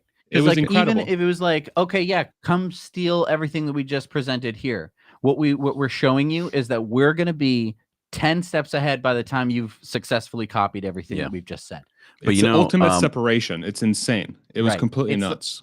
It's like Usain Bolt saying like, okay, anyone, I'm 90% through with this race. Does anyone want to come in with me right here and we'll run the last 100 meters? And he's like, fine, that's fine. I'll still win because I'm Usain Bolt. I will always be faster. But the one missing set of engineers on that stage were the audio engineers. And I think that our friends at Corporate Streams who are running this would agree. I just don't like Tesla events for this one reason. They're so awesome. They're so amazing, but the audio is always lacking. And I had trouble hearing them. By the way, I just wanted to plug for Corporate Streams for putting on this amazing stream tonight with Farzad and us. And also a plug for our sponsor, Sparrow Worldwide. If you want to win a Tesla Model S Plaid right now, go to sparrowworldwide.org. The link is down below. It's $150 for your chance to win a Model S Plaid. There's only 5,000 tickets available, and they've only sold 25%. So you have a great chance to win. So thank you for sponsoring this. No power tools were used. Yeah, all right. So let's go back to the robot demo. Yeah. You guys called it though. You guys called it. The moving of the boxes was your thing, and we saw it was film, but still the robot moved boxes. So they were it was very obvious to me that both of the on stage robots were like, they did not want them to be walking around on stage by themselves. You could tell that the engineers were like, no, thank you. Did you see how Elon pushed the envelope though? He was like, up until now, we've never tried this on stage, and he was willing to push it like he did with the Cybertruck. And exactly like the Cybertruck, I was live streaming both of those events, and I was standing there at the Cybertruck event with a phone in my hand, and as soon as the Cybertruck came out, I was so worried because everyone was like, that's the ugliest thing I've ever seen. That's so ugly. That's ridiculous. No one's going to buy it. And I don't know. I haven't checked the latest numbers on the pre-orders for the Cybertruck. Yeah, so it's like and if you let yourself be swayed by these people who don't know anything, I love how they're just like people in general are just so, and I'm not talking to most of our audiences here, but they're just so willing to just be like, I don't understand it, so it must be dumb. And it's like, when you hear a 3-hour-long presentation with the smartest people you've ever seen in your life, and they all work for the same fucking company, and they're all like talking about the most high-tech stuff that's happening, it's really tough to hear, and it's really tough for me because I'm like, I don't know what they're saying. And then I'm like, oh, I understood that point. That's good. But I mean, if you're not there, and let's be real, tomorrow morning, the mainstream press is gonna have a field day with this event. Yeah, it's gonna be viewed as a very like haphazard sort of like, what are they doing? It's very unpolished. We didn't really see anything in person. And listen, like I will say that for part of what was shown, like I'll give them, if there's one point of criticism I'll give Tesla is specifically around full self-driving. Like I think for full self-driving, we're getting to the point now where we need to see it actually become a reality in people's hands, because it's something that's been talked about for 4, 5, 6 years time. And they spent a lot of time in this presentation talking about the technical work that's going to get it to that point, which is fine, which is completely fine. But I think if there is continued improvement, let me rephrase it. There needs to be continued dramatic improvement in full self-driving to really reach that goal of level 4 or whatever, level 5, level 4 by the end of the year in at least some jurisdictions. We need to see that happen. And this presentation to me, from that standpoint, was like, cool. So you're working on the things to get there. Let's actually see it happen, right? But when it comes to the bot itself, I think the fact that the bot was able to come out and walk, period, when this is a thing that they were working on just last year, and it was able to come out and walk and make some movement, and they showed different videos of it. Again, there were videos, I get it, and they're probably pre-programmed and so on and so forth. So it kind of like reached that sort of like bottom tier level that I outlined. That's fine. That's great. So we've hit a target, but they did that in 6 to 8 months. That's the point that can't be dismissed. This was done on a very, very, very fast timeline. So if you extrapolate this out, there was a comment that Elon made later in the presentation in the Q&A section, I believe, where he said that he expects people to start receiving Optimus. You can receive an Optimus in 3 to 5 years from now, right? Yeah. So this is Elon time, right? So this is probably going to be 5 to 8 years. But that at least gives us a timeline that says that, hey, outside of what Tesla was thinking about as far as implementing Optimus within a factory setting or internally, they're expecting this solution to be ready for the regular consumer in 5 to 8 years time, or if we take them to the word 3 to 5 years time. This is way, way faster, really infinitely faster than any other company has ever been able to do this, because this never has been done before. And then you take something like a Boston Dynamics, who created a robot, I don't know, 10 years ago now, and it still is nowhere to be found for anybody to actually use. And this goes back to Elon's comment around, it's extremely difficult to make something useful, right? It's extremely difficult to make something useful. So I don't know, man. I think in the end, for the bot specifically, no one's going to get it. I really don't think no one's going to get it. And I get why they wouldn't get it. But unless you're really invested in the company and really understand what the future could hold for this technology, it's going to be hard to grasp just how transformational the way Tesla approaches engineering and manufacturing really is. And the fact, again, that they had all those freaking insanely talented people in front of a audience just asking them questions. And yeah, Elon answered like 70-80% of them, but at least they were transparent in their methodology, speaks volumes to how confident they are in the path that they're going towards. And yeah, man, I'm very optimistic about the future of this technology. Right. Yeah. I so agree with you. I want to just talk about timescale for a second, because I do think that is the biggest problem people have with this company. They saw that robot, and a lot of the comments were, Honda had this robot years ago. Yeah, you're not getting it. That what this amazingly talented team of people did was from scratch came up with the robot, because Elon said, we're doing this. And he pulled people off other teams and he said, work on this. And in this amount of time, they have this. It's so hard to analyze, because the problem is, Boston Dynamics has come out with the dancing robots and the backflips and the fun. You're happy because you've seen those videos where the robots are dancing to that song that you really like. Those are pre-recorded, pre-programmed videos. If the robot falls down, they wipe off all the scuffs and they do it again, and you do not see that take.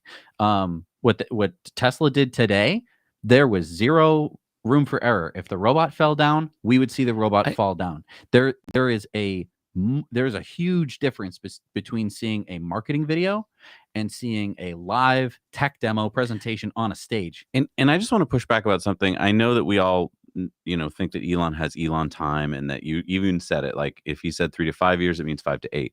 I'm going to push back on that a little bit. I do think in 3 to 5 years they will have a Tesla bot working in their factories. Do I think it will be the Gen 4 or 5? No.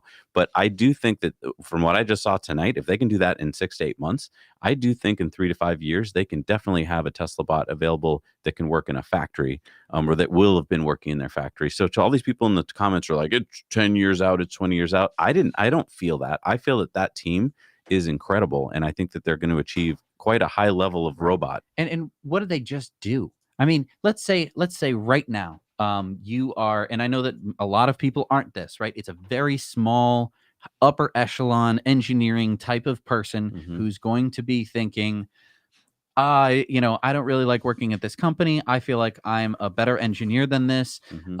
And I want to do something really impactful. They're going to see this. Okay. If all of them are going to see this. There's not one of them is going to have missed this. If any of them knows anything about coding or mechanics or anything, people are going to be shoving this video down their throats, and they're going to go, man, if I really want to make a difference, where else would a company have been able to do this in 6 to 8 months? I mean, yes, it was a year from the previous AI day, but they were saying that basically they weren't working on this until 6 to 8 months. You brought up a really good point. I think friends are going to share little pieces at different points with their friends who are like, watch this part because I know you're into that kind of programming or this kind of engineering. And then those people are going to be like, what? That's what they're doing at Tesla? This is huge for 4 years from now. Yep. There are kids graduating from high school who are going to watch this presentation. Yep. Not in its entirety. They're going to see that they're making a robot. And is it a dancing robot? No. But they're going to see, wow, if I work at this company, I'm going to be, doing this amazing stuff. Mm-hmm. Also, Teslas are cool because I'm a high school student, and I think that, Teslas are cool.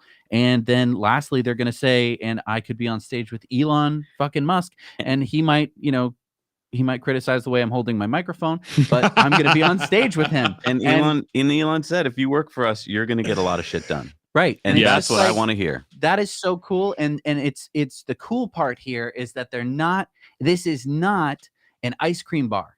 This is not a juice bar or something that's going to try and attract people. They're selecting. They can be this selective to say, do you want to work hard and get a lot of stuff done? Come work for this company. Most companies can't do that. They have to say, we have really good benefits. Oh, we have a really good work-life balance. Tesla's not saying that. So they're selecting for the people who are going to work hard, and everyone else is going to go work for, GE or GM or, they're just going to, oh, well, that sounds like a lot of work. I'm not going to go work there. And they won't. I love that it was a multinational group of highly intelligent engineers on that stage. I just loved it. And the other thing is, look at the age. I mean, what was the average age on that stage? There was some comments where they're just like, I think I'm too old to work for Tesla. I'm 30, and it's like, I mean, I think that there were some 30-year-olds on that stage, but I mean, honestly, these are people. Yeah. I thought a really cool thing that I don't think, engineering in this space is really heavily male dominated, and it's at least from the standpoint of visually, like when I'm looking at the stage, it's like 95% male. But I really enjoyed the fact that a female sort of led the discussion, right? Like there was a woman that started the discussion. I think that sends a message, I think, to the ones that are out there, to people out there that are looking to join the company. It's like, hey, listen, like there's no worry about what sex you are, what gender you are. Like, we want you to work with us. If you listen to, again, I'm somebody who's not natively an English speaker. My first language was English or Spanish. Both of my parents are Iranian. I'm an immigrant. Hearing all the different accents reminded me of how diverse and merit driven the company is. Yes, it's the stage was very heavily male dominated, but that's not a Tesla thing. That's just an engineering thing. It is what it is, right? But the fact that it was female led, I thought sent a message that was really, really cool. Mm-hmm. And the variety of talent and the depth of that talent was very, very evident. I made a note on my notes that said Karpathy who. Right. And I kind of said that like in a very like joking manner to myself, because we all know Andrej Karpathy is a brilliant person, incredible asset for Tesla. The fact that he moved on, it's sucks for Tesla, but I'm very happy for him because he's able to sort of pursue his passions and what he's looking after. And I know Tesla's happy for him as well. But again, it shows that Tesla is not just a company that's out there to make they're not just trying to show their cool products. They know that it requires a certain level of expertise and talent to get there. And again, on full display, what kind of message does that send to people out there that are looking to embark on this journey? It's so weirdly different and unique from every single other company I've seen give any sort of presentation. They're so unapologetically unpolished. And they don't care about really the polished image. They're just coming forward and saying, yep, this is what we're doing. This is what it almost works to their advantage, I feel like. It's almost like a calculated thing. I feel like maybe Elon behind the scenes is like, don't waste your time with this polish and this sales shit. Mm-hmm. Let's just get out there and just deliver the message. And the ones that really care about it will join us, and being in that company, I think truly that's a strategy the company has chosen to take, and it becomes really evident in their presentation format. It's so odd to watch, and it's hard to understand unless, again, you've been invested in this story and how unorthodox the company can be from time to time. Yeah. I had a point I wanted to make, but I completely blanked on it. It's a really good point. Tesla's super authentic here.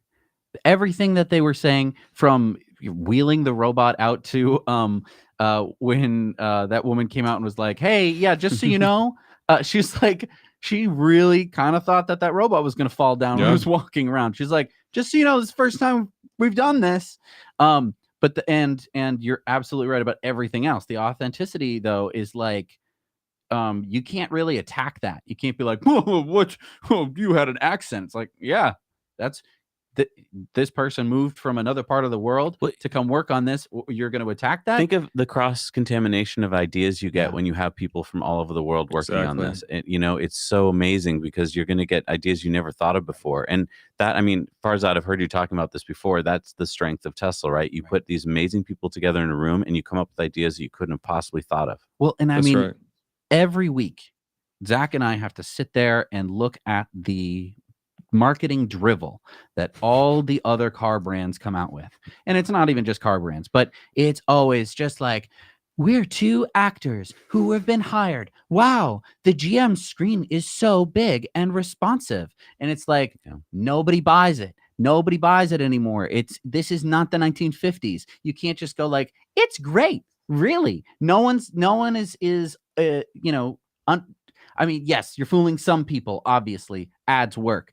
But I think that for the discerning group of people, you cannot have, I mean, because, all these other car brands have, days where they show what they're working on, and they are nowhere near the level of detail. It's always just a nice, smooth, just like, we're working superficial. On it, and it's going well. They're not talking about exaflops of data. They don't talk about that anything. Yeah, yeah. Go ahead. Sorry. Oh, just the time frame on the robot. By the way, if let's say it's 5 to 8 years, that's perfect timing for Starship and Mars.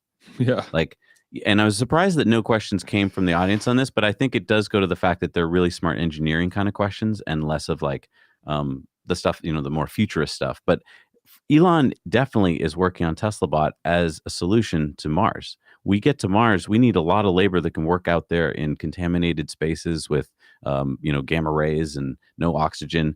And TeslaBots are perfect for that. So, I mean, imagine if he's right on his time frame with Mars and he's right on his time frame with TeslaBot, then they work perfectly together. I know. Right, exactly. Let me ask you both a question on that front. So, obviously, that requires a lot of bots. Elon was very openly said for the first time that TeslaBot, the target is to get under 20,000 per unit. What do you guys think about that?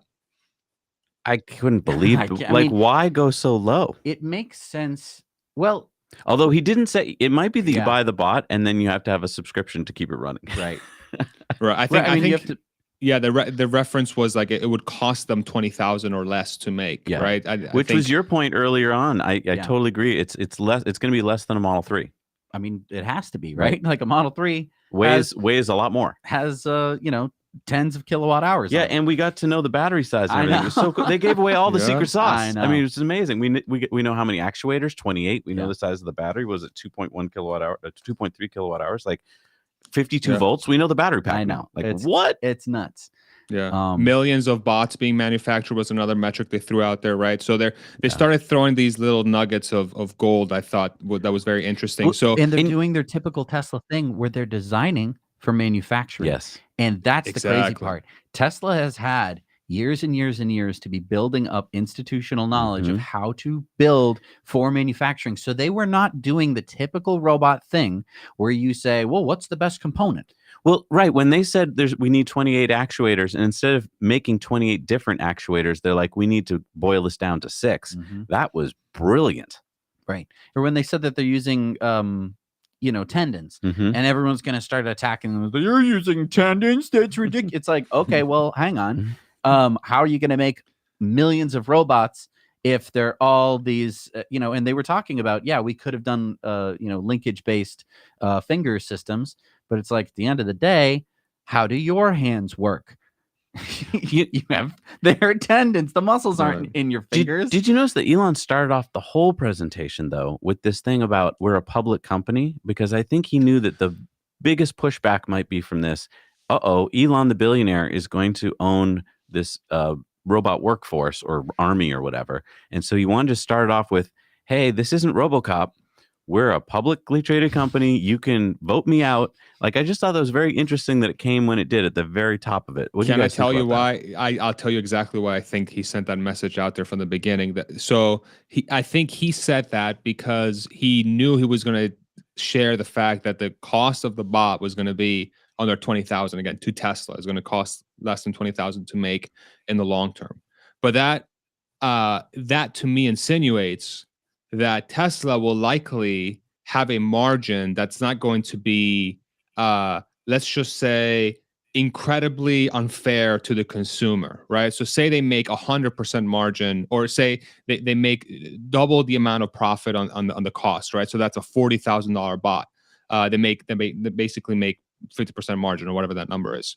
So they already have set an expectation out there that, in my opinion, and that's why he came out and said that, is that the bot's cost is going to be significantly less than labor. And the reason why he came out up front and said, hey, if we're going down the wrong direction, it's very important that we're a publicly traded company, is because he expects there to be friction from the public once this thing actually becomes a product that people can use to replace or displace labor. In my opinion, I don't think that language would have come out from Elon unless he's trying to say, hey, we're going down a direction where we think it's going to be good for humans, but we're going to allow you, the public, to potentially change our course or direction through the purchase of shares and voting rights into the direction that we're taking. That's where my head went to, because if we think about, again, I get the point of trying to balance the bot within the context of supply and demand, and not trying to get it and get it to a point where, hey, listen, like if we can make $800,000 or $1 million on the bot, we should. But Elon, I don't think the company works in that way. And just look at the Model 3 or the Model Y. Like, they've openly said that the prices that they're charging right now for the cars are embarrassingly high, which says that, hey, like, we're trying everything in our power to get the cost down as much as humanly possible for these cars. I think the bot falls under that context. And if they've already said it's only going to cost us $20,000 to make this damn thing, and they end up charging $500,000 per bot, that is a disaster of messaging for what Tesla can be as a company in the eyes of politicians, in the eye of folks that get displaced, who then become voters that could potentially vote for politicians that are anti-Tesla, right? There's so many different dynamics that arise from this thing. So I think there's a 5 to 10 year implication to the language that Elon put out there because of how it could affect labor. I don't know if you guys, what do you guys think about that? But that's where my just head one went to. thing. A bunch of people are putting this in our chat, and I had it in my notes too. I think that Elon said the cost to the consumer was going to be less than $20,000, because when I heard him say that, because I thought I heard it wrong as well, because I was like, how could it possibly be? Right. But a bunch of people in our chat are saying the same thing, that he said the sale price would be less than $20,000. That's even crazier. I don't know. I mean, I don't know if he's going to be able to pull that off. But if that's true, I can't see that they would not turn on some kind of FSD. Like someone put in the comments, like, yeah, you can have it for $20,000, but you'll have to pay for full self walking. I mean, they're raising the price of car full self-driving all the time, and you still have to buy a what most people would consider to be a pretty expensive car, and then spend another how about this? I mean, just like you have to pay for FSD, what if you bought the bot for $20,000, but then you had to turn on whatever it is you wanted it to do? So for instance, I want it to be an auto manufacturing robot. Oh, okay, well that's X per month. Or I wanted to change diapers. Okay, that's Y per month. Yeah, let's get into that, because I mean, there was that question towards the end where it's like, are you going to build different bots and program them differently? I'm blanking on what the answer was to that question. But I think they were basically like, no, I think this is where they also went into like, can you make it asymmetrical or I don't remember that. But yeah, I think what it was is like, why are you taking a humanoid shape when you can kind of customize for each like use case kind of thing? Was that what you're? And I mean, scale is the answer to that question. It's like, right. Like, I mean, there are plenty of jobs where you do need to hire a big burly guy. But I mean, if the robot can lift a piano with its arm, then what do you need to, and also to be clear on that little point, they were saying that the actuator was strong enough to lift a piano by itself. But then they were going to put it into a mechanical linkage that's probably going to make it weaker, but more agile.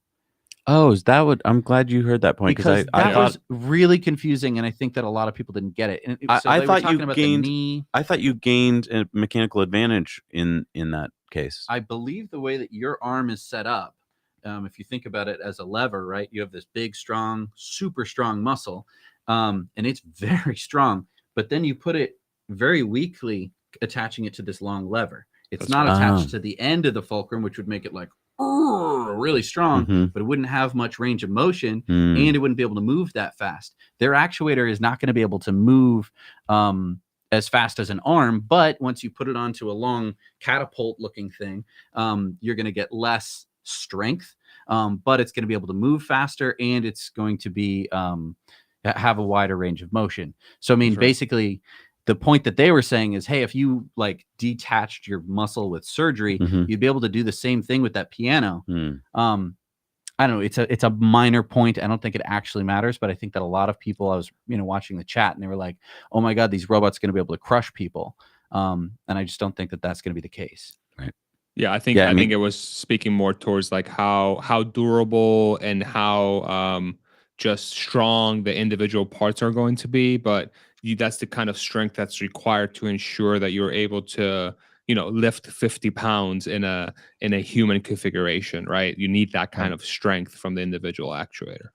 Where do you think they're going to put the off button? Because Elon said there's going to be a stop, some kind of stop button of some kind. I don't know if it's going to be in the app. Can you imagine, like, stop? Yeah. They're going to need one on the app. They're going to need one on the chest, on the back, right? I feel like it's probably going to have multiple stop buttons, so it's easy for the human to like reach in and stop it if they don't have access to the app. It's interesting because it's like, that's one of those questions that we talked about before the stream. Like when it comes to human interaction and ensuring that there is a safe environment between the robot and the human, what does that mean? I would imagine it would probably have multiple stop buttons. So easy to access, easy, or it could be just like touch sensing, right? Like you touch the robot and it stops, or you hold its wrist and it stops. I have no idea, but it's probably going to have more than one just to make sure that you can reach it from multiple angles and directions. For something so profound tonight, I am so surprised that the word profound did not happen at all. I know. I got drunk over here, bro. I know, for real. My God, I should have used exaflop or something. Oh man, screwed up. Dang. I love that question near the end about what period of history would you rather have been born, and Elon's like, right now. I love right now because you know what, people, this is a really cool part of history to be alive in. I think I mean, who knows what's going to happen down the road, but like we got starships, we got Tesla bots, we got FSD. This is amazing. Yeah, they clearly came across as a company that knew what they were doing. I think that was another big takeaway I had. Is like, again, this is a reaffirmation that Tesla knows what it's doing. They are amassing the right talent to tackle extremely difficult problems head on. And like I said before, they're not afraid to be vulnerable about how they're approaching that. They want to open themselves up to the public. But the thing that, and I'm not technical in that respect. Like I had literally the middle section of that entire presentation went completely over my head. But the biggest thing that I took away from that is like Ford, GM, Meta, Facebook, any tech company or manufacturing company in the world would never, ever, ever, ever, ever, ever, ever come out and do this presentation because they would be bound by NDAs and some sort of like, oh my God, we can't share that. We're going to be afraid that other companies are going to steal that from us, And Tesla's like, I don't give a fuck. This is what we're working on. If you want to steal it, go for it. Check out the talent we got here. We're going to go way faster than you are. That is profound from a company perspective. I've never seen that before. It's so weird. It's so completely weird.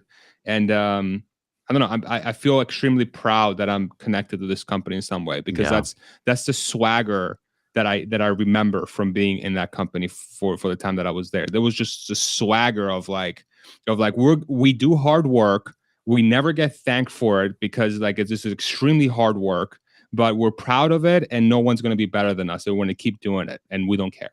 And that was on full display today. And it, I don't know, man. I felt very proud, and it's.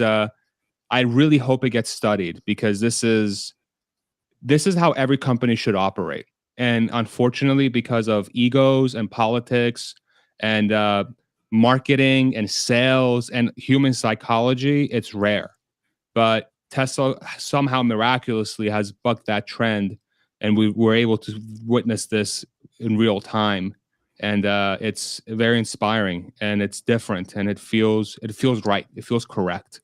And I think that's yet another affirmation for me that, hey, this is a special thing. It's crazy. That's so cool. I have a couple questions for you guys. One is, I felt like Elon looked really good, healthy-wise and happy. What did you guys think? Yeah, a lot of people were commenting on that on our stream.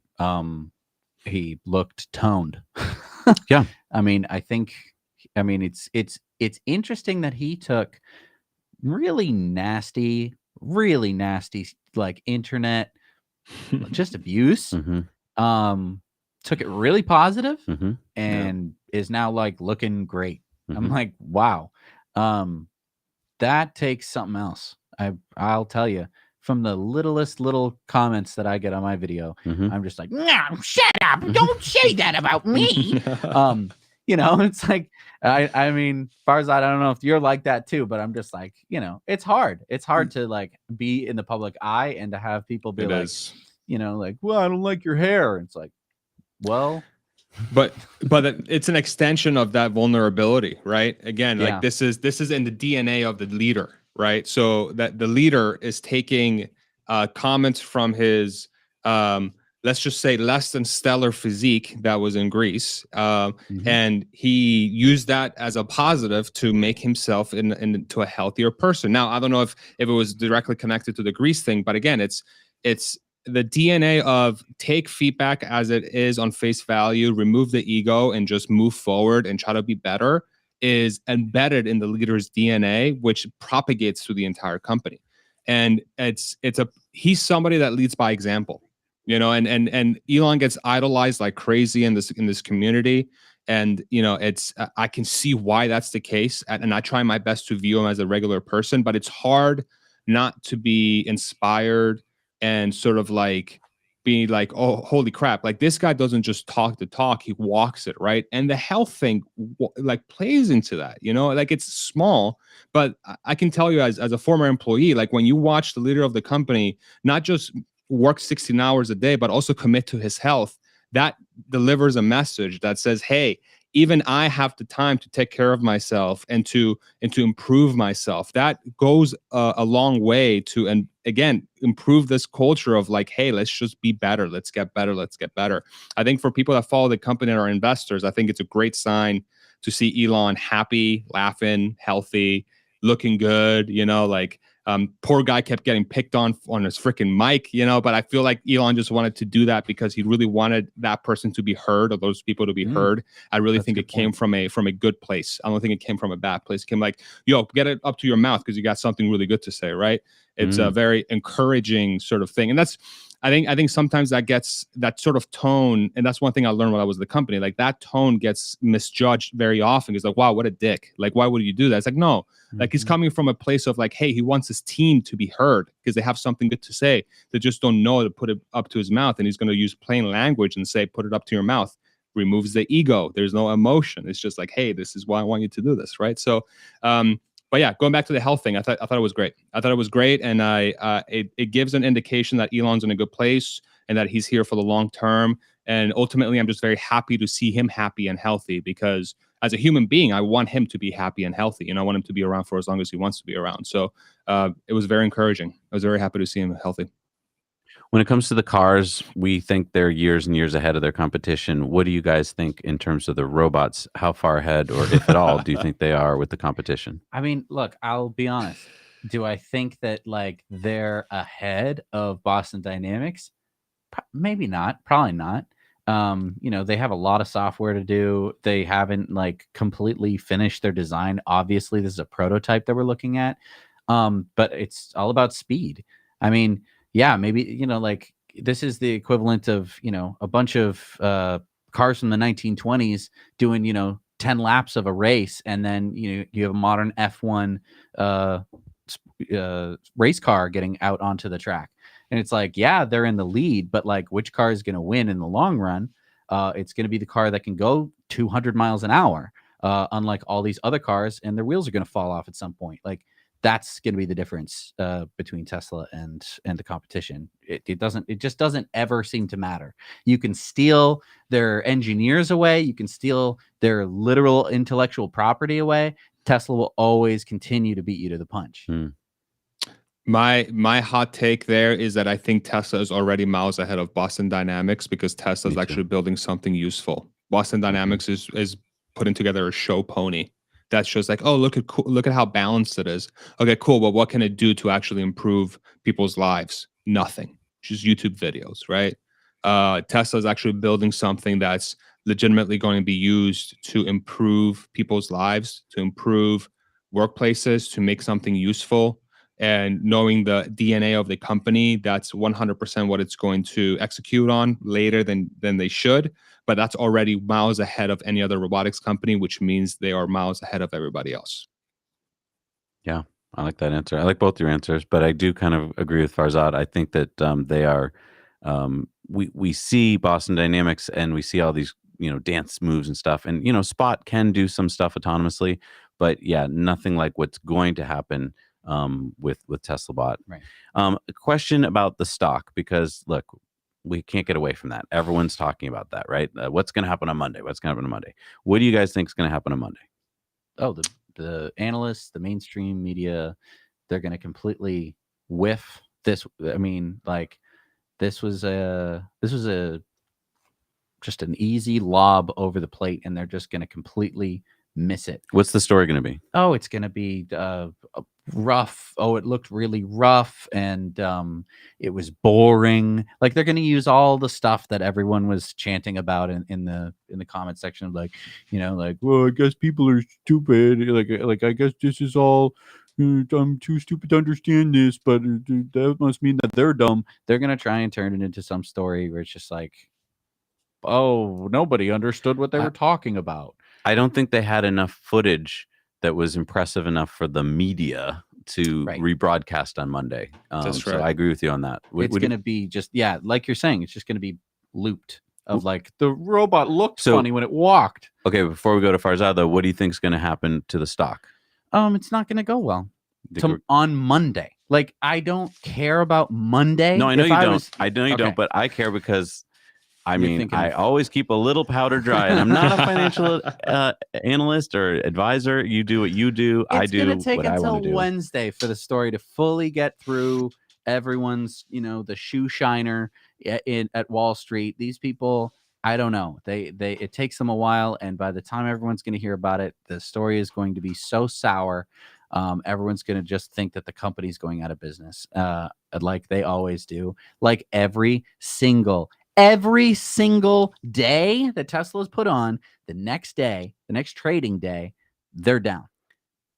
I know. I've been watching a bunch of people in the chat that I do know a lot about because of their trading, and a lot of them are saying it's going to be a buying opportunity on Monday. What do you think, Farzad? Yeah, I don't think it's going to influence the stock at all. I think the headlines we're going to see is like, Tesla continues to push its pipe dream. Tesla whiffs on presentation. They don't really show anything. New product is not even useful. They're just out there speaking a bunch of nonsense. But again, I agree with Jesse. The overarching theme of an incredibly confident company who is putting all its cards on the table and really showing what it takes to build incredible things they're putting it out there and saying, this is what we're working on, and come join us. And if you do, be ready to take over the future. That whole theme is going to get completely lost. And honestly, I don't blame them, because those folks are focused on quarter-to-quarter movements. And this is not a quarter-to-quarter outside of full self-driving, which again it's in the state of being seen rather than being talked about. Like, we really need to see results. I really think from that perspective, it's not going to do much. So to me, it's going to be a nothing burger. It's going to be dominated by macro. Russia or Ukraine is probably going to dictate a lot more than anything else. The delivery and production numbers over the weekend are really going to influence what's going to happen in the market. So I would not expect this to do anything to the stock whatsoever on Monday. It's really good thoughts there. I think you're right. I think that the delivery numbers, because it is end of quarter right now, are going to affect a lot of people, which again, you're right, is short-sighted, because who cares? But that's what everyone. It's an auto company, and how many they deliver is so important. How big of a separation has Tesla created after today, dude? Like that's what my head goes to. Like, the separation is insane. Right. Elon even said it. We're an AI robotics company. We're all these startups, but yet we just keep thinking of them as an automotive company. I love this comment. Hyundai owns Boston Dynamics, right? They I think it's like an 80% stake in Boston and Dynamics. SoftBank, yeah. And you're like, oh, so but like, that's completely, like, that's taking two separate things and going, now kiss. That is completely different than something emerging out of another thing. That's correct. And so, like, Hyundai can have Boston Dynamics. That doesn't mean that their tech that is in their cars is going into those robots. And most likely, the tech that's in the robots is not going into the cars either. Which is probably why Hyundai bought them. They think that maybe, and they're smart in buying intelligent engineers who have been able to design what they've done. Sure. But it's just not the same thing as Tesla branching out with just bountiful amounts of intelligent engineers who are working their butts off, only to be replaced by the next generation in just a few years. But it's the honeypot dilemma, right? In that situation that Elon was talking about, right? Like, it's yeah, exactly. Yeah, he put it so well. And that spoke to a lot of engineers. Don't go working for a honeypot company. I'm not that company. And I think I'm going to have this problem on Monday. I'm going to forget how excited I was when I saw what I saw tonight. Oh, it's going to be dreadful. Because it's going to be dreadful tomorrow morning. It's probably already dreadful. I haven't opened my news feed yet, but I'm sure that there's going to be this looping GIF on a Business Insider article of pushing a robot. Of them, oh, they had to wheel it onto the stage. Yep. Okay. That's the headline. That's the headline for sure. They wheeled it. Because we were all talking before the show, and I'm guilty of this too. I wanted to see the robot doing something fantastical, and and it did in many ways, because for the time frame that they've been building it. But I know that, yes, I'm going to forget this feeling. So please, both of you, remind me continually how freaking exciting this is, because this is an amazing company. I've never seen anything like this in my lifetime. Yeah, it's unbelievable. And the fact that they're going to be solving FSD in parallel with the bot, I think, sends it yet another level, right? Because it's like by the time they do the next year AI, and they were talking about the monthly podcasts, dude. Like, that is such a brilliant idea. Like, stick a bunch of hardcore nerds and talk super in depth about what you're working on. That's brilliant. Like, 100% Tesla should do that.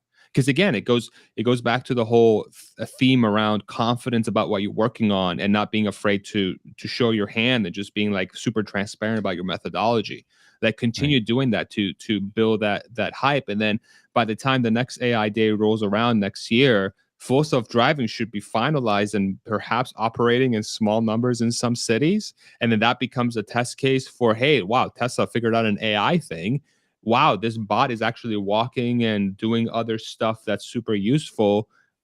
How much longer until this becomes a reality? Then you get some momentum going. So it's a long burn, man. Like, it definitely is a long burn, but Tesla has been a long burn since its inception, since I really started investing since 2012, right? Like, it's always the future. It's always the future. And the fact that Elon and the team continue to be focused on the future, for me as an investor, is by far the most important thing. I don't want the focus to be oh my God, we're going to talk about for 2 hours about how we're building the most cars in the world and we're going to hit records in Q4 of 2023. I don't give a shit about that. Talk to me about what you're going to build in 5 to 10 years from now. And they went hardcore for 3 hours, 4 hours on that, dude. Like, that's unbelievable. It's incredible. Well, speaking of 4 or 5 hours, we're on almost to our 5th hour. I want to say super thank you to you, Farzad, for being with us this whole time. Likewise. To our team over at Corporate Streams. Thank you to our viewers who stuck with us. This was so much fun, but it is getting late, and I do have some tequila in me, so I probably should say goodnight to everybody before I say something stupid. Noah, thank you to you and Josh and the whole team over there at Corporate Streams. You guys were just amazing rock stars tonight, making this all work flawlessly, so thank you so much. Whew. Yeah, man. I've got a little bit left. I'm gonna say good night to everybody. This was so much fun. I want to do this again real soon. Yes. Here, let me get on my let me see if I got a little bit left in this one. Here we go. Cheers, y'all. Honestly, like from the bottom of my heart, Zac and Jesse, dude, like I'm so thankful to have gotten to know you guys, and I'm really honored to have shared this this time with you guys. Like I really feel like the Tesla community is super special. You guys have been doing an incredible thing for the community. I know sometimes you get criticism around like some of the stuff you do, like the Tesla service thing, but I really want to give you kudos for having the balls of coming out and really speaking your truth and being just being honest about what you're seeing and constantly doing what you guys believe is the right thing. So I think that takes a certain level of courage and balls, and I commend you guys for that. Thank you guys very much for sharing the stage with me. Thank you to everybody who has watched the stream. Thank you, Noah, and everybody. And honestly, guys, like I had a blast. Thank you guys so much. Seriously, I'm honored to have shared this with you. Seriously, thank you. Thank you. This is a lot of fun. Yeah. Well, I think we'll be doing it next year, right? Because he said there'll be an AI day I'll next be there. year. So that all right. I'll be Sounds there. perfect. Well, good night, everybody. Thanks for being with us. We'll see you soon. Take it easy, y'all. Good night. Bye. All right, let's do